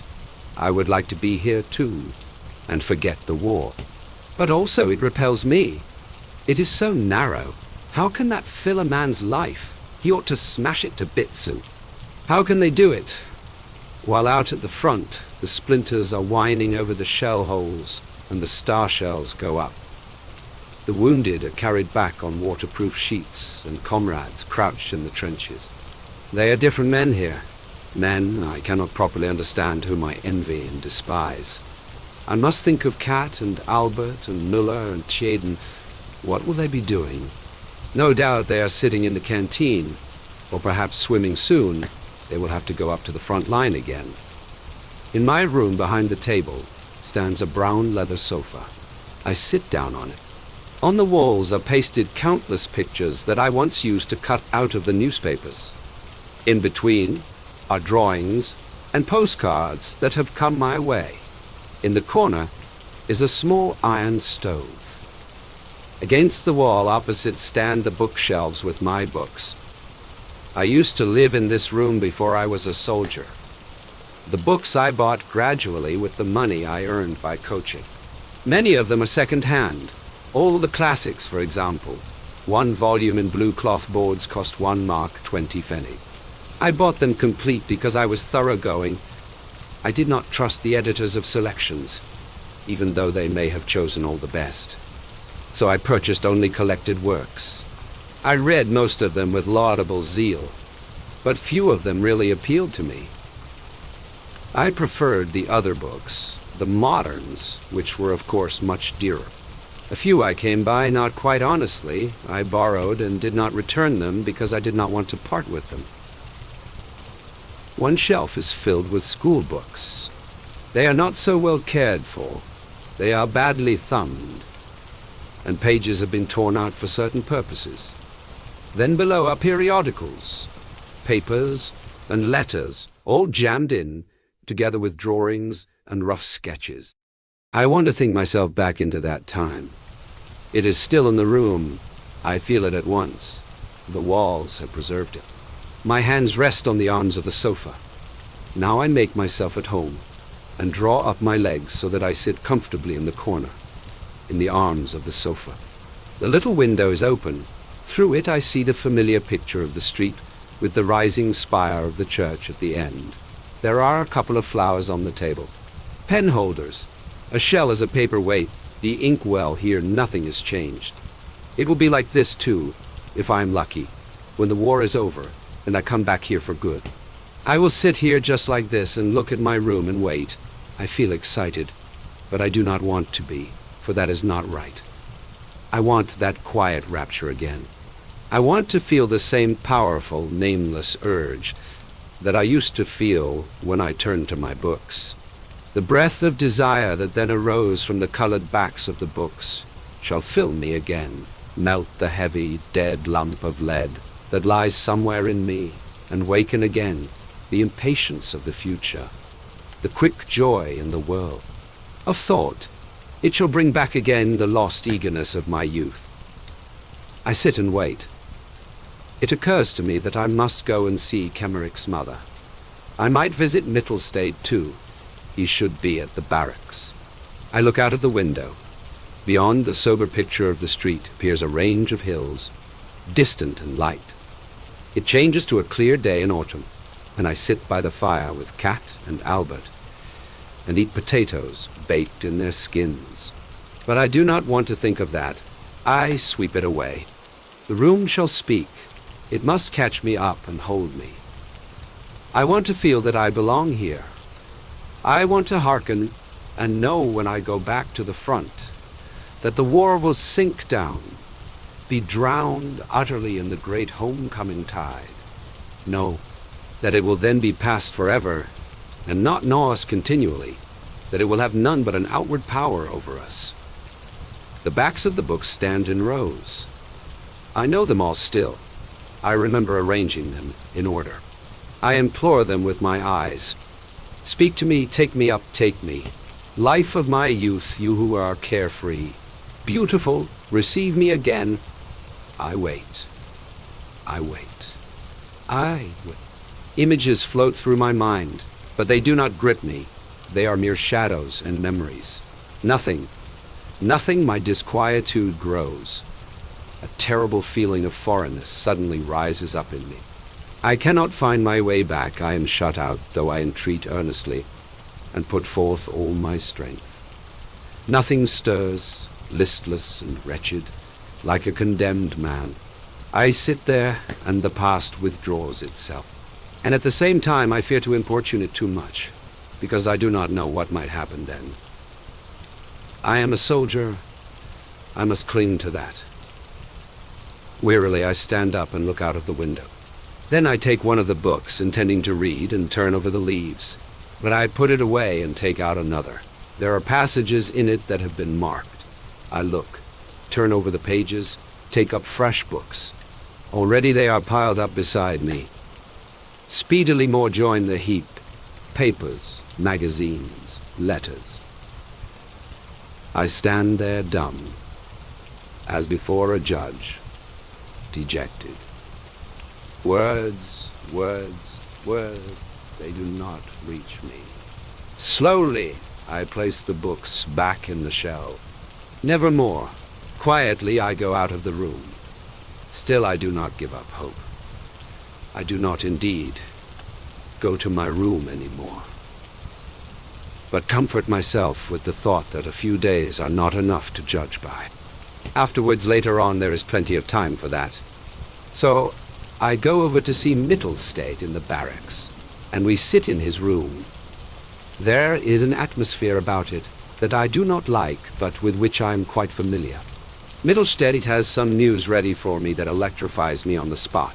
He tells me Kantorek has been called up as a territorial. Just think of it, says he, and takes out a couple of good cigars. I come back here from the hospital and bump right into him. He stretches out his paw to me and bleats, "Hello, Mittelstadt. How are you?" I look at him and say, "Territorial Kantorek. Business is business, and schnapps, you ought to know that well enough yourself. Stand to attention when you speak to a superior officer." You should have seen his face. A cross between a dud and a pickled cucumber.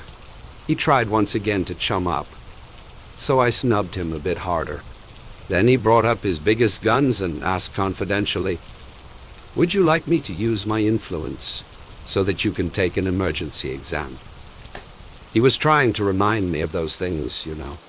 Then I got mad, and I reminded him of something instead. "Territorial Kantorek, 2 years ago you preached us into enlisting, and among us there was one, Joseph Behin, who didn't want to enlist.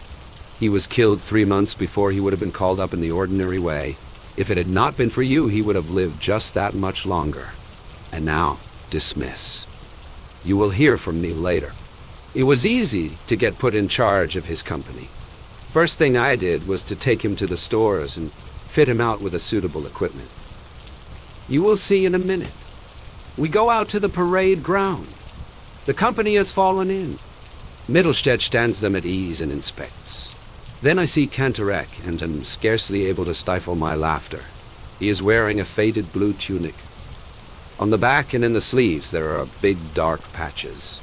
The overcoat must have belonged to a giant. The black, worn breeches are just as much too short. They reach barely halfway down his cuff. Boots, tough old clodhoppers with turned-up toes and laces at the side, are much too big for him. But as a compensation, the cap is too small. A terribly dirty, mean little pillbox.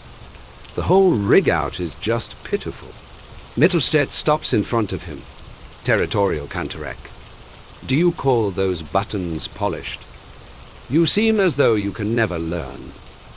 "Inadequate, Kantorek. Quite inadequate. It makes me bubble with glee." In school, Kantorek used to chasten Mittelstadt with exactly the same expression, inadequate. Mittelstadt, quite inadequate. Mittelstadt continues to upbraid him. Look at Boetcher now. There's a model for you to learn from. I can hardly believe my eyes. Boetcher is there too, Boetcher, our school porter, and he is a model. Kantorek shoots a glance at me as if he would like to eat me, but I grin at him innocently, as though I do not recognize him anymore. Nothing could look more ludicrous than his forage cap and his uniform. And this is the object before whom we used to stand in anguish, as he sat up there, enthroned at his desk, spearing at us with his pencil for our mistakes in those irregular French verbs, with which afterwards we made so little headway in France. That is barely 2 years ago.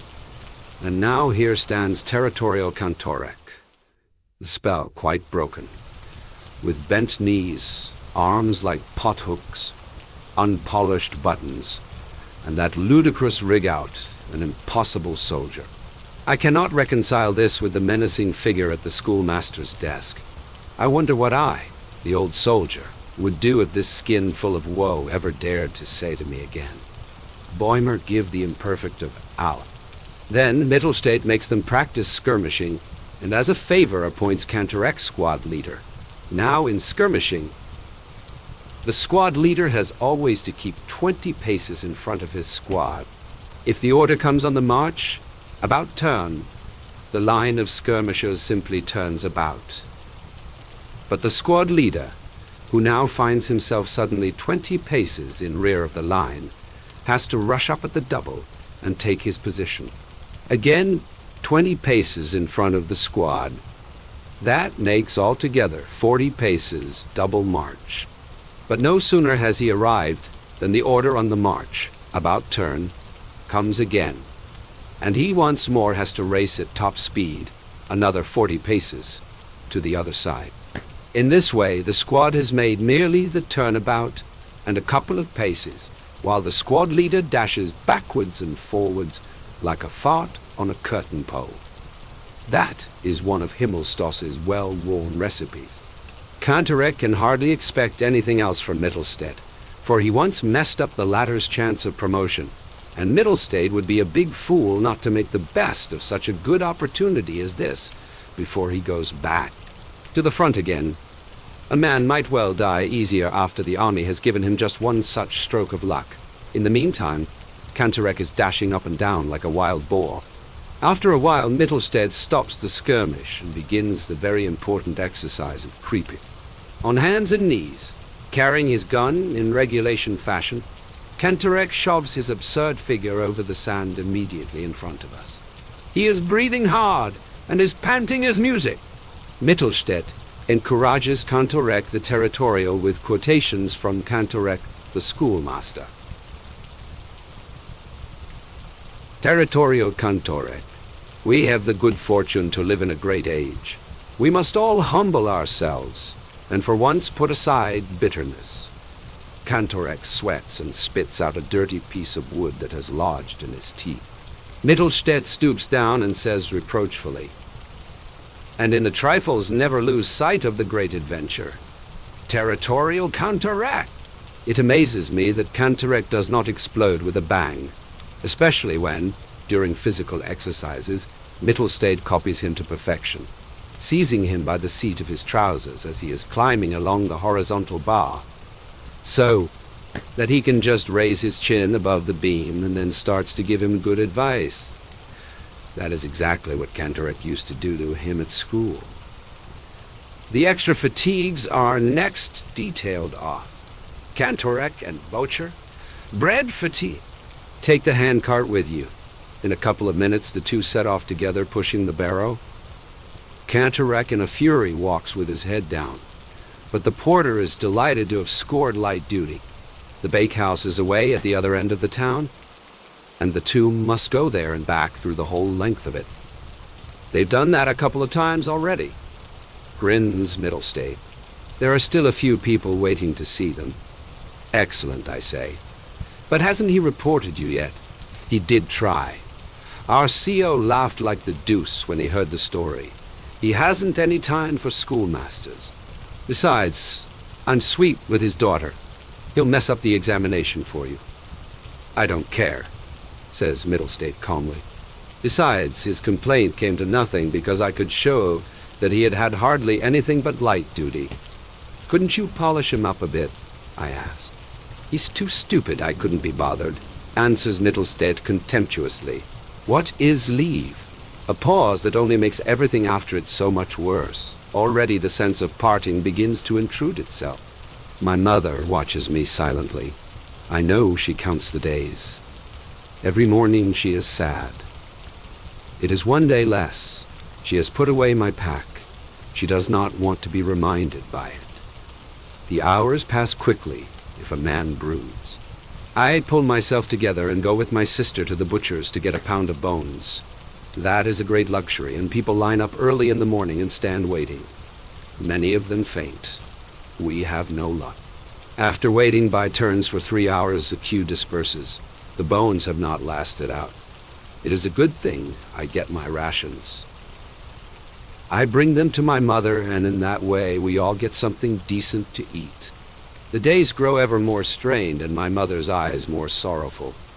4 days left now. I must go and see Kemmerich's mother. I cannot write that down. This quaking, sobbing woman who shakes me and cries out on me. Why are you living then when he is dead? Who drowns me in tears and calls out, "What are you there for at all, child?" When you, who drops into a chair and wails. Did you see him? Did you see him then? How did he die? I tell her he was shot through the heart and died instantaneously. She looks at me. She doubts me. You lie. I know better. I have felt how terribly he died. I have heard his voice at night. I have felt his anguish. Tell the truth. I want to know it. I must know it. No, I say, I was beside him. He died at once. She pleads with me gently. Tell me. You must tell me. I know you want to comfort me, but don't you see? You torment me far more than if you told me the truth. I cannot bear the uncertainty. Tell me how it was, and even though it will be terrible, it will be far better than what I have to think if you don't. I will never tell her. She can make mincemeat out of me first. I console her, but she strikes me as rather stupid all the same. Why doesn't she stop worrying? Kemmerich will stay dead whether she knows about it or not. When a man has seen so many dead, he cannot understand any longer why there should be so much anguish over a single individual. So I say rather impatiently, he died immediately. He felt absolutely nothing at all. His face was quite calm. She is silent. Then she says slowly, "Will you swear it?" "Yes, by everything that is sacred to you." Good God, what is there that is sacred to me? Such things change pretty quickly with us. Yes, he died at once. Are you willing never to come back yourself, if it isn't true? May I never come back if he wasn't killed instantaneously. I would swear to anything. But she seems to believe me. She moans and weeps steadily. I have to tell how it happened, so I invent a story, and I almost believe it myself. As I leave, she kisses me and gives me a picture of him. In his recruit's uniform, he leans on a round rustic table with legs made of birch branches. Behind him, a wood is painted on a curtain, and on the table stands a mug of beer. It is the last evening at home. Everyone is silent. I go to bed early. I seize the pillow, press it against myself, and bury my head in it. Who knows if I will ever lie in a feather bed again? Late in the night, my mother comes into my room. She thinks I am asleep, and I pretend to be so. To talk, to stay awake with one another, it is too hard. She sits long into the night, although she is in pain and often writhes. At last I can bear it no longer, and pretend I have just wakened up. Go and sleep, mother. You will catch cold here. I can sleep enough later, she says. I sit up. I don't go straight back to the front, mother. I have to do 4 weeks at the training camp. I may come over from there one Sunday, perhaps. She is silent. Then she asks gently, "Are you very much afraid?" "No, mother. I would like to tell you to be on your guard against the women out in France. They are no good." Ah, mother, mother. You still think I am a child. Why can I not put my head in your lap and weep? Why have I always to be strong and self-controlled? I would like to weep and be comforted too. Indeed, I am little more than a child. In the wardrobe still hang my short boy's trousers.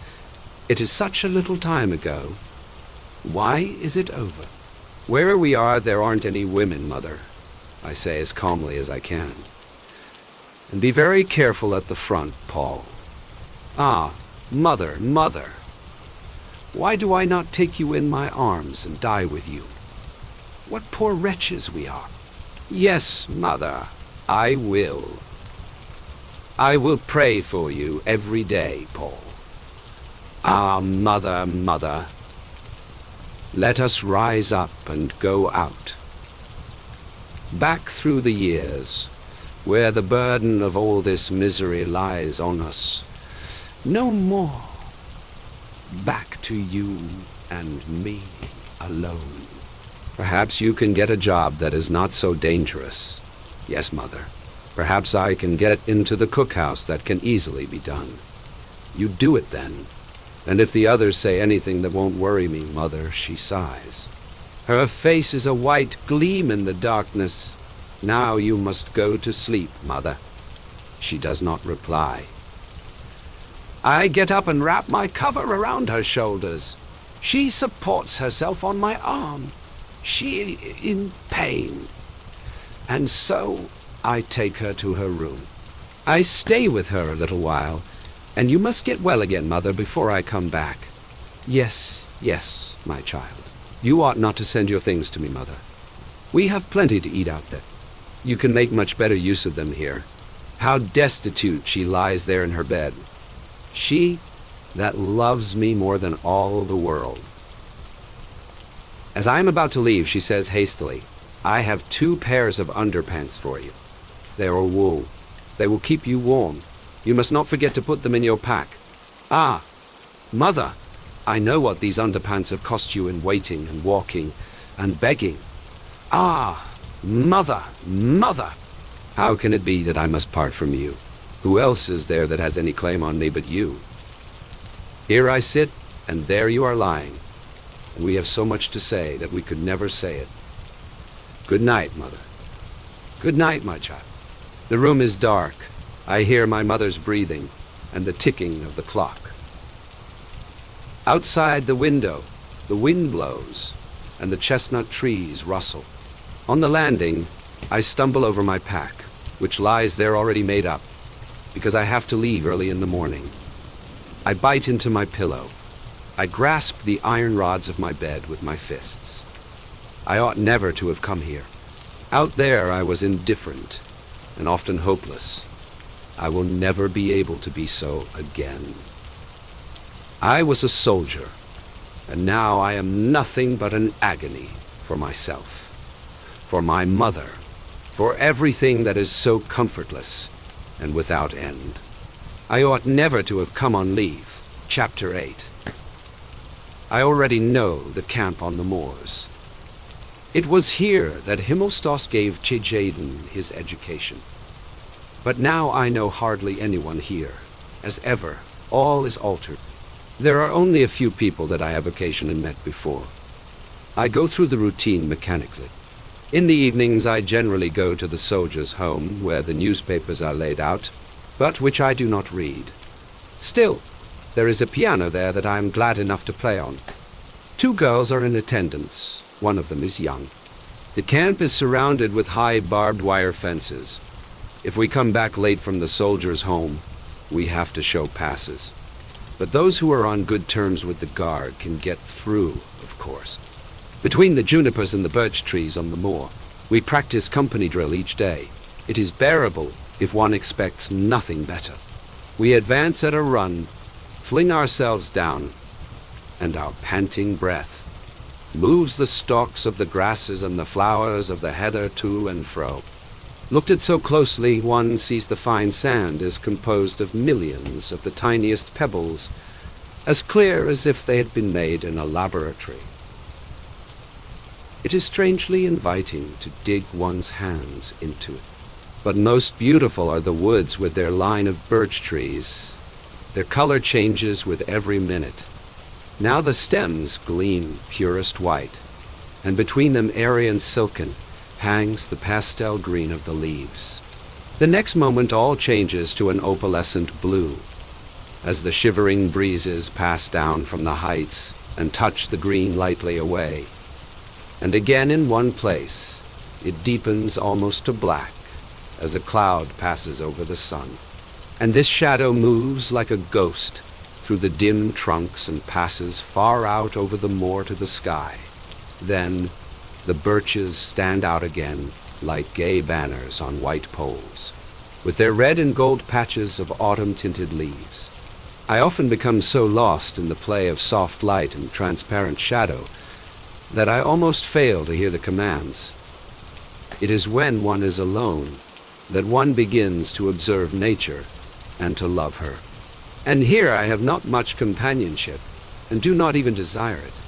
We are too little acquainted with one another to do more than joke a bit and play poker or nap in the evenings. Alongside our camp is the big Russian prison camp.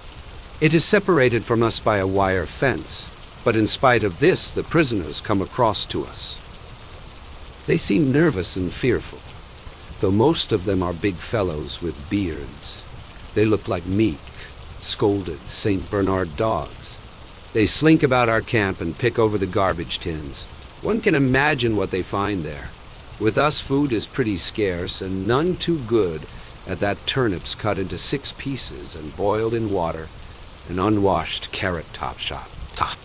Moldy potatoes are titbits, and the chief luxury is a thin rice soup in which float little bits of beef sinew.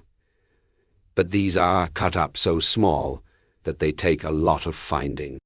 Everything gets eaten, notwithstanding. And if ever anyone is so well off as not to want all his share, there are a dozen others standing by, ready to relieve him of it. Only the dregs that the ladle cannot reach are tipped out and thrown into the garbage tins. Along with that, sometimes go a few turnip peelings, moldy bread crusts, and all kinds of muck.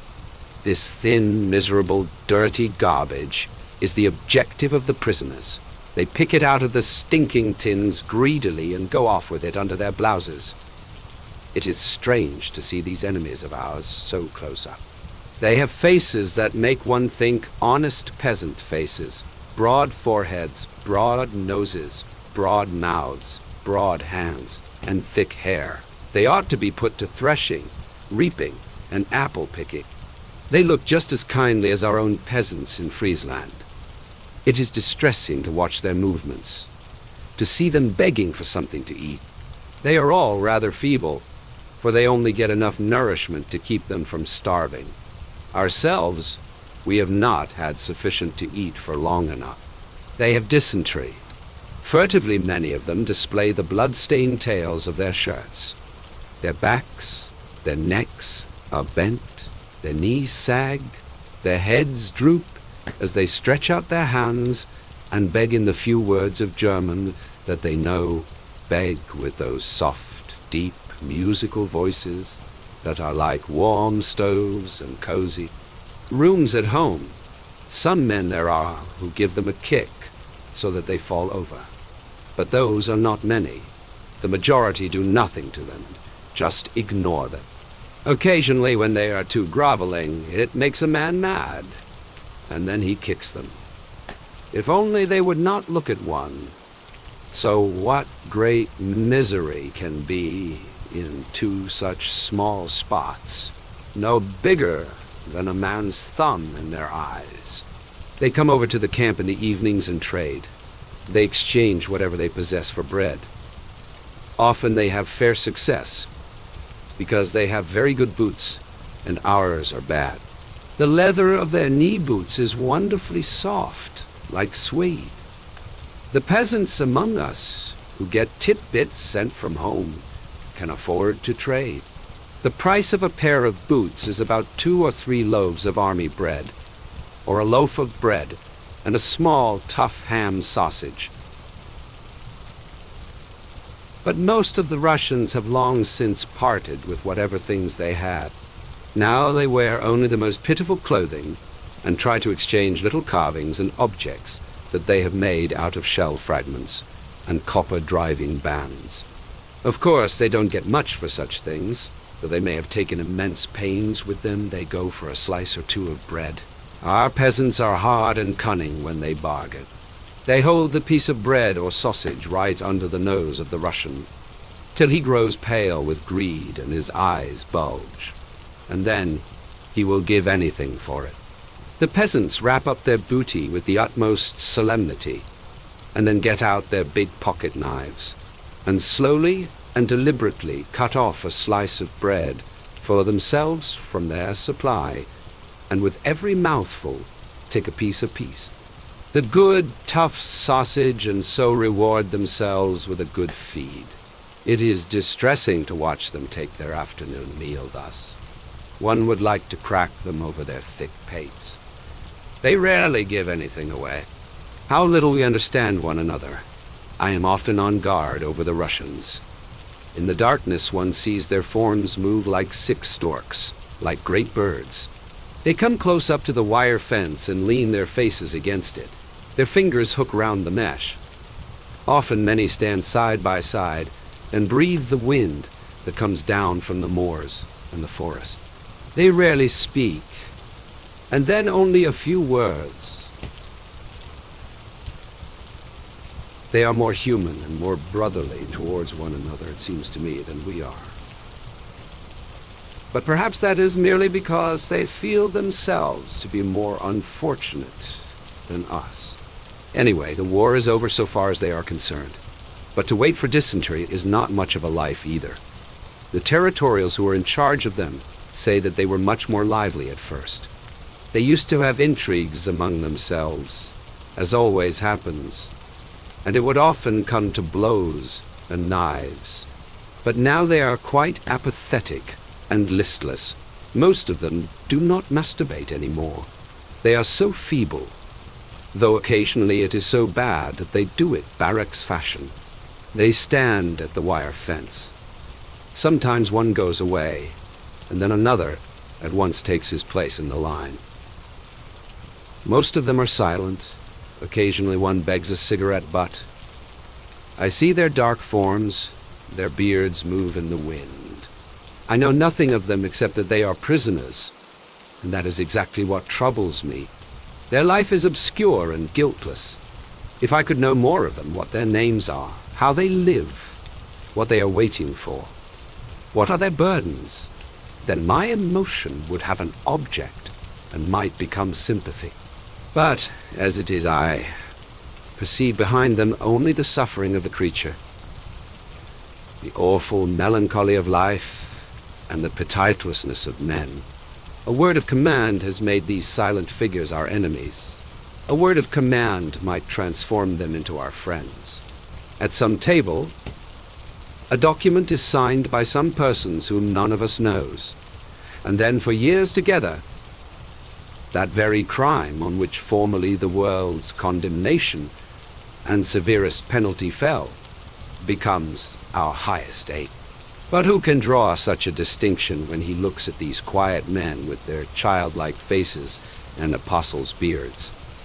Any non-commissioned officer is more of an enemy to a recruit, any schoolmaster to a pupil than they are to us. And yet we would shoot at them again, and they at us if they were free. I am frightened. I dare think this way no more. This way lies the abyss. It is not now the time, but I will not lose these thoughts. I will keep them, shut them away until the war is ended. My heart beats fast. This is the aim, the great, the sole aim, that I have thought of in the trenches, that I have looked for as the only possibility of existence after this annihilation of all human feeling. This is a task that will make life afterward worthy of these hideous years. I take out my cigarettes, break each one in half, and give them to the Russians. They bow to me, and then they light the cigarettes. Now red points glow in every face. They comfort me. It looks as though there were little windows in dark village cottages saying that behind them are rooms full of peace. The days go by. On a foggy morning, another of the Russians is buried. Almost every day one of them dies. I am on guard during the burial. The prisoners sing a chorale. They sing in parts, and it sounds almost as if there were no voices but an organ far away on the moor. The burial is quickly over. In the evening they stand again at the wire fence, and the wind comes down to them from the beech woods. The stars are cold, I now know a few of those who speak a little German. There is a musician amongst them, he says. He used to be a violinist in Berlin. When he hears that I can play the piano, he fetches his violin and plays. The others sit down and lean their backs against the fence. He stands up and plays. Sometimes he has that absent expression which violinists get when they close their eyes. Or again, he sways the instrument to the rhythm and smiles across to me. He plays mostly folk songs and the others hum with him. They're like a country of dark hills that sing far down under the ground. The sound of the violin stands like a slender girl above it and is clear and alone. The voices cease, and the violin continues alone. In the night it is so thin it sounds frozen. One must stand close up. It would be much better in a room. Out here it makes a man grow sad. Because I have already had a long leave, I get none on Sundays. So the last Sunday before I go back to the front, my father and eldest sister come over to see me. All day we sit in the soldiers' home. Where else could we go? We don't want to stay in the camp. About midday, we go for a walk on the moors. The hours are a torture. We do not know what to talk about, so we speak of my mother's illness. It is now definitely cancer. She is already in the hospital and will be operated on shortly. The doctors hope she will recover. But we have never heard of cancer being cured. Where is she then? I ask. In the Louisa Hospital, says my father. In which class?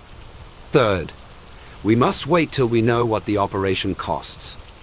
She wanted to be in the third herself. She said that then she would have some company. And besides, it is cheaper. So she is lying there with all those people. If only she could sleep properly. My father nods. His face is broken and full of furrows. My mother has always been sickly, and though she has only gone to the hospital when she has been compelled to, it has cost a great deal of money, and my father's life has been practically given up to it. If only I knew how much the operation costs, says he. Have you not asked? Not directly. I cannot do that. The surgeon might take it amiss, and that would not do. He must operate on mother. Yes, I think bitterly. That's how it is with us, and with all poor people. They don't dare to ask the price, but worry themselves dreadfully beforehand about it.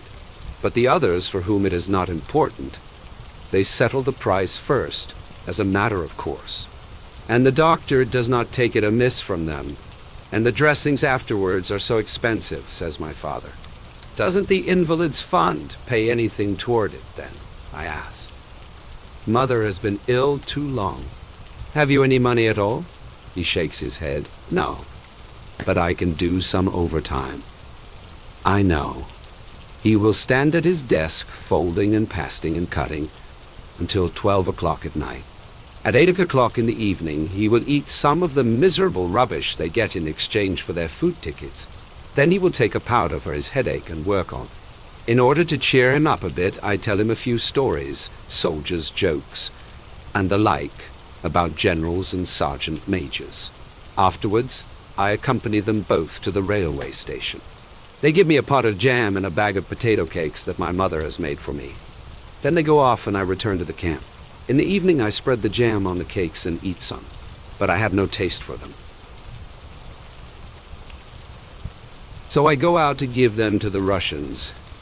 Then it occurs to me that my mother cooked them herself, and that she was probably in pain as she stood before the hot stove. I put the bag back in my pack and take only 2 cakes to the Russians. Chapter 9. We travel for several days. The first aeroplanes appear in the sky. We roll on past transport lines. Guns, guns. The light railway picks us up. I search for my regiment. No one knows exactly where it lies. Somewhere or other, I put up for the night. Somewhere or other, I receive provisions and a few vague instructions.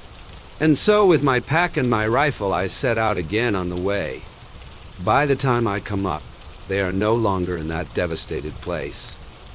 I hear we have become one of the flying divisions that are pushed in wherever it is hottest. That does not sound cheerful to me. They tell me of heavy losses that we have been having. I inquire after Kat and Albert. No one knows anything of them. I search farther and wander about here and there. It is a wonderful feeling. One night, and then another, I camp out like a red Indian. Then at last I get some definite information. And by the afternoon I am able to report to the orderly room. The sergeant major detains me there. The company comes back in 2 days' time. There is no object in sending me up now. What was it like on leave? He asks. Pretty good. Eh? In parts, I say. Yes, he sighs. Yes. He sighs. Yes, if a man didn't have to come away again. The second half is always rather messed up by that. I loaf around until the company comes back in the early morning. Gray, dirty, soured, and gloomy. Then I jump up, push in amongst them, my eyes searching. There is Chaden, there is Miller blowing his nose, and there are Cat and Crop. We arrange our sacks of straw side by side. I have an uneasy conscience when I look at them, and yet without any good reason. Before we turn in, I bring out the rest of the potato cakes and jam so that they can have some too. The 2 outer cakes are moldy. Still, it is possible to eat them. I keep those for myself and give the fresh ones to Cat and Crop. Cat chews and says, "These are from your mother." I nod. "Good," says he. I can tell by the taste. I could almost weep. I can hardly control myself any longer. But it will soon be all right again back here with Cat and Albert. This is where I belong. You've been lucky, whispers Crop to me before we drop off to sleep. They say we are going to Russia. To Russia? It's not much of a war over there. In the distance, the front thunders. The walls of the hut rattle. There's a great deal of polishing being done. We are inspected at every turn. Everything that is torn is exchanged for new. I score a spotless new tunic out of it, and Cat, of course, an entire outfit. A rumor is going round that there may be peace, but the other story is more likely that we are bound for Russia. Still, what do we need new things for in Russia? At last, it leaks out the Kaiser is coming to review us. Hence all the inspections. For 8 whole days, one would suppose we were in a base camp. There is so much drill and fuss. Everyone is peevish and touchy. We do not take kindly to all this polishing, much less to parades. Such things exasperate a soldier more than the front line. At last the moment arrives. We stand up stiff, and the Kaiser appears. We are curious to see what he looks like. He stalks along the line, and I am really rather disappointed. Judging from his pictures, I imagined him to be bigger and more powerfully built, and above all, to have a thundering voice. He distributes iron crosses and speaks to this man and to that. Then we march off. Afterwards we discuss it. Chaden says with astonishment, "So that is the all-highest." And everyone, bar nobody, has to stand up stiff in front of him. He meditates. Hindenburg, too. He has to stand up stiff to him, eh? "Sure," says Cat. Chaden hasn't finished yet. He thinks for a while and then asks, "And would a king have to stand up stiff to an emperor?" None of us is quite sure about it, but we don't suppose so. They are both so exalted that standing strictly to attention is probably not insisted on. "What rot you do hatch out," says Cat. "The main point is that you have to stand stiff yourself." But Chaden is quite fascinated. His otherwise prosy fancy is blowing bubbles. "But look," he announces, "I simply can't believe that an emperor has to go to the latrine the same as I have. You can bet your boots on it." 4.5 wit makes 7, says Cat. "You've got a maggot in your brain, Chaden. Just you run along to the latrine quick, and get your head clear, so that you don't talk like a 2-year-old. Chaden disappears. "But what I would like to know," says Albert, "is whether there would not have been a war if the Kaiser had said no. I'm sure of this much." I interject. He was against it from the first. Well, if not him alone, then perhaps if 20 or 30 people in the world had said no. That's probable, I agree, but they damned well said yes. It's queer, when one thinks about it. Goes on crop. We are here to protect our fatherland, and the French are over there to protect their fatherland. Now who's in the right? Perhaps both, say I, without believing it. Yes, well now, pursues Albert, and I see that he means to drive me into a corner, but our professors and parsons and newspapers say that we are the only ones that are right, and let's hope so. But the French professors and parsons and newspapers say that the right is on their side. Now what about that? That I don't know, I say. But whichever way is, there's war all the same, and every month more countries coming in. Chayden reappears. He is still quite excited and again joins the conversation, wondering just how a war gets started. Mostly by one country badly offending another, answers Albert with a slight air of superiority. Then Chayden pretends to be obtuse. A country? I don't follow. A mountain in Germany cannot offend a mountain in France, or a river, or a wood, or a field of wheat. Are you really as stupid as that, or are you just pulling my leg? Growls Crop. I don't mean that at all. One people offends the other, then I haven't any business here at all, replies Chayden. I don't feel myself offended. Well, let me tell you, says Albert sourly. It doesn't apply to tramps like you. Then I can be going home right away, retorts Chayden, and we all laugh. Ach, man. He means the people as a whole, the state, exclaims Muller. State. State Chayden. Snaps his fingers contemptuously. Gendarmes, police, taxes. That's your state. If that's what you are talking about. No, thank you. That's right, says Cat. You've said something for once, Chayden. State and home country, there's a big difference. But they go together. Insists Crop. Without the state, there wouldn't be any home country. True. But just you consider. Almost all of us are simple folk. And in France, too, the majority of men are laborers, workmen, or poor clerks. Now just why would a French blacksmith or a French shoemaker want to attack us? No, it is merely the rulers. I had never seen a Frenchman before I came here, and it would be just the same with the majority of Frenchmen as regards us. They weren't asked about it any more than we were. Then, what exactly is the war for? Asks Chayden. Cat shrugs his shoulders. There must be some people to whom the war is useful. Well, I'm not one of them, grins Chayden. Not you, nor anybody else here. Who are they then? Persists Chayden. It isn't any use to the Kaiser either. He has everything he can want already. I'm not so sure about that, contradicts Cat. He has not had a war up till now. And every full-grown emperor requires at least one war. Otherwise, he wouldn't become famous.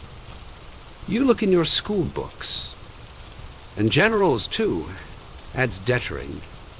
They become famous through war. Even more famous than emperors, adds Cat. There are other people back behind there who profit by the war. That's certain, growls Dettering. I think it is more a kind of fever, says Albert. No one in particular wants it, and then all at once there it is. We didn't want the war. The others say the same thing. And yet half the world is in it all the same. But there are more lies told by the other side than by us, say I. Just think of those pamphlets the prisoners have on them, where it says that we eat Belgian children. The fellows who write that ought to go and hang themselves. They are the real culprits. Muller gets up. Anyway, it is better that the war is here instead of in Germany. Just you take a look at the shell holes. True, assents Chayden, but no war at all would be better still. He is quite proud of himself because he has for once scored over us volunteers. And his opinion is quite typical here. One meets it time and again, and there is nothing with which one can properly counter it, because that is the limit of their comprehension of the factors involved. The national feeling of the Tommy resolves itself into this here he is. But that is the end of it. Everything else from joining up onwards he criticizes from a practical point of view. Albert lies down on the grass and growls angrily. The best thing is not to talk about the rotten business. It won't make any difference, that's sure, agrees Cat. As for the windfall, we have to return almost all the new things and take back our old rags again. The good ones were merely for the inspection. Instead of going to Russia, we go up the line again. On the way we pass through a devastated wood with the tree trunks shattered and the ground plowed up. At several places there are tremendous craters. Great guns. Something's hit that, I say to Cat. Trench mortars, he replies, and then points up at one of the trees. In the branches, dead men are hanging. A naked soldier is squatting in the fork of a tree. He still has his helmet on. Otherwise, he is entirely unclad. There is only half of him sitting up there, the top half. The legs are missing. What can that mean? I ask. He's been blown out of his clothes, mutters Chaden. It's funny, says Cat. We have seen that a couple of times now. If a mortar gets you, it blows you almost clean out of your clothes. It's the concussion that does it. I search around, and so it is. Here hang bits of uniform, and somewhere else is plastered a bloody mess that was once a human limb. Over there lies a body, with nothing but a piece of the underpants on one leg, and the collar of the tunic around its neck. Otherwise it is naked, and the clothes are hanging up in the tree. Both arms are missing, as though they had been pulled out. I discover one of them 20 yards off in a shrub. The dead man lies on his face. There, where the arm wounds are, the earth is black with blood. Underfoot the leaves are scratched up as though the man had been kicking. That's no joke, Cat. Say aye. No more is a shell splinter in the belly, he replies, shrugging his shoulders. But don't get tender-hearted, says Chaden. All this can only have happened a little while ago. The blood is still fresh. As everybody we see there is dead, we do not waste any more time, but report the affair at the next stretcher-bearer's post. After all, it is not our business to take these stretcher-bearers' jobs away from them. A patrol has to be sent out to discover just how far the enemy position is advanced. Since my leave, I feel a certain strange attachment to the other fellows, and so I volunteer to go with them. We agree on a plan. Slip out through the wire, and then divide and creep forward separately. After a while, I find a shallow shell hole and crawl into it. From here I peer forward. There is moderate machine gun fire. It sweeps across from all directions, not very heavy, but always sufficient to make one keep down. A parachute star shell opens out. The ground lies stark in the pale light, and then the darkness shuts down again, blacker than ever. In the trenches, we were told there were black troops in front of us. That is nasty. It is hard to see them. They are very good at patrolling, too. And oddly enough, they are often quite stupid.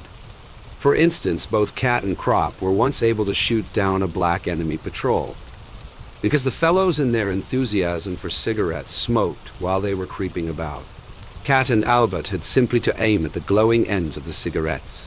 A bomb or something lands close beside me. I have not heard it coming, and am terrified. At the same moment, a senseless fear takes hold on me. Here I am alone, and almost helpless in the dark. Perhaps 2 other eyes have been watching me for a long while from another shell hole in front of me, and a bomb lies ready to blow me to pieces. I try to pull myself together. It is not my first patrol, and not a particularly risky one, but it is the first since my leave, and besides, the lie of the land is still rather strange to me. I tell myself that my alarm is absurd, that there is probably nothing at all there in the darkness watching me, because otherwise the missile would not have landed so flat. It is in vain. In whirling confusion, my thoughts hum in my brain, I hear the warning voice of my mother. I see the Russians with the flowing beards leaning against the wire fence. I have a bright picture of a canteen with stools, of a cinema in awe. Valenciennes is tormented, terrified in my imagination. I see the gray impalpable muzzle of a rifle, which moves noiselessly before me, whichever way I try to turn my head. The sweat breaks out from every pore. I still continue to lie in my shallow bowl. I look at the time. Only a few minutes have passed. My forehead is wet. The sockets of my eyes are damp. My hands tremble, and I am panting softly. It is nothing but an awful spasm of fear, a simple animal fear of poking out my head and crawling on farther. All my efforts subside like froth into the one desire to be able just to stay lying there. My limbs are glued to the earth. I make a vain attempt. They refuse to come away. I press myself down on the earth. I cannot go forward. I make up my mind to stay lying there. But immediately the wave floods over me anew, a mingled sense of shame, of remorse, and yet at the same time of security. I raise myself up a little to take a look around. My eyes burn with staring into the dark. A star shell goes up. I duck down again. I wage a wild and senseless fight. I want to get out of the hollow and yet slide back into it again. I say you must. It is your comrades. It is not any idiotic command. And again, what does it matter to me? I have only one. Life to lose, that is the result of all this leave. I reproach myself bitterly, but I cannot convince myself. I become terribly faint. I raise myself slowly and reach forward with my arms, dragging my body after me, and then lie on the edge of the shell hole, half in and half out. There I hear sounds and drop back. Suspicious sounds can be detected clearly, despite the noise of the artillery fire. I listen. The sound is behind me.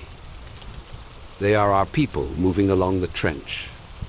Now I hear muffled voices, to judge by the tone that might be cat talking. At once a new warmth flows through me. These voices, these few quiet words, these footsteps in the trench behind me, recall me at a bound from the terrible loneliness and fear of death, by which I had been almost destroyed. They are more to me than life, these voices. They are more than motherliness and more than fear.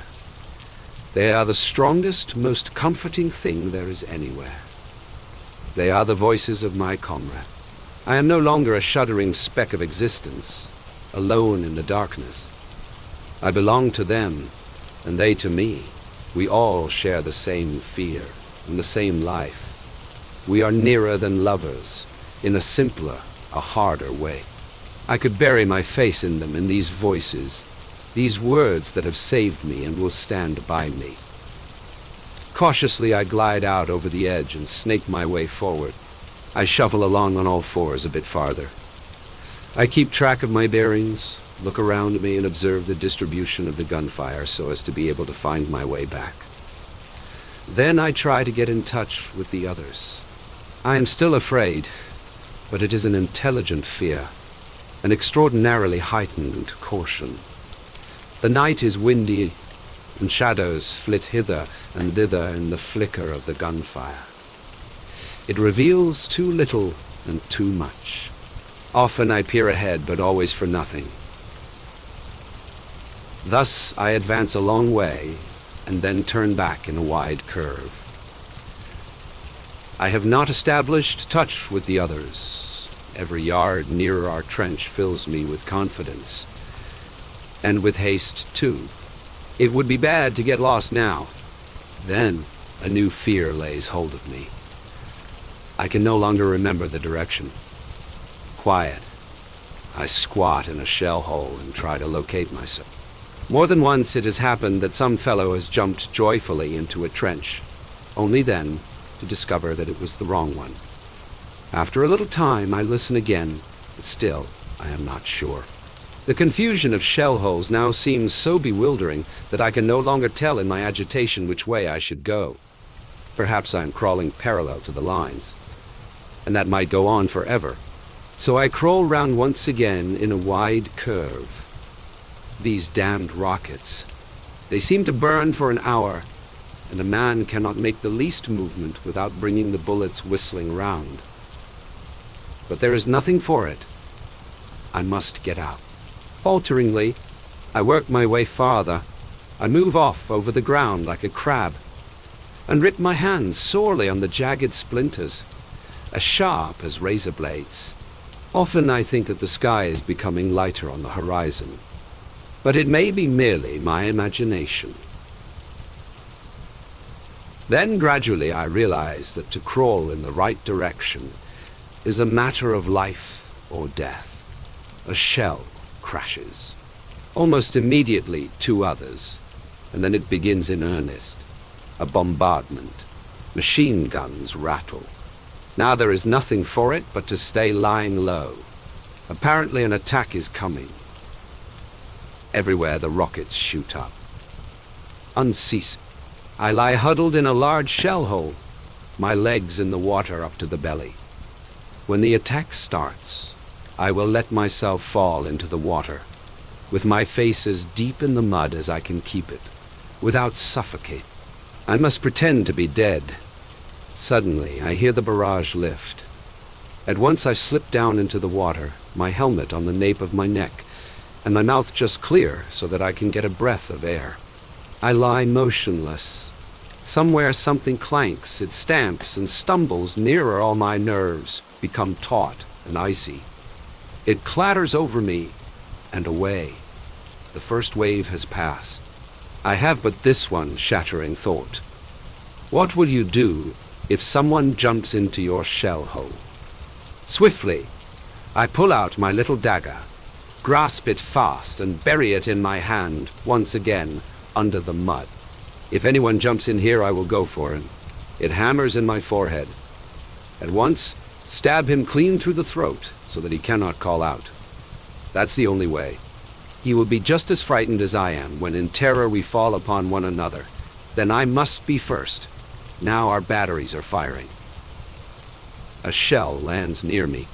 That makes me savage with fury. All it needs now is to be killed by our own shells. I curse and grind my teeth in the mud. It is a raving frenzy. In the end, all I can do is groan and pray. The crash of the shells bursts in my ears. If our fellows make a counter-raid, I will be saved. I press my head against the earth and listen to the muffled thunder, like the explosions of quarrying, and raise it again to listen for the sounds on top. The machine guns rattle. I know our barbed wire entanglements are strong and almost undamaged. Parts of them are charged with a powerful electric current. The rifle fire increases. They have not broken through. They have to retreat. I sink down again, huddled, strained to the uttermost. The banging, the creeping, the clanging becomes audible. One single cry yelling amongst it all. They're raked with fire. The attack is repulsed. Already it has become somewhat lighter. Steps hasten over me. The first, gone. Again, another. The rattle of machine guns becomes an unbroken chain. Just as I am about to turn round a little, something heavy stumbles, and with a crash a body falls over me into the shell hole. Slips down and lies across me. I do not think at all. I make no decision. I strike madly home and feel only how the body suddenly convulses, then becomes limp and collapses. When I recover myself, my hand is sticky and wet. The man gurgles. It sounds to me as though he bellows. Every gasping breath is like a cry, a thunder, but it is only my heart pounding. I want to stop his mouth, stuff it with earth, stab him again. He must be quiet. He is betraying me. Now at last, I regain control of myself, but have suddenly become so feeble that I cannot any more lift my hand against him. So I crawl away to the farthest corner and stay there, my eyes glued on him, my hand grasping the knife ready, if he stirs, to spring at him again. But he won't do so anymore. I can hear that already in his gurgling. I can see him indistinctly. I have but one desire: to get away. If it is not soon, it will be too late. It will be difficult enough now. Then, as I try to raise up my head, I see it is impossible already. The machine gun fire so sweeps the ground that I would be shot through and through before I could make one jump. I test it once with my helmet, which I take off and hold up to find out the level of the shots. The next moment it is knocked out of my hand by a bullet. The fire is sweeping very low over the ground. I am not far enough from the enemy line to escape being picked off by one of the snipers if I attempt to get away. The light increases. Burning, I wait for our attack. My hands are white at the knuckles. I clench them so tightly in my longing for the fire to cease so that my comrades may come. Minute after minute trickles away. I dare not look again at the dark figure in the shell hole. With an effort, I look past it and wait. The bullets hiss. They make a steel net, never ceasing, never ceasing. Then I notice my bloody hand and suddenly feel nauseated. I take some earth and rub the skin with it. Now my hand is muddy, and the blood cannot be seen anymore. The fire does not diminish. It is equally heavy from both sides. Our fellows have probably given me up for lost long ago. It is early morning, clear and gray. The gurgling continues. I stop my ears, but soon take my fingers away again, because then I cannot hear the other sound. The figure opposite me moves. I shrink together and involuntarily look at it. Then my eyes remain glued to it. A man with a small pointed beard lies there. His head is fallen to one side. One arm is half bent. His head rests helplessly upon it. The other hand lies on his chest. It is bloody. He is dead, I say to myself. He must be dead. He doesn't feel anything anymore. It is only the body that is gurgling there. Then the head tries to raise itself. For a moment the groaning becomes louder. His forehead sinks back upon his arm. The man is not dead. He is dying, but he is not dead. I drag myself toward him, hesitate, support myself on my hands, creep a bit farther, wait. Again, a terrible journey of 3 yards, a terrible journey. At last I am beside him. Then he opens his eyes. He must have heard me and gazes at me with a look of utter terror. The body lies still, but in the eyes there is such an extraordinary expression of flight that for a moment I think they have power enough to carry the body off with them, hundreds of miles away with one bound. The body is still, perfectly still, without sound. The gurgle has ceased, but the eyes cry out, yell. All the life is gathered together in them for one tremendous effort to flee, gathered together there in a dreadful terror of a death of me. My legs give way and I drop on my elbows. No, no, I whisper. The eyes follow me. I am powerless to move so long as they are there. Then his hand slips slowly from his breast. Only a little bit. It sinks just a few inches. But this movement breaks the power of the eyes. I bend forward, shake my head and whisper, "No, no, no." I raise one hand. I must show him that I want to help him. I stroke his forehead. The eyes shrink back as the hand comes. Then they lose their stare. The eyelids droop lower. The tension is past. I open his collar and place his head more comfortably upright. His mouth stands half open. It tries to form words. The lips are dry. My water bottle is not there. I have not brought it with me. But there is water in the mud, down at the bottom of the crater. I climb down, take out my handkerchief, spread it out, push it under and scoop up the yellow water that strains through into the hollow of my hand. He gulps it down. I fetch some more. Then I unbutton his tunic in order to bandage him if it is possible. In any case, I must do it, so that if the fellows over there capture me, they will see that I wanted to help him, and so will not shoot me. He tries to resist, but his hand is too feeble. The shirt is stuck and will not come away. It is buttoned at the back, so there is nothing for it but to cut it off. I look for the knife and find it again. But when I begin to cut the shirt, the eyes open once more, and the cries in them again, and the demented expression, so that I must close them, press them shut, and whisper, "I want to help you, comrade, comrade, comrade," comrade eagerly repeating the word to make him understand. There are 3 stabs. My field dressing covers them. The blood runs out under it. I press it tighter. There, he groans. That is all I can do. Now we must wait. These hours. The gurgling starts again, but how slowly a man dies. For this I know he cannot be saved.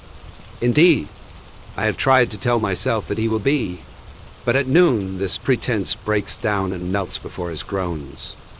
If only I had not lost my revolver crawling about, I would shoot him. Stab him I cannot. By noon I am groping on the outer limits of reason. Hunger devours me. I could almost weep for something to eat. I cannot struggle against it. Again and again I fetch water for the dying man and drink some myself. This is the first man I have killed with my hands, whom I can see close at hand, whose death is my doing. Cat and Kropp and Müller have experienced it already when they have hit someone. It happens to many in hand-to-hand fighting, especially, but every gasp lays my heart bare. This dying man has time with him. He has an invisible dagger with which he stabs me. Time in my thoughts. I would give much if he would but stay alive. It is hard to lie here and to have to see and hear him. In the afternoon, about 3, he is dead. I breathe freely again, but only for a short time. Soon the silence is more unbearable than the groans. I wish the gurgling were there again, gasping, hoarse, now whistling softly and again hoarse and loud. It is mad, what I do, but I must do something. I prop the dead man up again, so that he lies comfortably, although he feels nothing anymore. I close his eyes. They are brown. His hair is black and a bit curly at the sides. The mouth is full and soft beneath his mustache. The nose is slightly arched, the skin brownish. It is now not so pale as it was before, when he was still alive. For a moment the face seems almost healthy. Then it collapses suddenly into the strange face of the dead that I have so often seen. Strange faces, all alike. No doubt his wife still thinks of him. She does not know what has happened. He looks as if he would often have written to her. She will still be getting mail from him tomorrow, in a week's time, perhaps even a stray letter a month hence. She will read it, and in it he will be speaking to her. My state is getting worse. I can no longer control my thoughts. What would his wife look like? Like the little brunette on the other side of the canal. Does she belong to me now? Perhaps by this act she becomes mine. I wish Kenderek were sitting here beside me. If my mother could see me. The dead man might have had 30 more years of life, if only I had impressed the way back to our trench more sharply on my memory. If only he had run 2 yards farther to the left, he might now be sitting in the trench over there and writing a fresh letter to his wife. But I will get no further that way, for that is the fate of all of us. If Kemmerich's leg had been 6 inches to the right, if High Westus had bent his back 3 inches further forward, the silence spreads. I talk and must talk. So I speak to him and say to him, "Comrade, I did not want to kill you. If you jumped in here again, I would not do it, if you would be sensible too. But you were only an idea to me before. an abstraction that lived in my mind and called forth its appropriate response. It was that abstraction I stabbed. But now, for the first time, I see you are a man like me. I thought of your hand grenades, of your bayonet, of your rifle. Now I see your wife and your face and our fellowship. Forgive me, comrade. We always see it too late. Why do they never tell us that you are just poor devils like us? That your mothers are just as anxious as ours? And that we have the same fear of death, and the same dying, and the same agony? Forgive me, comrade. How could you be my enemy? If we threw away these rifles and this uniform, you could be my brother just like Kat and Albert. Take 20 years of my life, comrade, and stand up, take more. For I do not know what I can even attempt to do with it now. It is quiet. The front is still, except for the crackle of rifle fire. The bullets rain over. They are not fired haphazard, but shrewdly aimed from all sides. I cannot get out. I will write to your wife. I say hastily to the dead man, I will write to her. She must hear it from me. I will tell her everything I have told you. She shall not suffer. I will help her, and your parents too, and your child too. His tunic is half open. The pocketbook is easy to find, but I hesitate to open it. In it is the book with his name. So long as I do not know his name, perhaps, I may still forget him. Time will obliterate it, this picture. But his name, it is a nail that will be hammered into me and never come out again. It has the power to recall this forever. It will always come back and stand before me. Irresolutely, I take the wallet in my hand. It slips out of my hand and falls open. Some pictures and letters drop out. I gather them up and want to put them back again. But the strain I am under, the uncertainty, the hunger, the danger, these hours with the dead man have confused me. I want to hasten the relief, to intensify and to end the torture. As one strikes an unendurably painful hand against the trunk of a tree, regardless of everything. There are portraits of a woman and a little girl, small amateur photographs taken against an ivy-clad wall. Along with them are letters. I take them out and try to read them. Most of it I do not understand. It is so hard to decipher, and I know scarcely any French. But each word I translate pierces me like a shot in the chest, like a stab in the chest. My brain is taxed beyond endurance. But I realize this much, that I will never dare to write to these people as I intended. Impossible. I look at the portraits once more. They are clearly not rich people. I might send them money, anonymously, if I earn anything later on. I seize upon that. It is at least something to hold on to. This dead man is bound up with my life. Therefore I must do everything. Promise everything in order to save myself. I swear blindly that I mean to live only for his sake and his family. With wet lips, I try to placate him, and deep down in me lies the hope that I may buy myself off in this way, and perhaps even yet get out of this. It is a little stratagem. If only I am allowed to escape, then I will see to it. So I open the book and read slowly. Gerard Duval, compositor. With the dead man's pencil, I write the address on an envelope, then swiftly thrust everything back into his tunic. I have killed the printer, Gerard Duval. I must be a printer. I think confusedly. Be a printer. Printer by afternoon I am calmer. My fear was groundless. The name troubles me no more. The madness passes. Comrade, I say to the dead man. But I say it calmly. Today you, tomorrow me. But if I come out of it, comrade, I will fight against this, that has struck us both down. From you, taken life, and from me, life also. I promise you, comrade, it shall never happen again. The sun strikes low. I am stupefied with exhaustion and hunger. Yesterday is like a fog to me. There is no hope of getting out of this yet. I fall into a doze and do not at first realize that evening is approaching. The twilight comes. It seems to me to come quickly now. 1 hour more. If it were summer, it would be 3 hours more.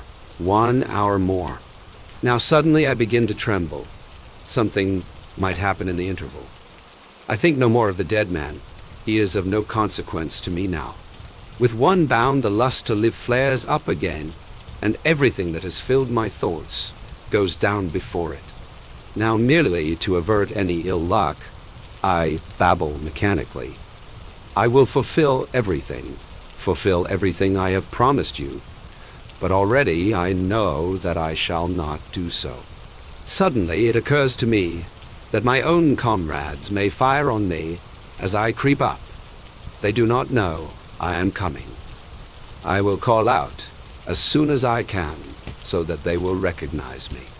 I will stay lying in front of the trench until they answer me. The first star. The front remains quiet. I breathe deeply and talk to myself in my excitement. No foolishness now, Paul. Quiet. Quiet, then you will be saved. Paul, when I use my Christian name, it works as though someone else spoke to me. It has more power. The darkness grows. My excitement subsides. I wait cautiously until the first rocket goes up. Then I crawl out of the shell hole. I have forgotten the dead man. Before me lies the oncoming night and the pale gleaming field. I fix my eye on a shell hole. The moment the light dies, I scurry over into it, grope farther, spring into the next, duck down, scramble onward. I come nearer. There, by the light of a rocket, I see something move in the wire. Then it stiffens and lies still. Next time I see it again, yes, they are men from our trench. But I'm suspicious until I recognize our helmets. Then I call, and immediately an answer rings out my name. Paul, Paul, I call again in answer. It is Kat and Albert who have come out with a stretcher to look for me. Are you wounded? No, we drop into the trench. I ask for something to eat and wolf it down. Miller gives me a cigarette. In a few words, I tell what happened. There is nothing new about it. It happens quite often. The night attack is the only unusual feature of the business. In Russia, Kat once lay for 2 days behind the enemy lines before he could make his way back. I do not mention the dead printer. But by next morning, I can keep it to myself no longer. I must tell Kat and Albert. They both try to calm me. You can't do anything about it. What else could you have done? That is what you are here for. I listen to them and feel comforted, reassured by their presence. It was mere driveling nonsense that I talked out there in the shell hole. Look there, for instance, points Kat. On the fire steps stand some snipers. They rest their rifles with telescopic sights on the parapet and watch the enemy front. Once and again a shot cracks out. Then we hear the cry. That's found a billet. Did you see how he leapt in the air? Sergeant Erich turns round proudly and scores his point. He heads the shooting list for today with 3 unquestionable hits. What do you say to that? Asks Kat.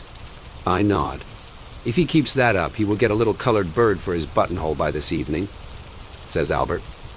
Or rather, he will soon be made acting sergeant major, says Kat. We look at one another. I would not do it, I said. All the same, says Kat. It's very good for you to see it just now. Sergeant Ulrich returns to the fire step. The muzzle of his rifle searches to and fro. You don't need to lose any more sleep over your affair, nods Albert. And now I hardly understand it myself anymore. It was only because I had to lie there with him so long, I say. After all, war is war. Ulrich's rifle cracks out sharp and dry. Chapter 10. We have dropped in for a good job. 8 of us have to guard a village that has been abandoned because it is being shelled too heavily. In particular, we have to watch the supply dump, as that is not yet empty. We are supposed to provision ourselves from the same store. We are just the right people for that. Kat, Albert, Müller, Chaden, Dietering, our whole gang is there. Hai is dead, though. But we are mighty lucky all the same. All the other squads have had more casualties than we have. We select, as a dugout, a reinforced concrete cellar into which steps lead down from above. The entrance is protected by a separate concrete wall. Now we develop an immense industry. This is an opportunity not only to stretch one's legs, but to stretch one's soul also. We make the best use of such opportunities. The war is too desperate to allow us to be sentimental for long. That is only possible so long as things are not going too badly. After all, we cannot afford to be anything but matter-of-fact. So matter-of-fact indeed that I often shudder when a thought from the days before the war comes momentarily into my head. But it does not stay long. We have to take things as lightly as we can, so we make the most of every opportunity. And nonsense stands stark and immediate beside horror. It cannot be otherwise. That is how we hearten ourselves. So we zealously set to work to create an idyll of eating and sleeping, of course. The floor is first covered with mattresses, which we haul in from the houses. Even a soldier's behind likes to sit soft. Only in the middle of the floor is there any clear space. Then we furnish ourselves with blankets and eiderdowns, luxurious soft affairs. There is plenty of everything to be had in the town. Albert and I find a mahogany bed which can be taken to pieces, with a sky of blue silk and a lace coverlet. We sweat like monkeys moving it in, but a man cannot let a thing like that slip, and it would certainly be shot to pieces in a day or two. Kat and I do a little patrolling through the houses. In very short time we have collected 12 eggs and 2 pounds of fairly fresh butter. Suddenly there is a crash in the drawing room, and an iron stove hurtles through the wall, past us and on, a yard from us out through the wall behind. 2 holes. It comes from the house opposite, where a shell has just landed. The swine grimaces Cat, and we continue our search. All at once we prick up our ears, hurry across, and suddenly stand petrified there, running up and down in a little sty are 2 live sucking pigs. We rub our eyes and look once again to make certain. Yes, they are still there. We seize hold of them, no doubt about it. 2 real young pigs. This will make a grand feed. About 20 yards from our dugout, there is a small house that was used as an officer's billet. In the kitchen is an immense fireplace with 2 ranges, pots, pans, and kettles, everything, even to a stack of small chopped wood. In an outhouse, a regular cook's paradise. 2 of our fellows have been out in the fields all the morning hunting for potatoes, carrots, and green peas. We are quite uppish and sniff at the tinned stuff in the supply dump. We want fresh vegetables. In the dining room there are already 2 heads of cauliflower. The sucking pigs are slaughtered. Cat sees to them. We want to make potato cakes to go with the roast. But we cannot find a grater for the potatoes. However, that difficulty is soon got over. With a nail we punch a lot of holes in a pot lid, and there we have a grater. 3 fellows put on thick gloves to protect their fingers against the grater. 2 others peel the potatoes, and the business gets going. Cat samples the sucking pigs, the carrots, the peas, and the cauliflower. He even mixes a white sauce for the cauliflower. I fry the pancakes, 4 at a time. After 10 minutes I get the knack of tossing the pan, so that the pancakes, which are done on the one side, sail up, turn in the air, and are caught again as they come down. The sucking pigs are baked whole. We all stand round them as before an altar. In the meantime we receive visitors. a couple of wireless men who are generously invited to the feed. They sit in the living room where there is a piano. One of them plays, the other sings in der Weser. He sings feelingly, but with a rather Saxon accent. All the same, it moves us as we stand at the fireplace, preparing the good things. Then we begin to realize that we are in for trouble. The observation balloons have spotted the smoke from our chimney, and the shells start to drop on us. They are those damn spraying little daisy cutters that make only a small hole and scatter widely close to the ground. They keep dropping closer and closer all around us. Still, we cannot leave the grub in the lurch. A couple of splinters whiz through the top of the kitchen window. The roast is already cooked, but frying the pancakes is getting difficult. The explosions come so fast that the splinters strike often and oftener against the wall of the house and sweep in through the window. Whenever I hear a shell coming, I drop down on one knee with the pan and the pancakes and duck behind the wall of the window. Immediately afterwards, I'm up again and going on with the frying. The Saxon stops singing. A fragment has smashed into the piano. At last everything is ready, and we organize the transport of it back to the dugout. After the next explosion, 2 men dash across the 50 yards to the dugout with the pots of vegetables. We see them disappear. The next shot. Everyone ducks, and then 2 more trot off, each with a big can of finest grade coffee, and reach the dugout before the next explosion. Then Cat and Crop seize the masterpiece, the big dish with the brown roasted sucking pigs. A screech, a knee bend, and away they race over the 50 yards of open country. I stay to finish frying my last 4 pancakes. Twice I have to drop on the floor.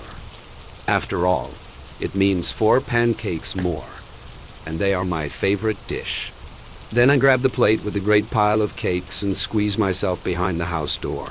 A hiss, a crash, and I gallop off with the plate clamped against my chest with both hands. I'm almost in. I run like a deer, sweep round the wall. Fragments clatter against the concrete. I tumble down the cellar steps. My elbows are skinned, but I have not lost a single pancake, nor even broken the plate. About 2 o'clock, we start the meal. It lasts till 6. We drink coffee until 7:30 officers' coffee from the supply dump, and smoke officers' cigars and cigarettes also from the supply dump. Punctually at 7:30, we begin the evening meal. About 10 o'clock, we throw the bones of the sucking pigs outside the door.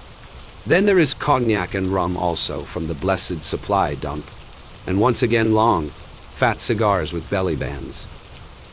Jaden suggests that it lacks only one thing: girls from an officer's brothel. Late in the evening, we hear mewing. A little gray cat sits in the entrance. We entice it in and give it something to eat. And that wakes up our own appetites once more. Still chewing, we lie down to sleep. But the night is bad. We have eaten too much fat. Fresh baby pig is very griping to the bowels. There is an everlasting coming and going in the dugout. 2, 3 men with their pants down are always sitting about outside and cursing. I have been out 9 times myself. About 4 o'clock in the morning, we reach a record. All 11 men, guards and visitors, are squatting outside. Burning houses stand out like torches against the night. Shells lumber across and crash down. Munition columns tear along the street. On one side, the supply dump has been ripped open. In spite of all the flying fragments, the drivers of the munition columns pour in like a swarm of bees and pounce on the bread. We let them have their own way. If we said anything, it would only mean a good hiding for us. So we go differently about it. We explain that we are the guard and so know our way about. We get hold of the tin stuff and exchange it for things we are short of. What does it matter anyhow? In a while, it will all be blown to pieces. For ourselves, we take some chocolate from the depot and eat it in slabs. cat says it is good for loose bowels. Almost a fortnight passes thus in eating, drinking, and roaming about. No one disturbs us. The town gradually vanishes under the shells, and we lead a charmed life. So long as any part of the supply dump still stands, we don't worry. We desire nothing better than to stay here till the end of the war. Chadden has become so fastidious that he only half smokes his cigars. With his nose in the air, he explains to us that he was brought up that way. And Cat is most cheerful. In the morning, his first call is, "Emile, bring in the caviar and coffee." We put on extraordinary airs. Every man treats the other as his valet, bounces him, and gives him orders. "There's something itching under my foot. Crop, my man, catch that louse at once," says Lear, poking out his leg at him like a ballet girl, and Albert drags him up the stairs by the foot. "Shh, Chayden! Oh. Stand at ease, Chayden. And what's more, don't say what. Say yes, sir. Now, Chayden." Chayden retorts in the well-known phrase from Goethe's Götz von Berlichingen, with which he is always very free. After 8 more days, we receive orders to go back. The palmy days are over. 2 big motor lorries take us away. They are stacked high with planks. Nevertheless, Albert and I erect on top our 4-poster bed, complete with blue silk canopy, mattress, and 2 lace coverlets. And behind it, at the head, is stowed a bag full of choice edibles. We often dip into it, and the tough ham sausages, the tins of liver sausages, the conserves, the boxes of cigarettes rejoice our hearts. Each man has a bag to himself. Krop and I have rescued 2 big red armchairs as well. They stand inside the bed, and we sprawl back in them as in a theater box. Above us swells the silken cover like a baldaquin. Each man has a long cigar in his mouth, and thus from aloft we survey the scene. Between us stands a parrot cage that we found for the cat. She is coming with us and lies in the cage before her saucer of meat and purrs.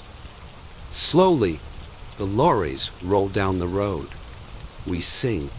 Behind us, the shells are sending up fountains from the now utterly abandoned town. A few days later, we are sent out to evacuate a village. On the way, we meet the fleeing inhabitants, trundling their goods and chattels along with them in wheelbarrows, perambulators, and on their backs. Their figures are bent, their faces full of grief, despair, haste, and resignation. The children hold on to their mother's hands, and often an older girl leads the little ones who stumble onward and are forever looking back. A few carry miserable-looking dolls. All are silent as they pass us by. We are marching in column. The French do not fire on a town in which there are still inhabitants. But a few minutes later, the air screams. The earth heaves, cries ring out. A shell has landed among the rear squad. We scatter and fling ourselves down on the ground, but at that moment I feel the instinctive alertness leave me, which hitherto has always made me do unconsciously the right thing under fire. The thought leaps up with a terrible, throttling fear. You are lost, and the next moment a blow sweeps like a whip over my left leg. I hear Albert cry out. He is beside me! Quick up, Albert! I yell, for we are lying unsheltered in the open field.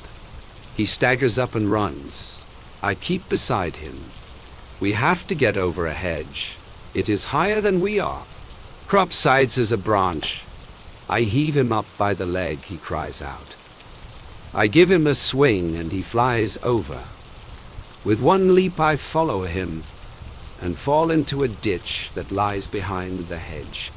Our faces are smothered with duckweed and mud, but the cover is good, so we wade in up to our necks. Whenever a shell whistles, we duck our heads under the water. After we have done this a dozen times, I am exhausted. Let's get away, or I'll fall in and drown, groans Albert. Where has it got you? I ask him. In the knee, I think. Can you run? I think then out. We make for the ditch beside the road, and stooping, run along it. The shelling follows us. The road leads toward the munition dump. If that goes up, there won't be a man of us with his head left on his shoulders. So we change our plan and run diagonally across country.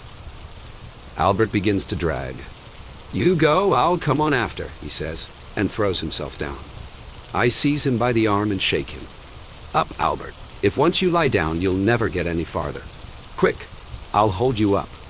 At last we reach a small dugout. Crop pitches in, and I bandage him up. The shot is just a little above his knee. Then I take a look at myself. My trousers are bloody and my arm too. Albert binds up my wounds with his field dressing.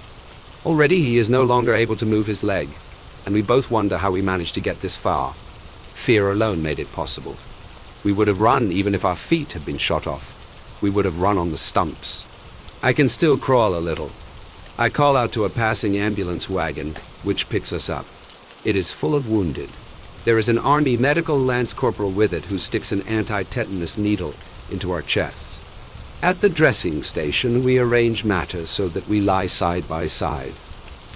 They give us a thin soup, which we spoon down greedily and scornfully, because we are accustomed to better times, but are hungry all the same. "Now for home, Albert," I say. "Let's hope so," he replies. "I only wish I knew what I've got." The pain increases. The bandages burn like fire. We drink and drink, one glass of water after another. "How far above the knee am I hit?" asks Crop. "At least 4 inches, Albert," I answer. "Actually, it is perhaps 1. "I've made up my mind," he says after a while. "If they take off my leg, I'll put an end to it. I won't go through life as a cripple." So we lie there with our thoughts and wait. In the evening, we are hauled on to the chopping block. I am frightened and think quickly what I ought to do.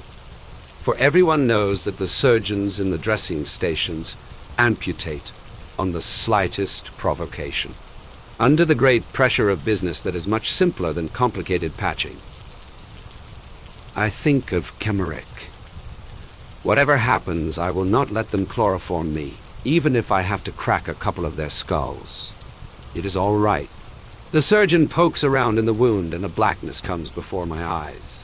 "Don't carry on so," he says gruffly, and hacks away. The instruments gleam in the bright light like malevolent animals. The pain is insufferable. 2 orderlies hold my arms fast, but I break loose with one of them and try to crash into the surgeon's spectacles just as he notices and springs back. "Chloroform the scoundrel," he roars madly. Then I become quiet. "Pardon me, Herr Doctor. I will keep still. But do not chloroform me." "Well now," he cackles and takes up his instrument again. He is a fair fellow, not more than 30 years old, with scars and disgusting gold spectacles. Now I see that he is tormenting me. He is merely raking about in the wound and looking up surreptitiously at me over his glasses. My hands squeeze around the grips. I'll kick the bucket before he will get a squeak out of me. He has fished out a piece of shell and tosses it to me. Apparently he is pleased at my self-control, for he seems to be more considerate of me now and says, "Tomorrow you'll be off home." Then I am put in plaster. When I am back again with Crop, I tell him that apparently a hospital train comes in tomorrow morning. We must work the Army Medical Sergeant Major so that we can keep together, Albert. I managed to slip the Sergeant Major 2 of my cigars with belly bands, and then tip the word to him. He smells the cigars and says, "Have you got any more of them?" "Another good handful," I say, and my comrade, I point to Crop. He has some as well. "We might possibly be glad to hand them to you out of the window of the hospital train in the morning." He understands, of course, smells them once again, and says, "Done. We cannot get a minute's sleep all night. 7 fellows die in our ward. One of them sings hymns in a high, cracked tenor before he begins to gurgle. Another has crept out of his bed to the window. He lies in front of it as though he wants to look out for the last time. Our stretchers stand on the platform. We wait for the train. It rains, and the station has no roof. Our covers are thin. We have waited already 2 hours. The sergeant major looks after us like a mother. Although I feel pretty bad, I do not let our scheme out of my mind. Occasionally I let him see the packet and give him 1 cigar in advance. In exchange, the sergeant major covers us over with a waterproof sheet. Albert, old man. I suddenly bethink myself our 4-poster and the cat and the club chairs, he adds. Yes, the club chairs with red plush. In the evening we used to sit in them like lords, and intended later on to let them out by the hour. 1 cigarette per hour. It might have turned into a regular business, a real good living, and our bags of grub too. We grow melancholy. We might have made some use of the things. If only the train left 1 day later, Cat would be sure to find us and bring us the stuff. What damned hard luck. In our bellies there is gruel, mean hospital stuff, and in our bags roast pork. But we are so weak that we cannot work up any more excitement about it. The stretchers are sopping wet by the time the train arrives in the morning. The sergeant major sees to it that we are put in the same car. There's a crowd of Red Cross nurses. Krop is stowed in below. I'm lifted up and put into the bed above him. Good God, I exclaim suddenly. What is it? Asks the sister. I cast a glance at the bed. It is covered with clean snow-white linen that even has the marks of the iron still on it. And my shirt has gone 6 weeks without being washed and is terribly muddy. Can't you get in by yourself? Asked the sister gently. Why, yes, I say in a sweat. But take off the bed cover first. What for? I feel like a pig. Must I get in there? It will get I hesitate. A little bit dirty? She suggests helpfully. That doesn't matter. We will wash it again afterwards. No. Not that I say excitedly. I am not equal to such overwhelming refinement. When you have been lying out there in the trenches, surely we can wash a sheet, she goes on. I look at her. She is young and crisp, spotless and neat, like everything here. A man cannot realize that it isn't for officers only, and feels himself strange and in some way even alarmed. All the same, the woman is a tormentor.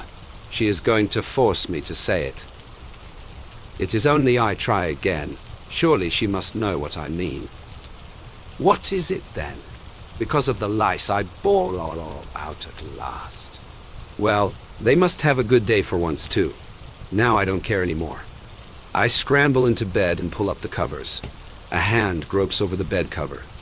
The sergeant major, he goes off with the cigars. An hour later we notice that we are moving. At night I cannot sleep. Krop is restless too. The train rides easily over the rails. I cannot realize it all yet. A bed, a train, home, Albert. I whisper. Yes, do you know where the latrine is? Over to the right of the door, I think. I'm going to have a look. It is dark. I grope for the edge of the bed and cautiously try to slide down. But my foot finds no support. I begin to slip. The plaster leg is no help, and with a crash I lie on the floor. Damn, I say. Have you bumped yourself? Asks Krop. You could hear that well enough for yourself, I growl. My head, a door opens in the rear of the car. The sister comes with a light and looks at me. He has fallen out of bed. She feels my pulse and smooths my foot. You haven't any fever, though. No. I agree. Have you been dreaming, then? She asks. Perhaps I evade. The interrogation starts again. She looks at me with her clear eyes, and the more wonderful and sweet she is, the less am I able to tell her what I want. I am lifted up into bed again. That will be all right. As soon as she goes, I must try to climb down again. If she were an old woman, it might be easier to say what a man wants. But she is so very young, at the most 25, it can't be done. I cannot possibly tell her. Then Albert comes to my rescue. He is not bashful. It makes no difference to him who is upset. He calls to the sister. She turns round. Sister, he wants, but no more does Albert know how to express it, modestly and decently. Out there we say it in a single word. But here, to such a lady all at once, he remembers his school days and finishes hastily. He wants to leave the room, sister. Ah, says the sister, but he shouldn't climb out his bed with his plaster bandage. What do you want then? She says, turning to me. I am in mortal terror at this new turn, for I haven't any idea what the things are called professionally. She comes to my help, little or big, this shocking business. I sweat like a pig and say shyly, well, only quite a little one at any rate. It produces the effect. I get a bottle. After a few hours, I am no longer the only one, and by morning we are quite accustomed to it, and ask for what we want without any false modesty. The train travels slowly. Sometimes it halts, and the dead are unloaded. It halts often. Albert is feverish. I feel miserable and have a good deal of pain. But the worst of it is that apparently there are still lice under the plaster bandage. They itch terribly, and I cannot scratch myself. We sleep through the days. The country glides quietly past the window. The third night we reach Herbstall.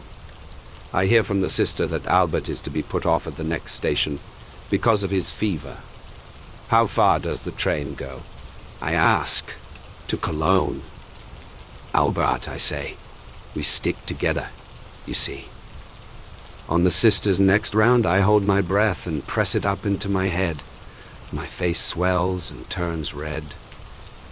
She stops. Are you in pain? Yes, I groan.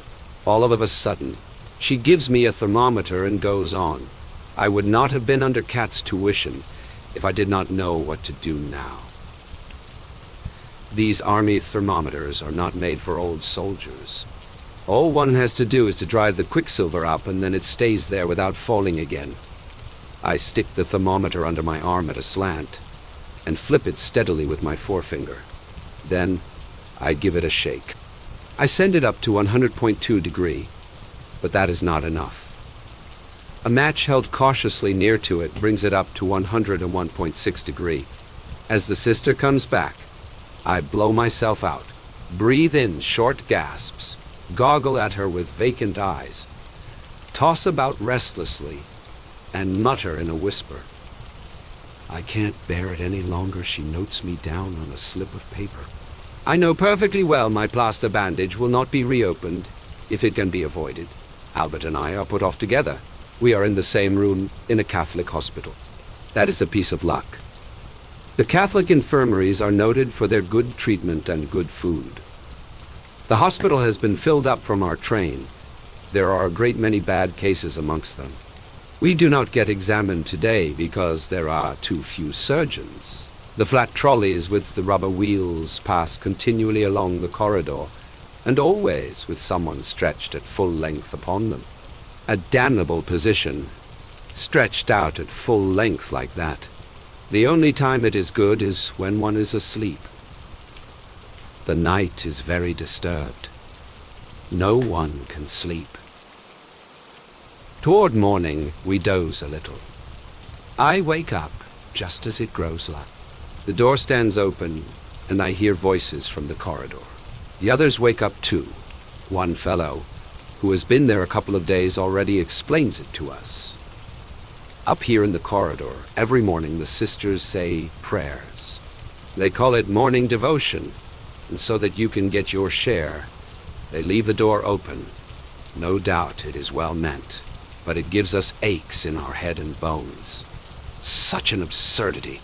I say, just when a man dropped off to sleep, all the light cases are up here. That's why they do it here, he replies. Albert groans. I get furious and call out, be quiet out there. A minute later, a sister appears. In her black and white dress, she looks like a beautiful tea cozy. "Shut the door, will you, sister?" says someone. "We are saying prayers. That is why the door is open," she responds. "But we want to go on. Sleeping prayer is better than sleep." She stands there and smiles innocently. And it is 7 o'clock already. Albert groans again. "Shut the door." I snort. She is quite disconcerted. Apparently she cannot understand, but we are saying prayers for you too. "Shut the door, anyway." She disappears, leaving the door open. The intoning of the litany proceeds. I feel savage and say, "I'm going to count up to 3. If it doesn't stop before then, I'll let something fly." "Me too," says another. I count up to 5. Then I take hold of a bottle, aim, and heave it through the door into the corridor. It smashes into 1,000 pieces. The praying stops. A swarm of sisters appear and reproach us in concert. "Shut the door!" We yell. We yell. They withdraw. The little one who came first is the last to go. "Heathen," she chirps, but shuts the door all the same. We have won. At noon, the hospital inspector arrives and abuses us. He threatens us with clink and all the rest of it. But a hospital inspector is just the same as a commissariat inspector, or anyone else who wears a long dagger and shoulder straps, but is really a clerk and is never considered even by a recruit as a real officer. So we let him talk. "What can they do to us, anyway, who threw the bottle?" he asked. Before I can think whether I should report myself, someone says, "I did." A man with a bristling beard sits up. Everyone is excited. Why should he report himself? "You? Yes." I was annoyed because we were waked up unnecessarily and lost my senses so that I did not know what I was doing. He talks like a book. "What is your name?" "Reinforcement Reservist Joseph Hamascher." The inspector departs. We are all curious. "But why did you say you did it?" "It wasn't you at all," he grins. "That doesn't matter. I have a shooting license." Then, of course, we all understand. Whoever has a shooting license can do just whatever he pleases. "Yes," he explains. "I got a crack in the head and they presented me with a certificate to say that I was periodically not responsible for my actions. Ever since then, I've had a grand time. No one dares to annoy me. And nobody does anything to me. I reported myself because the shot amused me. If they open the door again tomorrow, we will pitch another. We are overjoyed. With Joseph Hamacher in our midst, we can now risk anything." Then come the soundless flat trolleys to take us away. The bandages are stuck fast. We bellow like steers. There are 8 men in our room. Peter, a curly black-haired fellow, has the worst injury, a severe lung wound. Franz Wächter, alongside him, has a shot in the arm which didn't look too bad at first. But the third night he calls out to us, telling us to ring. He thinks he has a hemorrhage. I ring loudly. The night sister does not come. We have been making rather heavy demands on her during the night, because we have all been freshly bandaged, and so have a good deal of pain. One wants his leg placed so, another so. A third wants water. A fourth wants her to shake up his pillow. In the end, the buxom old body grumbled bad-temperedly and slammed the doors. Now, no doubt she thinks it is something of the same sort, and so she is not coming. We wait. Then Franz says, "Ring again." I do so. Still she does not put in an appearance. In our wing there is only one night sister. Perhaps she has something to do in one of the other rooms. "Franz, are you quite sure you are bleeding?" I ask. Otherwise, we shall be getting cursed again. The bandage is wet. Can't anybody make a light? That cannot be done either. The switch is by the door, and none of us can stand up. I hold my thumb against the button of the bell till it becomes numb. Perhaps the sister has fallen asleep. They certainly have a great deal to do, and are all overworked day after day. And added to that is the everlasting praying. Should we smash a bottle? Asks Joseph Hamacher of the shooting license. She wouldn't hear that any more than the bell. At last, the door opens. The old lady appears, mumbling. When she perceives Franz is troubled, she begins to bustle, and says, "Why did not someone say I was wanted? We did ring. And none of us here can walk. He has been bleeding badly," and she binds him up. In the morning we look at his face. It has become sharp and yellow, whereas the evening before he looked almost healthy. Now a sister comes oftener. Sometimes there are Red Cross voluntary aid sisters. They are pleasant, but often rather unskilled. They frequently give us pain when remaking our beds, and then are so frightened that they hurt us still more. The nuns are more reliable. They know how they must take hold of us, but we would be more pleased if they were somewhat more cheerful. A few of them have real spirit. They are superb. There is no one who would not do anything for Sister Libertine, this marvelous sister, who spreads good cheer through the whole wing, even when she can only be seen in the distance. And there are others like her. We would go through fire for her. A man cannot really complain. Here he is treated by the nuns exactly like a civilian. On the other hand, just to think of a garrison hospital gives a man the creeps. Franz Wachter does not regain his strength. One day he is taken away and does not come back. Joseph Hamacher knows all about it. We shan't see him again. They have put him in the dead room. What do you mean, dead room? Asks Krupp. Well, dying room, what is that then? A little room at the corner of the building. Whoever is about to kick the bucket is put in there.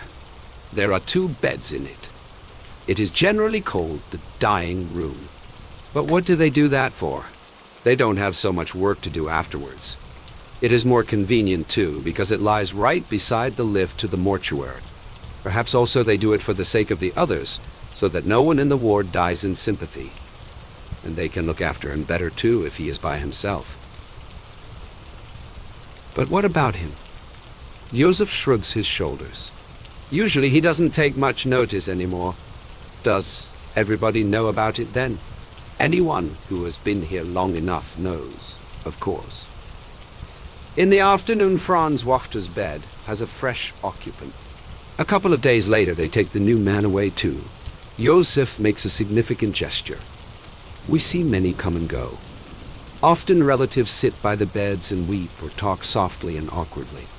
One old woman will not go away, but she cannot stay there the whole night through. Another morning she comes very early, but not early enough. For as she goes up to the bed, someone else is in it already. She has to go to the mortuary. The apples that she has brought with her she gives to us. And then little Peter begins to get worse. His temperature chart looks bad, and one day the flat trolley stands beside his bed. "Where to?" he asks. "To the bandaging ward."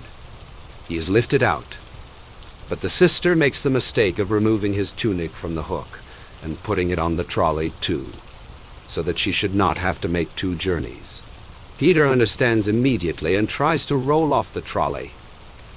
"I'm stopping here." They push him back. He cries out feebly with his shattered lung, "I won't go to the dying room, but we are going to the bandaging ward." "Then what do you want my tunic for?" He can speak no more. Hoarse, agitated, he whispers, "Stopping here." They do not answer but wheel him out. At the door he tries to raise himself up. His black curly head sways. His eyes are full of tears. "I will come back again. I will come back again," he cries. The door shuts. We are all excited, but we say nothing. At last Joseph says, Once a man is in there, he never comes through. I am operated on and vomit for 2 days. My bones will not grow together, so the surgeon secretary says. Another fellows have grown crooked. His are broken again. It is disgusting. Among our new arrivals, there are 2 young soldiers with flat feet. The chief surgeon discovers them on his rounds and is overjoyed. We'll soon put that right, he tells them. We will just do a small operation, and then you will have perfectly sound feet. Enter them down, sister. As soon as he is gone, Joseph, who knows everything, warns them. Don't you let him operate on you. That is a special scientific stunt of the old boys. He goes absolutely crazy whenever he can get hold of anyone to do it on. He operates on you for flat feet, and there's no mistake you don't have them anymore. You have club feet instead, and have to walk all the rest of your life on sticks. What should a man do then? Asks one of them. Say no. You are here to be cured of your wound, not your flat feet. Did you have any trouble with them in the field? No, well, there you are. At present you can still walk, but if once the old boy gets you under the knife, you'll be cripples. What he wants is little dogs to experiment with, so the war is a glorious time for him, as it is for all the surgeons. You take a look down below at the staff. There are a dozen fellows hobbling around that he has operated on. A lot of them have been here all the time since 14 and 15. Not a single one of them can walk better than he could before. Almost all of them worse, and most only with plaster legs. Every 6 months he catches them again and breaks their bones afresh, and every time is going to be the successful one. You take my word, you won't dare to do it if you say no. Ah, man, says one of the 2 unfortunates, better your feet than your brain box. There's no telling what you'll get if you go back out there again. They can do with me just as they please, so long as I get back home. Better to have a clubfoot than be dead. The other, a young fellow like ourselves, won't have it done. One morning the old man has the 2 hauled up and lectures and jaws at them so long that in the end they consent. What else could they do? They are mere privates and he is a big bug. They are brought back chloroformed and plastered. It is going badly with Albert. They have taken him and amputated his leg. The whole leg has been taken off from the thigh. Now he hardly speaks anymore. Once he says he will shoot himself the first time he can get hold of his revolver again. A new convoy arrives. Our room gets 2 blind men. One of them is a very youthful musician. The sisters never have a knife with them when they feed him. He has already snatched one from a sister. But in spite of this caution, there is an incident. In the evening, while he is being fed, the sister is called away and leaves the plate with the fork on his table. He gropes for the fork, seizes it, and drives it with all his force against his heart. Then he snatches up a shoe and strikes with it against the handle as hard as he can. We call for help, and 3 men are necessary to take the fork away from him. The blunt prongs had already penetrated deep. He abuses us all night so that no one can go to sleep.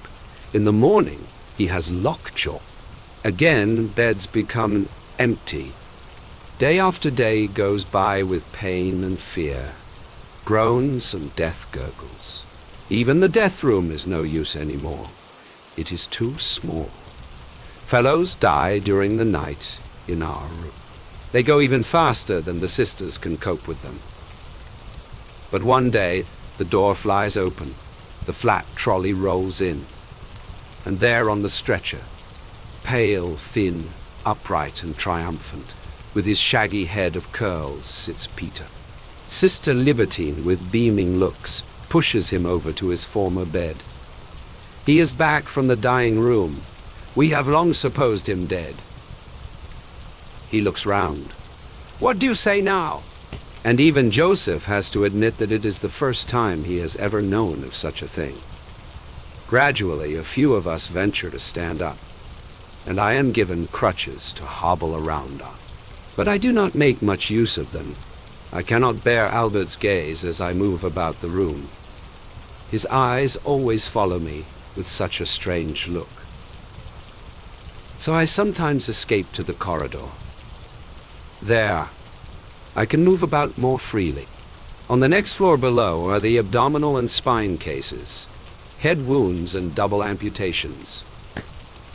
On the right side of the wing are the jaw wounds, gas cases, nose, ear, and neck wounds. On the left, the blind and the lung wounds, pelvis wounds, wounds in the joints, wounds in the testicles, wounds in the intestines. Here a man realizes for the first time in how many places a man can get hit. 2 fellows die of tetanus. Their skin turns pale. Their limbs stiffen. At last only their eyes live stubborn. Many of the wounded have their shattered limbs hanging free in the air from a gallows. Underneath the wound, a basin is placed into which the pus drips. Every 2 or 3 hours, the vessel is emptied. Other men lie in stretching bandages with heavy weights hanging from the end of the bed. I see intestine wounds that are constantly full of excreta. The surgeon's clerk shows me X-ray photographs of completely smashed hip bones, knees, and shoulders. A man cannot realize that above such shattered bodies there are still human faces in which life goes its daily round. And this is only one hospital, one single station. There are hundreds of thousands in Germany, hundreds of thousands in France, hundreds of thousands in Russia. How senseless is everything that can ever be written, done, or thought when such things are possible. It must all be lies, and of no account, when the culture of 1,000 years could not prevent this stream of blood being poured out. These torture chambers in their hundreds of thousands, a hospital alone shows what war is. I am young. I am 20 years old, yet I know nothing of life but despair, death, fear, and fatuous superficiality cast over an abyss of sorrow. I see how peoples are set against one another, and in silence, unknowingly, foolishly, obediently, innocently slay one another. I see the keenest brains of the world invent weapons and words to make it yet more refined and enduring. And all men of my age, here and over there, throughout the whole world, see these things. All my generation is experiencing these things with me. What would our fathers do if we suddenly stood up and came before them and proffered our account? What do they expect of us if a time ever comes when the war is over? Through the years, our business has been killing. It was our first calling in life. Our knowledge of life is limited to death. What will happen afterwards? And what shall come out of us? The oldest man in our room is Lewandowski. He is 40 and has already lain 10 months in the hospital with a severe abdominal wound. Just in the last few weeks, he has improved sufficiently to be able to hobble about doubled up. For some days past, he has been in great excitement. His wife has written to him from the little home in Poland where she lives, telling him that she has saved up enough money to pay for the fare and is coming to see him. She is already on the way and may arrive any day. Lewandowski has lost his appetite. He even gives away red cabbage and sausage after he has had a couple of mouthfuls. He goes round the room perpetually with the letter. Everyone has already read it a dozen times. The postmarks have been examined. Heaven knows how often. The address is hardly legible any longer for spots of grease and thumb marks. And in the end, what is sure to happen? Lewandowski develops a fever and has to go back to bed. He has not seen his wife for 2 years. In the meantime, she has given birth to a child whom she is bringing with her. But something else occupies Lewandowski's thoughts. He had hoped to get permission to go out when his old woman came, for obviously seeing is all very well. But when a man gets his wife again, after such a long time, if at all possible, a man wants something else besides. Lewandowski has discussed it all with us at great length. In the army, there are no secrets about such things. And what's more, nobody finds anything objectionable in it. Those of us who are already able to go out have told him of a couple of very good spots in the town, parks and squares, where he would not be disturbed. One of us even knows of a little room.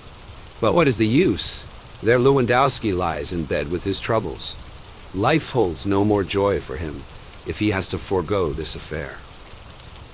We console him and promise to get over the difficulty somehow or other. One afternoon his wife appears, a tousled little thing with anxious, quick eyes like a bird, in a sort of black, crinkly mantilla with ribbons. Heaven knows where she inherited the thing. She murmurs something softly and stands shyly in the doorway. It terrifies her that there are 6 of us men present. "Well, Marja," says Lewandowski, and gulps dangerously with his Adam's apple. "You can come in all right. They won't hurt you." She goes the round and proffers each of us her hand. Then she produces the child, which in the interval has done something in its napkin. From a large handbag embroidered with pearls, she takes out a clean one and makes the child fresh and presentable. This dispels her first embarrassment, and the two begin to talk. Lewandowski is very fidgety. Every now and then he squints across at us, most unhappily with his round goggle eyes. The time is favorable. The doctor's visit is over. At the most, there couldn't be more than 1 sister left in the ward. So one of us goes out to prospect. He comes back and nods. Not a soul to be seen. "Now's your chance, Johann." Set 2. The two speak together in an undertone. The woman turns a little red and looks embarrassed. We grin good-naturedly and make pooh-poohing gestures. What does it matter? The devil take all the conventions, they were made for other times. Here lies the carpenter, Johann Lewandowski, a soldier shot to a cripple. And there is his wife. Who knows when he will see her again? He wants to have her, and he should have her. Good. 2 men stand at the door to forestall the sisters, and keep them occupied if they chance to come along. They agree to stand guard for a quarter of an hour or thereabouts. Lewandowski can only lie on his side, so one of us props a couple of pillows against his back. Albert gets the child to hold. We all turn round a bit. The black mantilla disappears under the bedclothes. We make a great clatter and play scat noisily. All goes well. I hold a club solo with 4 jacks, which nearly goes the round. In the process, we almost forget Lewandowski. After a while, the child begins to squall, although Albert, in desperation, rocks it to and fro. Then there is a bit of creaking and rustling. And as we look up casually, we see that the child has the bottle in its mouth and is back again with its mother. The business is over. We now feel ourselves like one big family. The woman is rather quieter, and Lewandowski lies there sweating and beaming. He unpacks the embroidered handbag, and a couple of good sausages comes to light. Lewandowski takes up the knife with a flourish and saws the meat into slices. With a handsome gesture, he waves toward us, and the little woman goes from one to the other and smiles at us and hands round the sausage. She now looks quite handsome. We call her Mother. She is pleased and shakes up our pillows for us. After a few weeks, I have to go each morning to the massage department. Then my leg is harnessed up and made to move. The arm is healed long since. New convoys arrive from the line. The bandages are no longer made of cloth, but of white crepe paper. Rag bandages have become scarce at the front. Albert's stump heals well. The wound is almost closed. In a few weeks, he should go off to an institute for artificial limbs. He continues not to talk much, and is much more solemn than formerly. He often breaks off in his speech and stares in front of him. If he were not here with us, he would have shot himself long ago. But now he is over the worst of it, and he often looks on while we play scat. I get convalescent leave. My mother does not want to let me go away. She is so feeble. It is all much worse than it was last time. Then I am sent on from the base and return once more to the line. Parting from my friend Albert Kropp was very hard, but a man gets used to that sort of thing in the army. Chapter 11.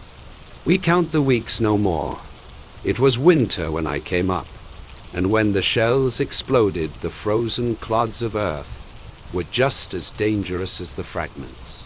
Now the trees are green again. Our life alternates between billets and the front. We have almost grown accustomed to it. War is a cause of death, like cancer and tuberculosis, like influenza and dysentery. The deaths are merely more frequent, more varied and terrible. Our thoughts are clay. They are molded with the changes of the days. When we are resting, they are good. Under fire, they are dead. Fields of craters within and without. Everyone is so, not only ourselves here. The things that existed before are no longer valid, and one practically knows them no more. Distinctions, breeding, education are changed, are almost blotted out, and hardly recognizable any longer.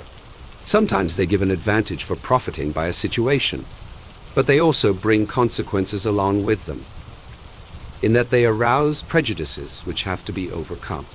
It is as though formerly we were coins of different provinces, and now we are melted down and all bear the same stamp. To rediscover the old distinctions, the metal itself must be tested. First we are soldiers, and afterwards, in a strange and shamefaced fashion, individual men as well. It is a great brotherhood, which to a condition of life arising out of the midst of danger, out of the tension and forlornness of death, adds something of the good fellowship of the folk song, of the feeling of solidarity, convicts, and of the desperate loyalty to one another of men condemned to death, seeking in a wholly unpathetic way a fleeting enjoyment of the hours as they come. If one wants to appraise it, it is at once heroic and banal, but who wants to do that? It is this, for example, that makes Chaden spoon down his ham and pea soup in such tearing haste when an enemy attack is reported, simply because he cannot be sure that in an hour's time he will still be alive. We have discussed at length whether it is right or not to do so. Cat condemns it because he says a man has to reckon with the possibility of an abdominal wound, and that is more dangerous on a full stomach than on an empty one. Such things are real problems. They are serious matters to us. They cannot be otherwise. Here, on the borders of death, life follows an amazingly simple course. It is limited to what is most necessary. All else lies buried in gloomy sleep. In that lies our primitiveness and our survival. Were we more subtly differentiated, we must long since have gone mad, have deserted, or have fallen.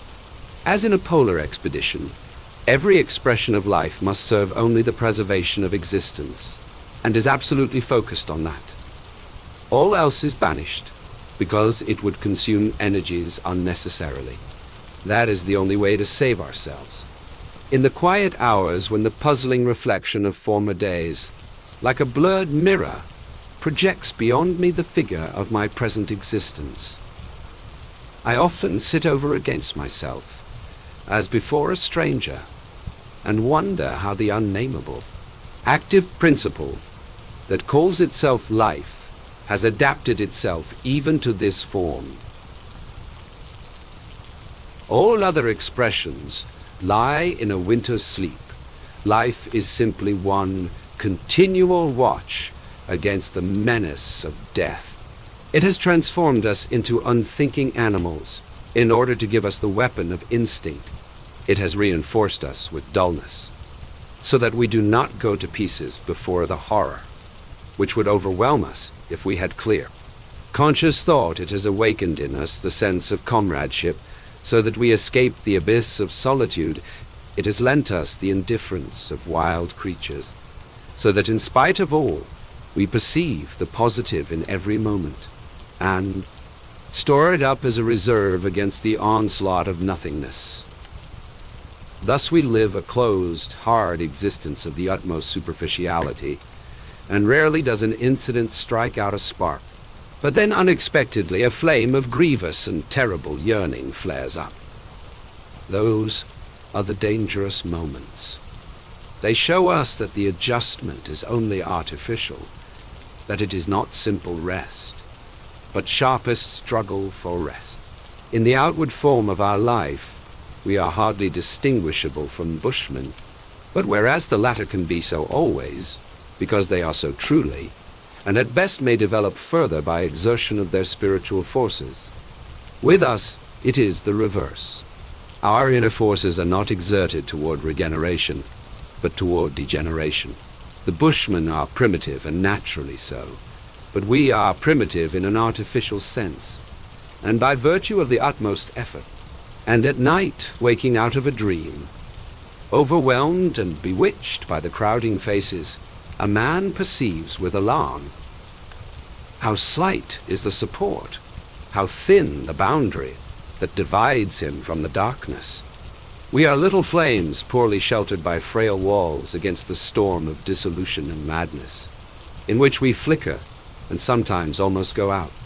Then the muffled roar of the battle becomes a ring that encircles us. We creep in upon ourselves, and with big eyes stare into the night. Our only comfort is the steady breathing of our comrades asleep, and thus we wait for the morning.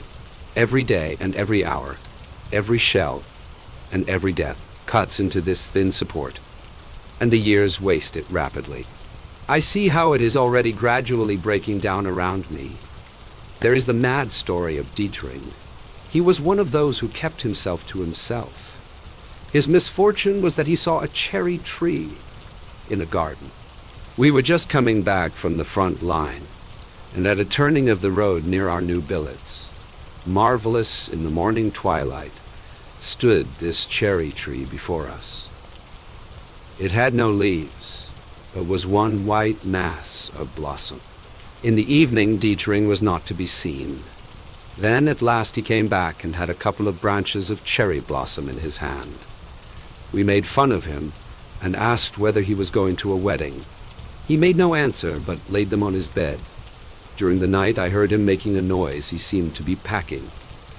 I sensed something amiss and went over to him. He made out it was nothing, and I said to him, "Don't do anything silly, Dietrich." "Ah, why, it's merely that I can't sleep." "What did you pick the cherry branches for?"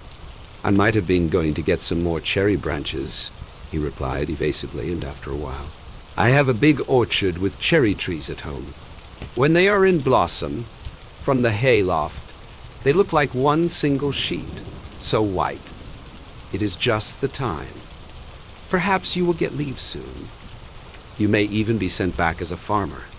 He nodded, but he was far away. When these peasants are excited, they have a curious expression, a mixture of cow and yearning god, half stupid and half rapt. In order to turn him away from his thoughts, I asked him for a piece of bread. He gave it to me without a murmur. That was suspicious, for he is usually tight-fisted. So I stayed awake. Nothing happened. In the morning, he was as usual. Apparently, he had noticed that I had been watching him. But the second morning after he was gone, I noticed it, but said nothing, in order to give him time. He might perhaps get through. Various fellows have already got into Holland, but at roll call he was missed. A week after we heard that he had been caught by the field gendarmes, those despicable military police. He had headed toward Germany. That was hopeless, of course. And of course he did everything else just as idiotically. Anyone might have known that his flight was only homesickness and a momentary aberration. But what does a court-martial hundreds of miles behind the front line know about it? We have heard nothing more of Dietrich, but sometimes it broke out in other ways, this danger, these pent-up things, as from an overheated boiler. It will be enough to tell how Berger met his end. Our trenches have now for some time been shot to pieces, and we have an elastic line, so that there is practically no longer any proper trench warfare. When attack and counterattack have waged backwards and forwards, there remains a broken line and a bitter struggle from crater to crater. The front line has been penetrated, and everywhere small groups have established themselves. The fight is carried on from clusters of shell holes. We are in a crater. The English are coming down obliquely. They are turning our flank and working in behind us. We are surrounded. It is not easy to surrender. Fog and smoke hang over us. No one would recognize that we wanted to give ourselves up, and perhaps we don't want to. A man doesn't even know himself at such moments. We hear the explosions of the hand grenades coming toward us. Our machine gun sweeps over the semicircle in front of us. The cooling water evaporates. We hastily pass round the case. Every man pisses in it, and thus we again have water and are able to continue firing. But behind us the attack crashes ever nearer. A few minutes and we are lost. Then, at closest range, a second machine gun bursts out. It is set up in a crater alongside us. Berger has fetched it, and now the counterattack comes over from behind. We are set free and make contact with the rear. Afterwards, as we lie in comparatively good cover, one of the food carriers reports that a couple of 100 yards distant, there lies a wounded messenger dog. Where? Asks Berger. The other describes the place to him. Berger goes off either to fetch the beast in or to shoot it. 6 months ago, he would not have cared. He would have been reasonable. We tried to prevent him. Then, as he goes off grimly, all we can say is, "You're mad," and let him go. For these cases of front-line madness become dangerous if one is not able to fling the man to the ground and hold him fast. And Berger is 6 feet and the most powerful man in the company. He is absolutely mad, for he has to pass through the barrage. But this lightning that lowers somewhere above us all has struck him and made him demented. It affects others so that they begin to rave, to run away. There was one man who even tried to dig himself into the ground with hands, feet, and teeth. It is true, such things are often simulated, but the pretense itself is a symptom. Berger, who means to finish off the dog, is carried off with a wound in the pelvis, and one of the fellows who carry him gets a bullet in the cheek while doing it. Miller is dead. Miller is dead. Someone shot him point blank with a very light in the stomach. He lived for half an hour, quite conscious and in terrible pain.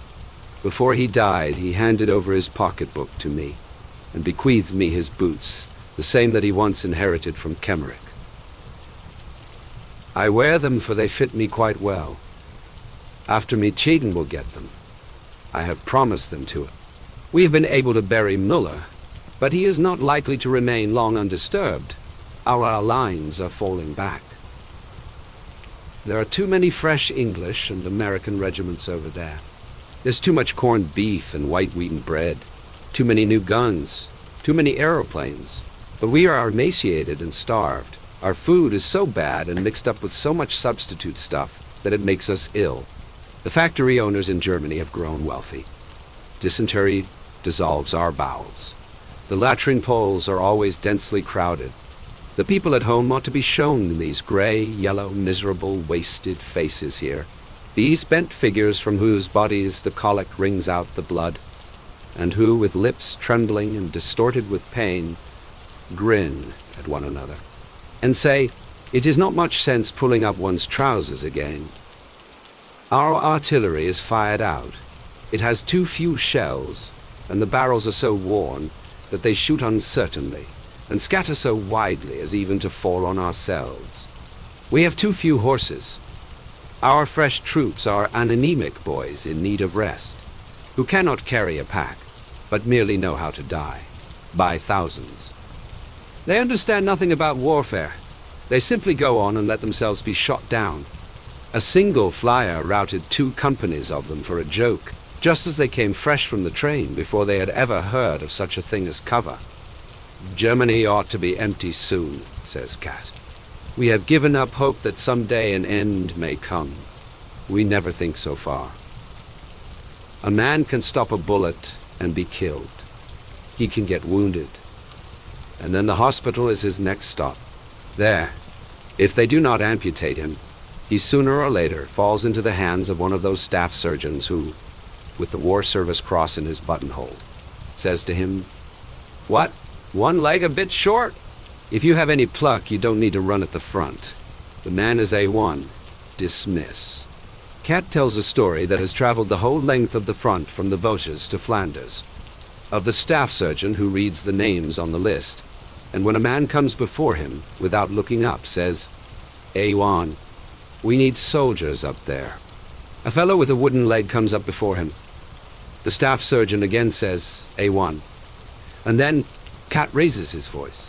The fellow says to him, "I already have a wooden leg, but when I go back again, and they shoot off my head, then I will get a wooden head made and become a staff surgeon." This answer tickles us all immensely. There may be good doctors, and there are lots of them. All the same, every soldier sometime during his hundreds of inspections falls into the clutches of one of these countless hero-grabbers who pride themselves on changing as many P3s and B3s as possible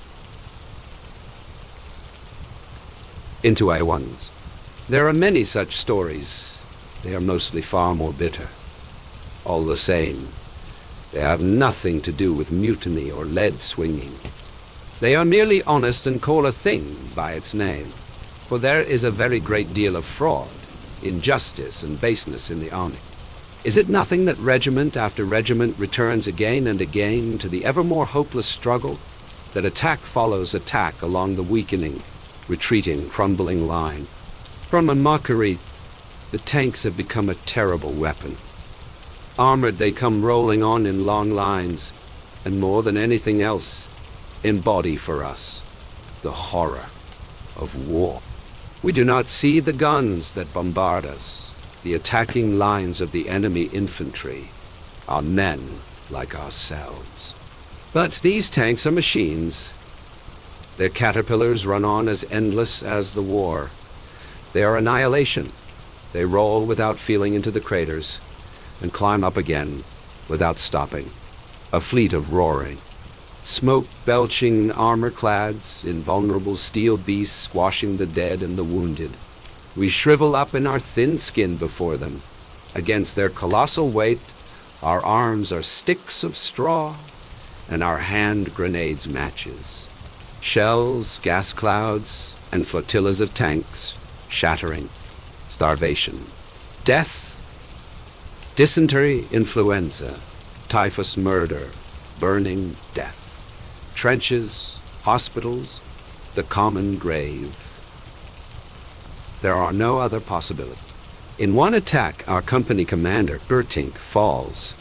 He was one of those superb front-line officers who are foremost in every hot place. He was with us for 2 years without being wounded, so that something had to happen in the end. We occupy a crater and get surrounded. The stink of petroleum or oil blows across with the fumes of powder. 2 fellows with a flamethrower are seen. One carries the tin on his back. The other has the hose in his hands from which the fire spouts. If they get so near that they can reach us, we are done for. We cannot retreat yet. We open fire on them, but they work nearer and things begin to look bad. Bertink is lying in the hole with us. When he sees that we cannot escape because, under the sharp fire, we must make the most of this cover, he takes a rifle, crawls out of the hole, and lying down propped on his elbows, he takes aim. He fires the same moment a bullet smacks into him. They have got him. Still, he lies and aims again. Once he shifts and again takes his aim. At last the rifle cracks. Bertink lets the gun drop and says, "Good," and slips back into the hole. The hindermost of the 2 flamethrowers is hit. He falls. The hose slips away from the other fellow. The fire squirts about on all sides, and the man burns. Bertink has a chest wound. After a while, a fragment smashes away his chin, and the same fragment has sufficient force to tear open Lear's hip. Lear groans as he supports himself on his arm. He bleeds quickly. No one can help. Like an emptying tube, after a couple of minutes he collapses. What use is it to him now that he was such a good mathematician at school? The months pass by. The summer of 1918 is the most bloody and the most terrible. The days stand like angels in gold and blue, incomprehensible, above the ring of annihilation. Every man here knows that we are losing the war. Not much is said about it. We are falling back. We will not be able to attack again after this big offensive. We have no more men and no more ammunition. Still, the campaign goes on. The dying goes on. Summer of 1918. Never has life in its niggardliness seemed to us so desirable as now. The red poppies in the meadows round our billets, the smooth beetles on the blades of grass, the warm evenings in the cool, dim rooms, the black, mysterious trees of the twilight, the stars and the flowing waters, dreams and long sleep. Oh, life, life, life. Summer of 1918 never was so much silently suffered as in the moment when we depart once again for the front line. Wild, tormenting rumors of an armistice and peace are in the air. They lay hold on our hearts and make the return to the front harder than ever. Summer of 1918, never was life in the line more bitter and more full of horror than in the hours of the bombardment. When the blanched faces lie in the dirt, and the hands clutch at the one thought, no, no, not now at the last moment. Summer of 1918. Breath of hope that sweeps over the scorched fields, raging fever of impatience, of disappointment, of the most agonizing terror of death. Insensate question. Why? Why do they not make an end?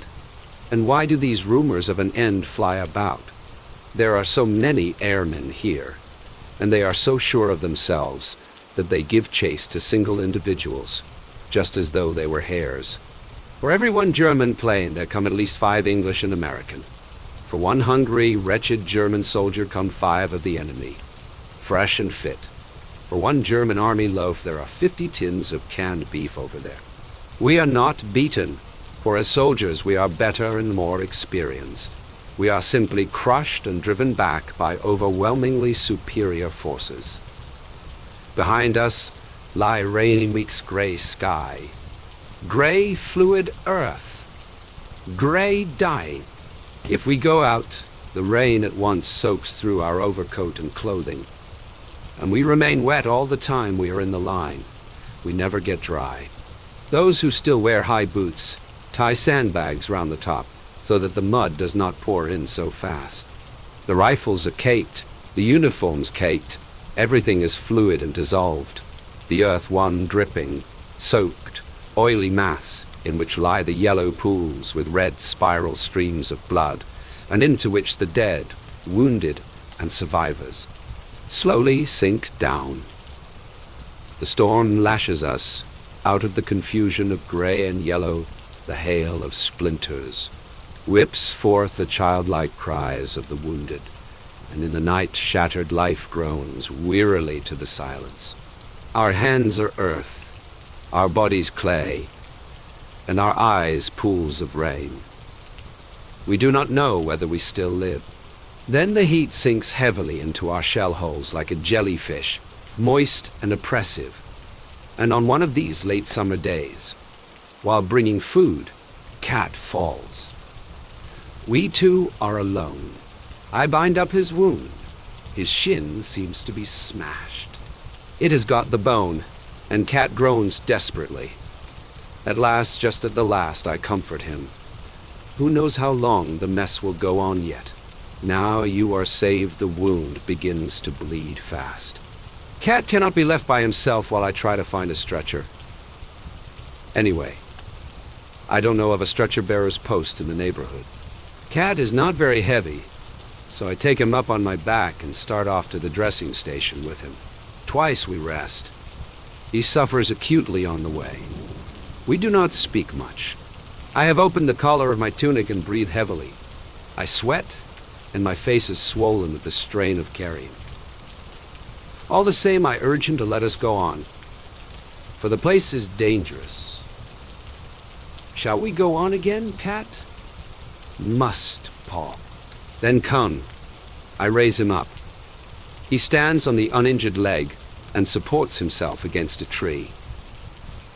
I take up the wounded leg carefully. Then he gives a jump, and I take the knee of the sound leg also under my arm. The going is more difficult. Often a shell whistles across. I go as quickly as I can, for the blood from Cat's wound drips to the ground. We cannot shelter ourselves properly from the explosions. Before we can take cover, the danger is all over. We lie down in a small shell hole to rest. I give Cat some tea from my water bottle. We smoke a cigarette. Well, Cat, I say gloomily, we're going to be separated at last. He is silent and looks at me. Do you remember, Cat, how we commandeered the goose, and how you brought me out of the barrage when I was still a young recruit and was wounded for the first time? I cried then. Cat, that is almost 3 years ago. He nods. The anguish of solitude rises up in me. When Cat is taken away, I will not have one friend left. Cat, in any case, we must see one another again. If it is peacetime before you come back, do you think that I will be marked A1 again with this leg? He asks bitterly. With rest it will get better. The joint is all right. It may limp a bit. Give me another cigarette, he says. Perhaps we could do something together later on, Cat. I am very miserable. It is impossible that Cat, my friend, Cat with the drooping shoulders and the poor, thin mustache, Cat, whom I know as I know no other man, Cat with whom I have shared these years, it is impossible that... Perhaps I shall not see Cat again. In any case, give me your address at home, Cat. And here is mine. I will write it down for you. I write his address in my pocketbook. How forlorn I am already. Though he still sits here beside me, couldn't I shoot myself quickly in the foot so as to be able to go with him? Suddenly Cat gurgles and turns green and yellow. Let us go on, he stammers. I jump up, eager to help him. I take him up and start off at a run, a slow, steady pace, so as not to jolt his leg too much. My throat is parched. Everything dances red and black before my eyes. I stagger on doggedly and pitilessly, and at last reach the dressing station. There I drop down on my knees, but have still enough strength to fall onto the side where Cat's sound leg is. After a few minutes I straighten myself up again. My legs and my hands tremble. I have trouble in finding my water bottle to take a pull. My lips tremble as I try to drink, but I smile. Cat is saved. After a while, I begin to sort out the confusion of voices that falls on my ears. You might have spared yourself that, says an orderly. I look at him without comprehending. He points to Cat. He is stone dead. I do not understand him. He has been hit in the shin, I say. The orderly stands still. That is well. I turn round.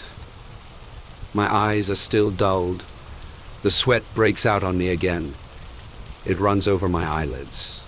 I wipe it away and peer at Cat. He lies still. Fainted, I say quickly. The orderly whistles softly. I know better than that. He is dead. I'll lay any money on that. I shake my head.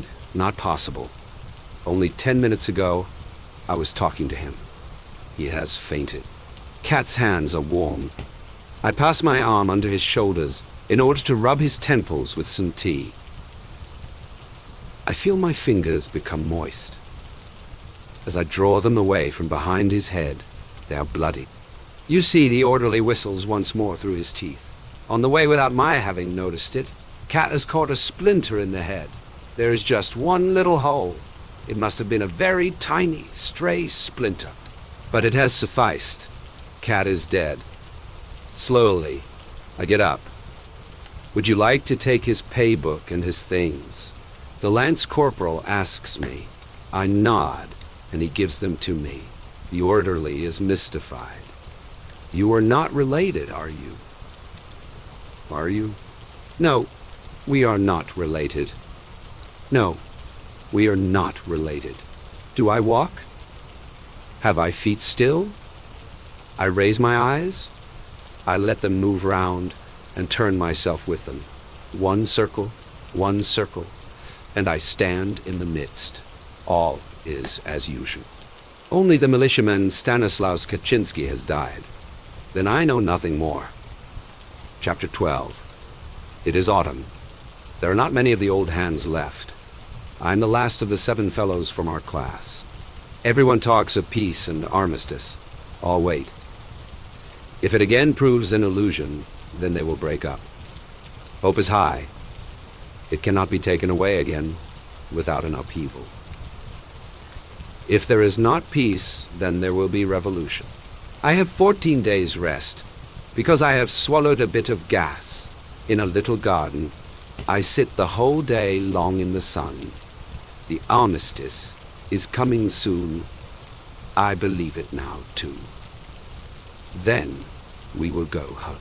Here my thoughts stop and will not go any farther. All that meets me, all that floods over me are but feelings, greed of life, love of home, yearning of the blood, intoxication of deliverance, but no aims.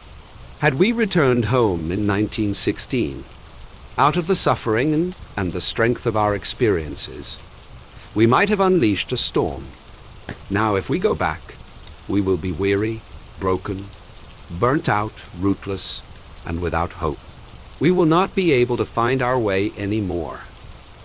And men will not understand us for the generation that grew up before us, though it has passed these years with us here, already had a home and a calling. Now it will return to its old occupations, and the war will be forgotten. And the generation that has grown up after us will be strange to us and push us aside. We will be superfluous even to ourselves. We will grow older. A few will adapt themselves. Some others will merely submit, and most will be bewildered. The years will pass by, and in the end we shall fall into ruin. But perhaps all this that I think is mere melancholy and dismay, which will fly away as the dust, when I stand once again beneath the poplars and listen to the rustling of their leaves. It cannot be that it is gone, the yearning that made our blood unquiet, the unknown, the perplexing, the oncoming things, the 1,000 faces of the future, the melodies from dreams and from books, the whispers and divinations of her books, the whispers and divination. Women, it cannot be that this has vanished in bombardment, in despair, in brothels. Here the trees show gay and golden. The berries of the rowan stand red among the leaves. Country roads run white out to the skyline, and the canteens hum like beehives with rumors of peace. I stand up. I am very quiet.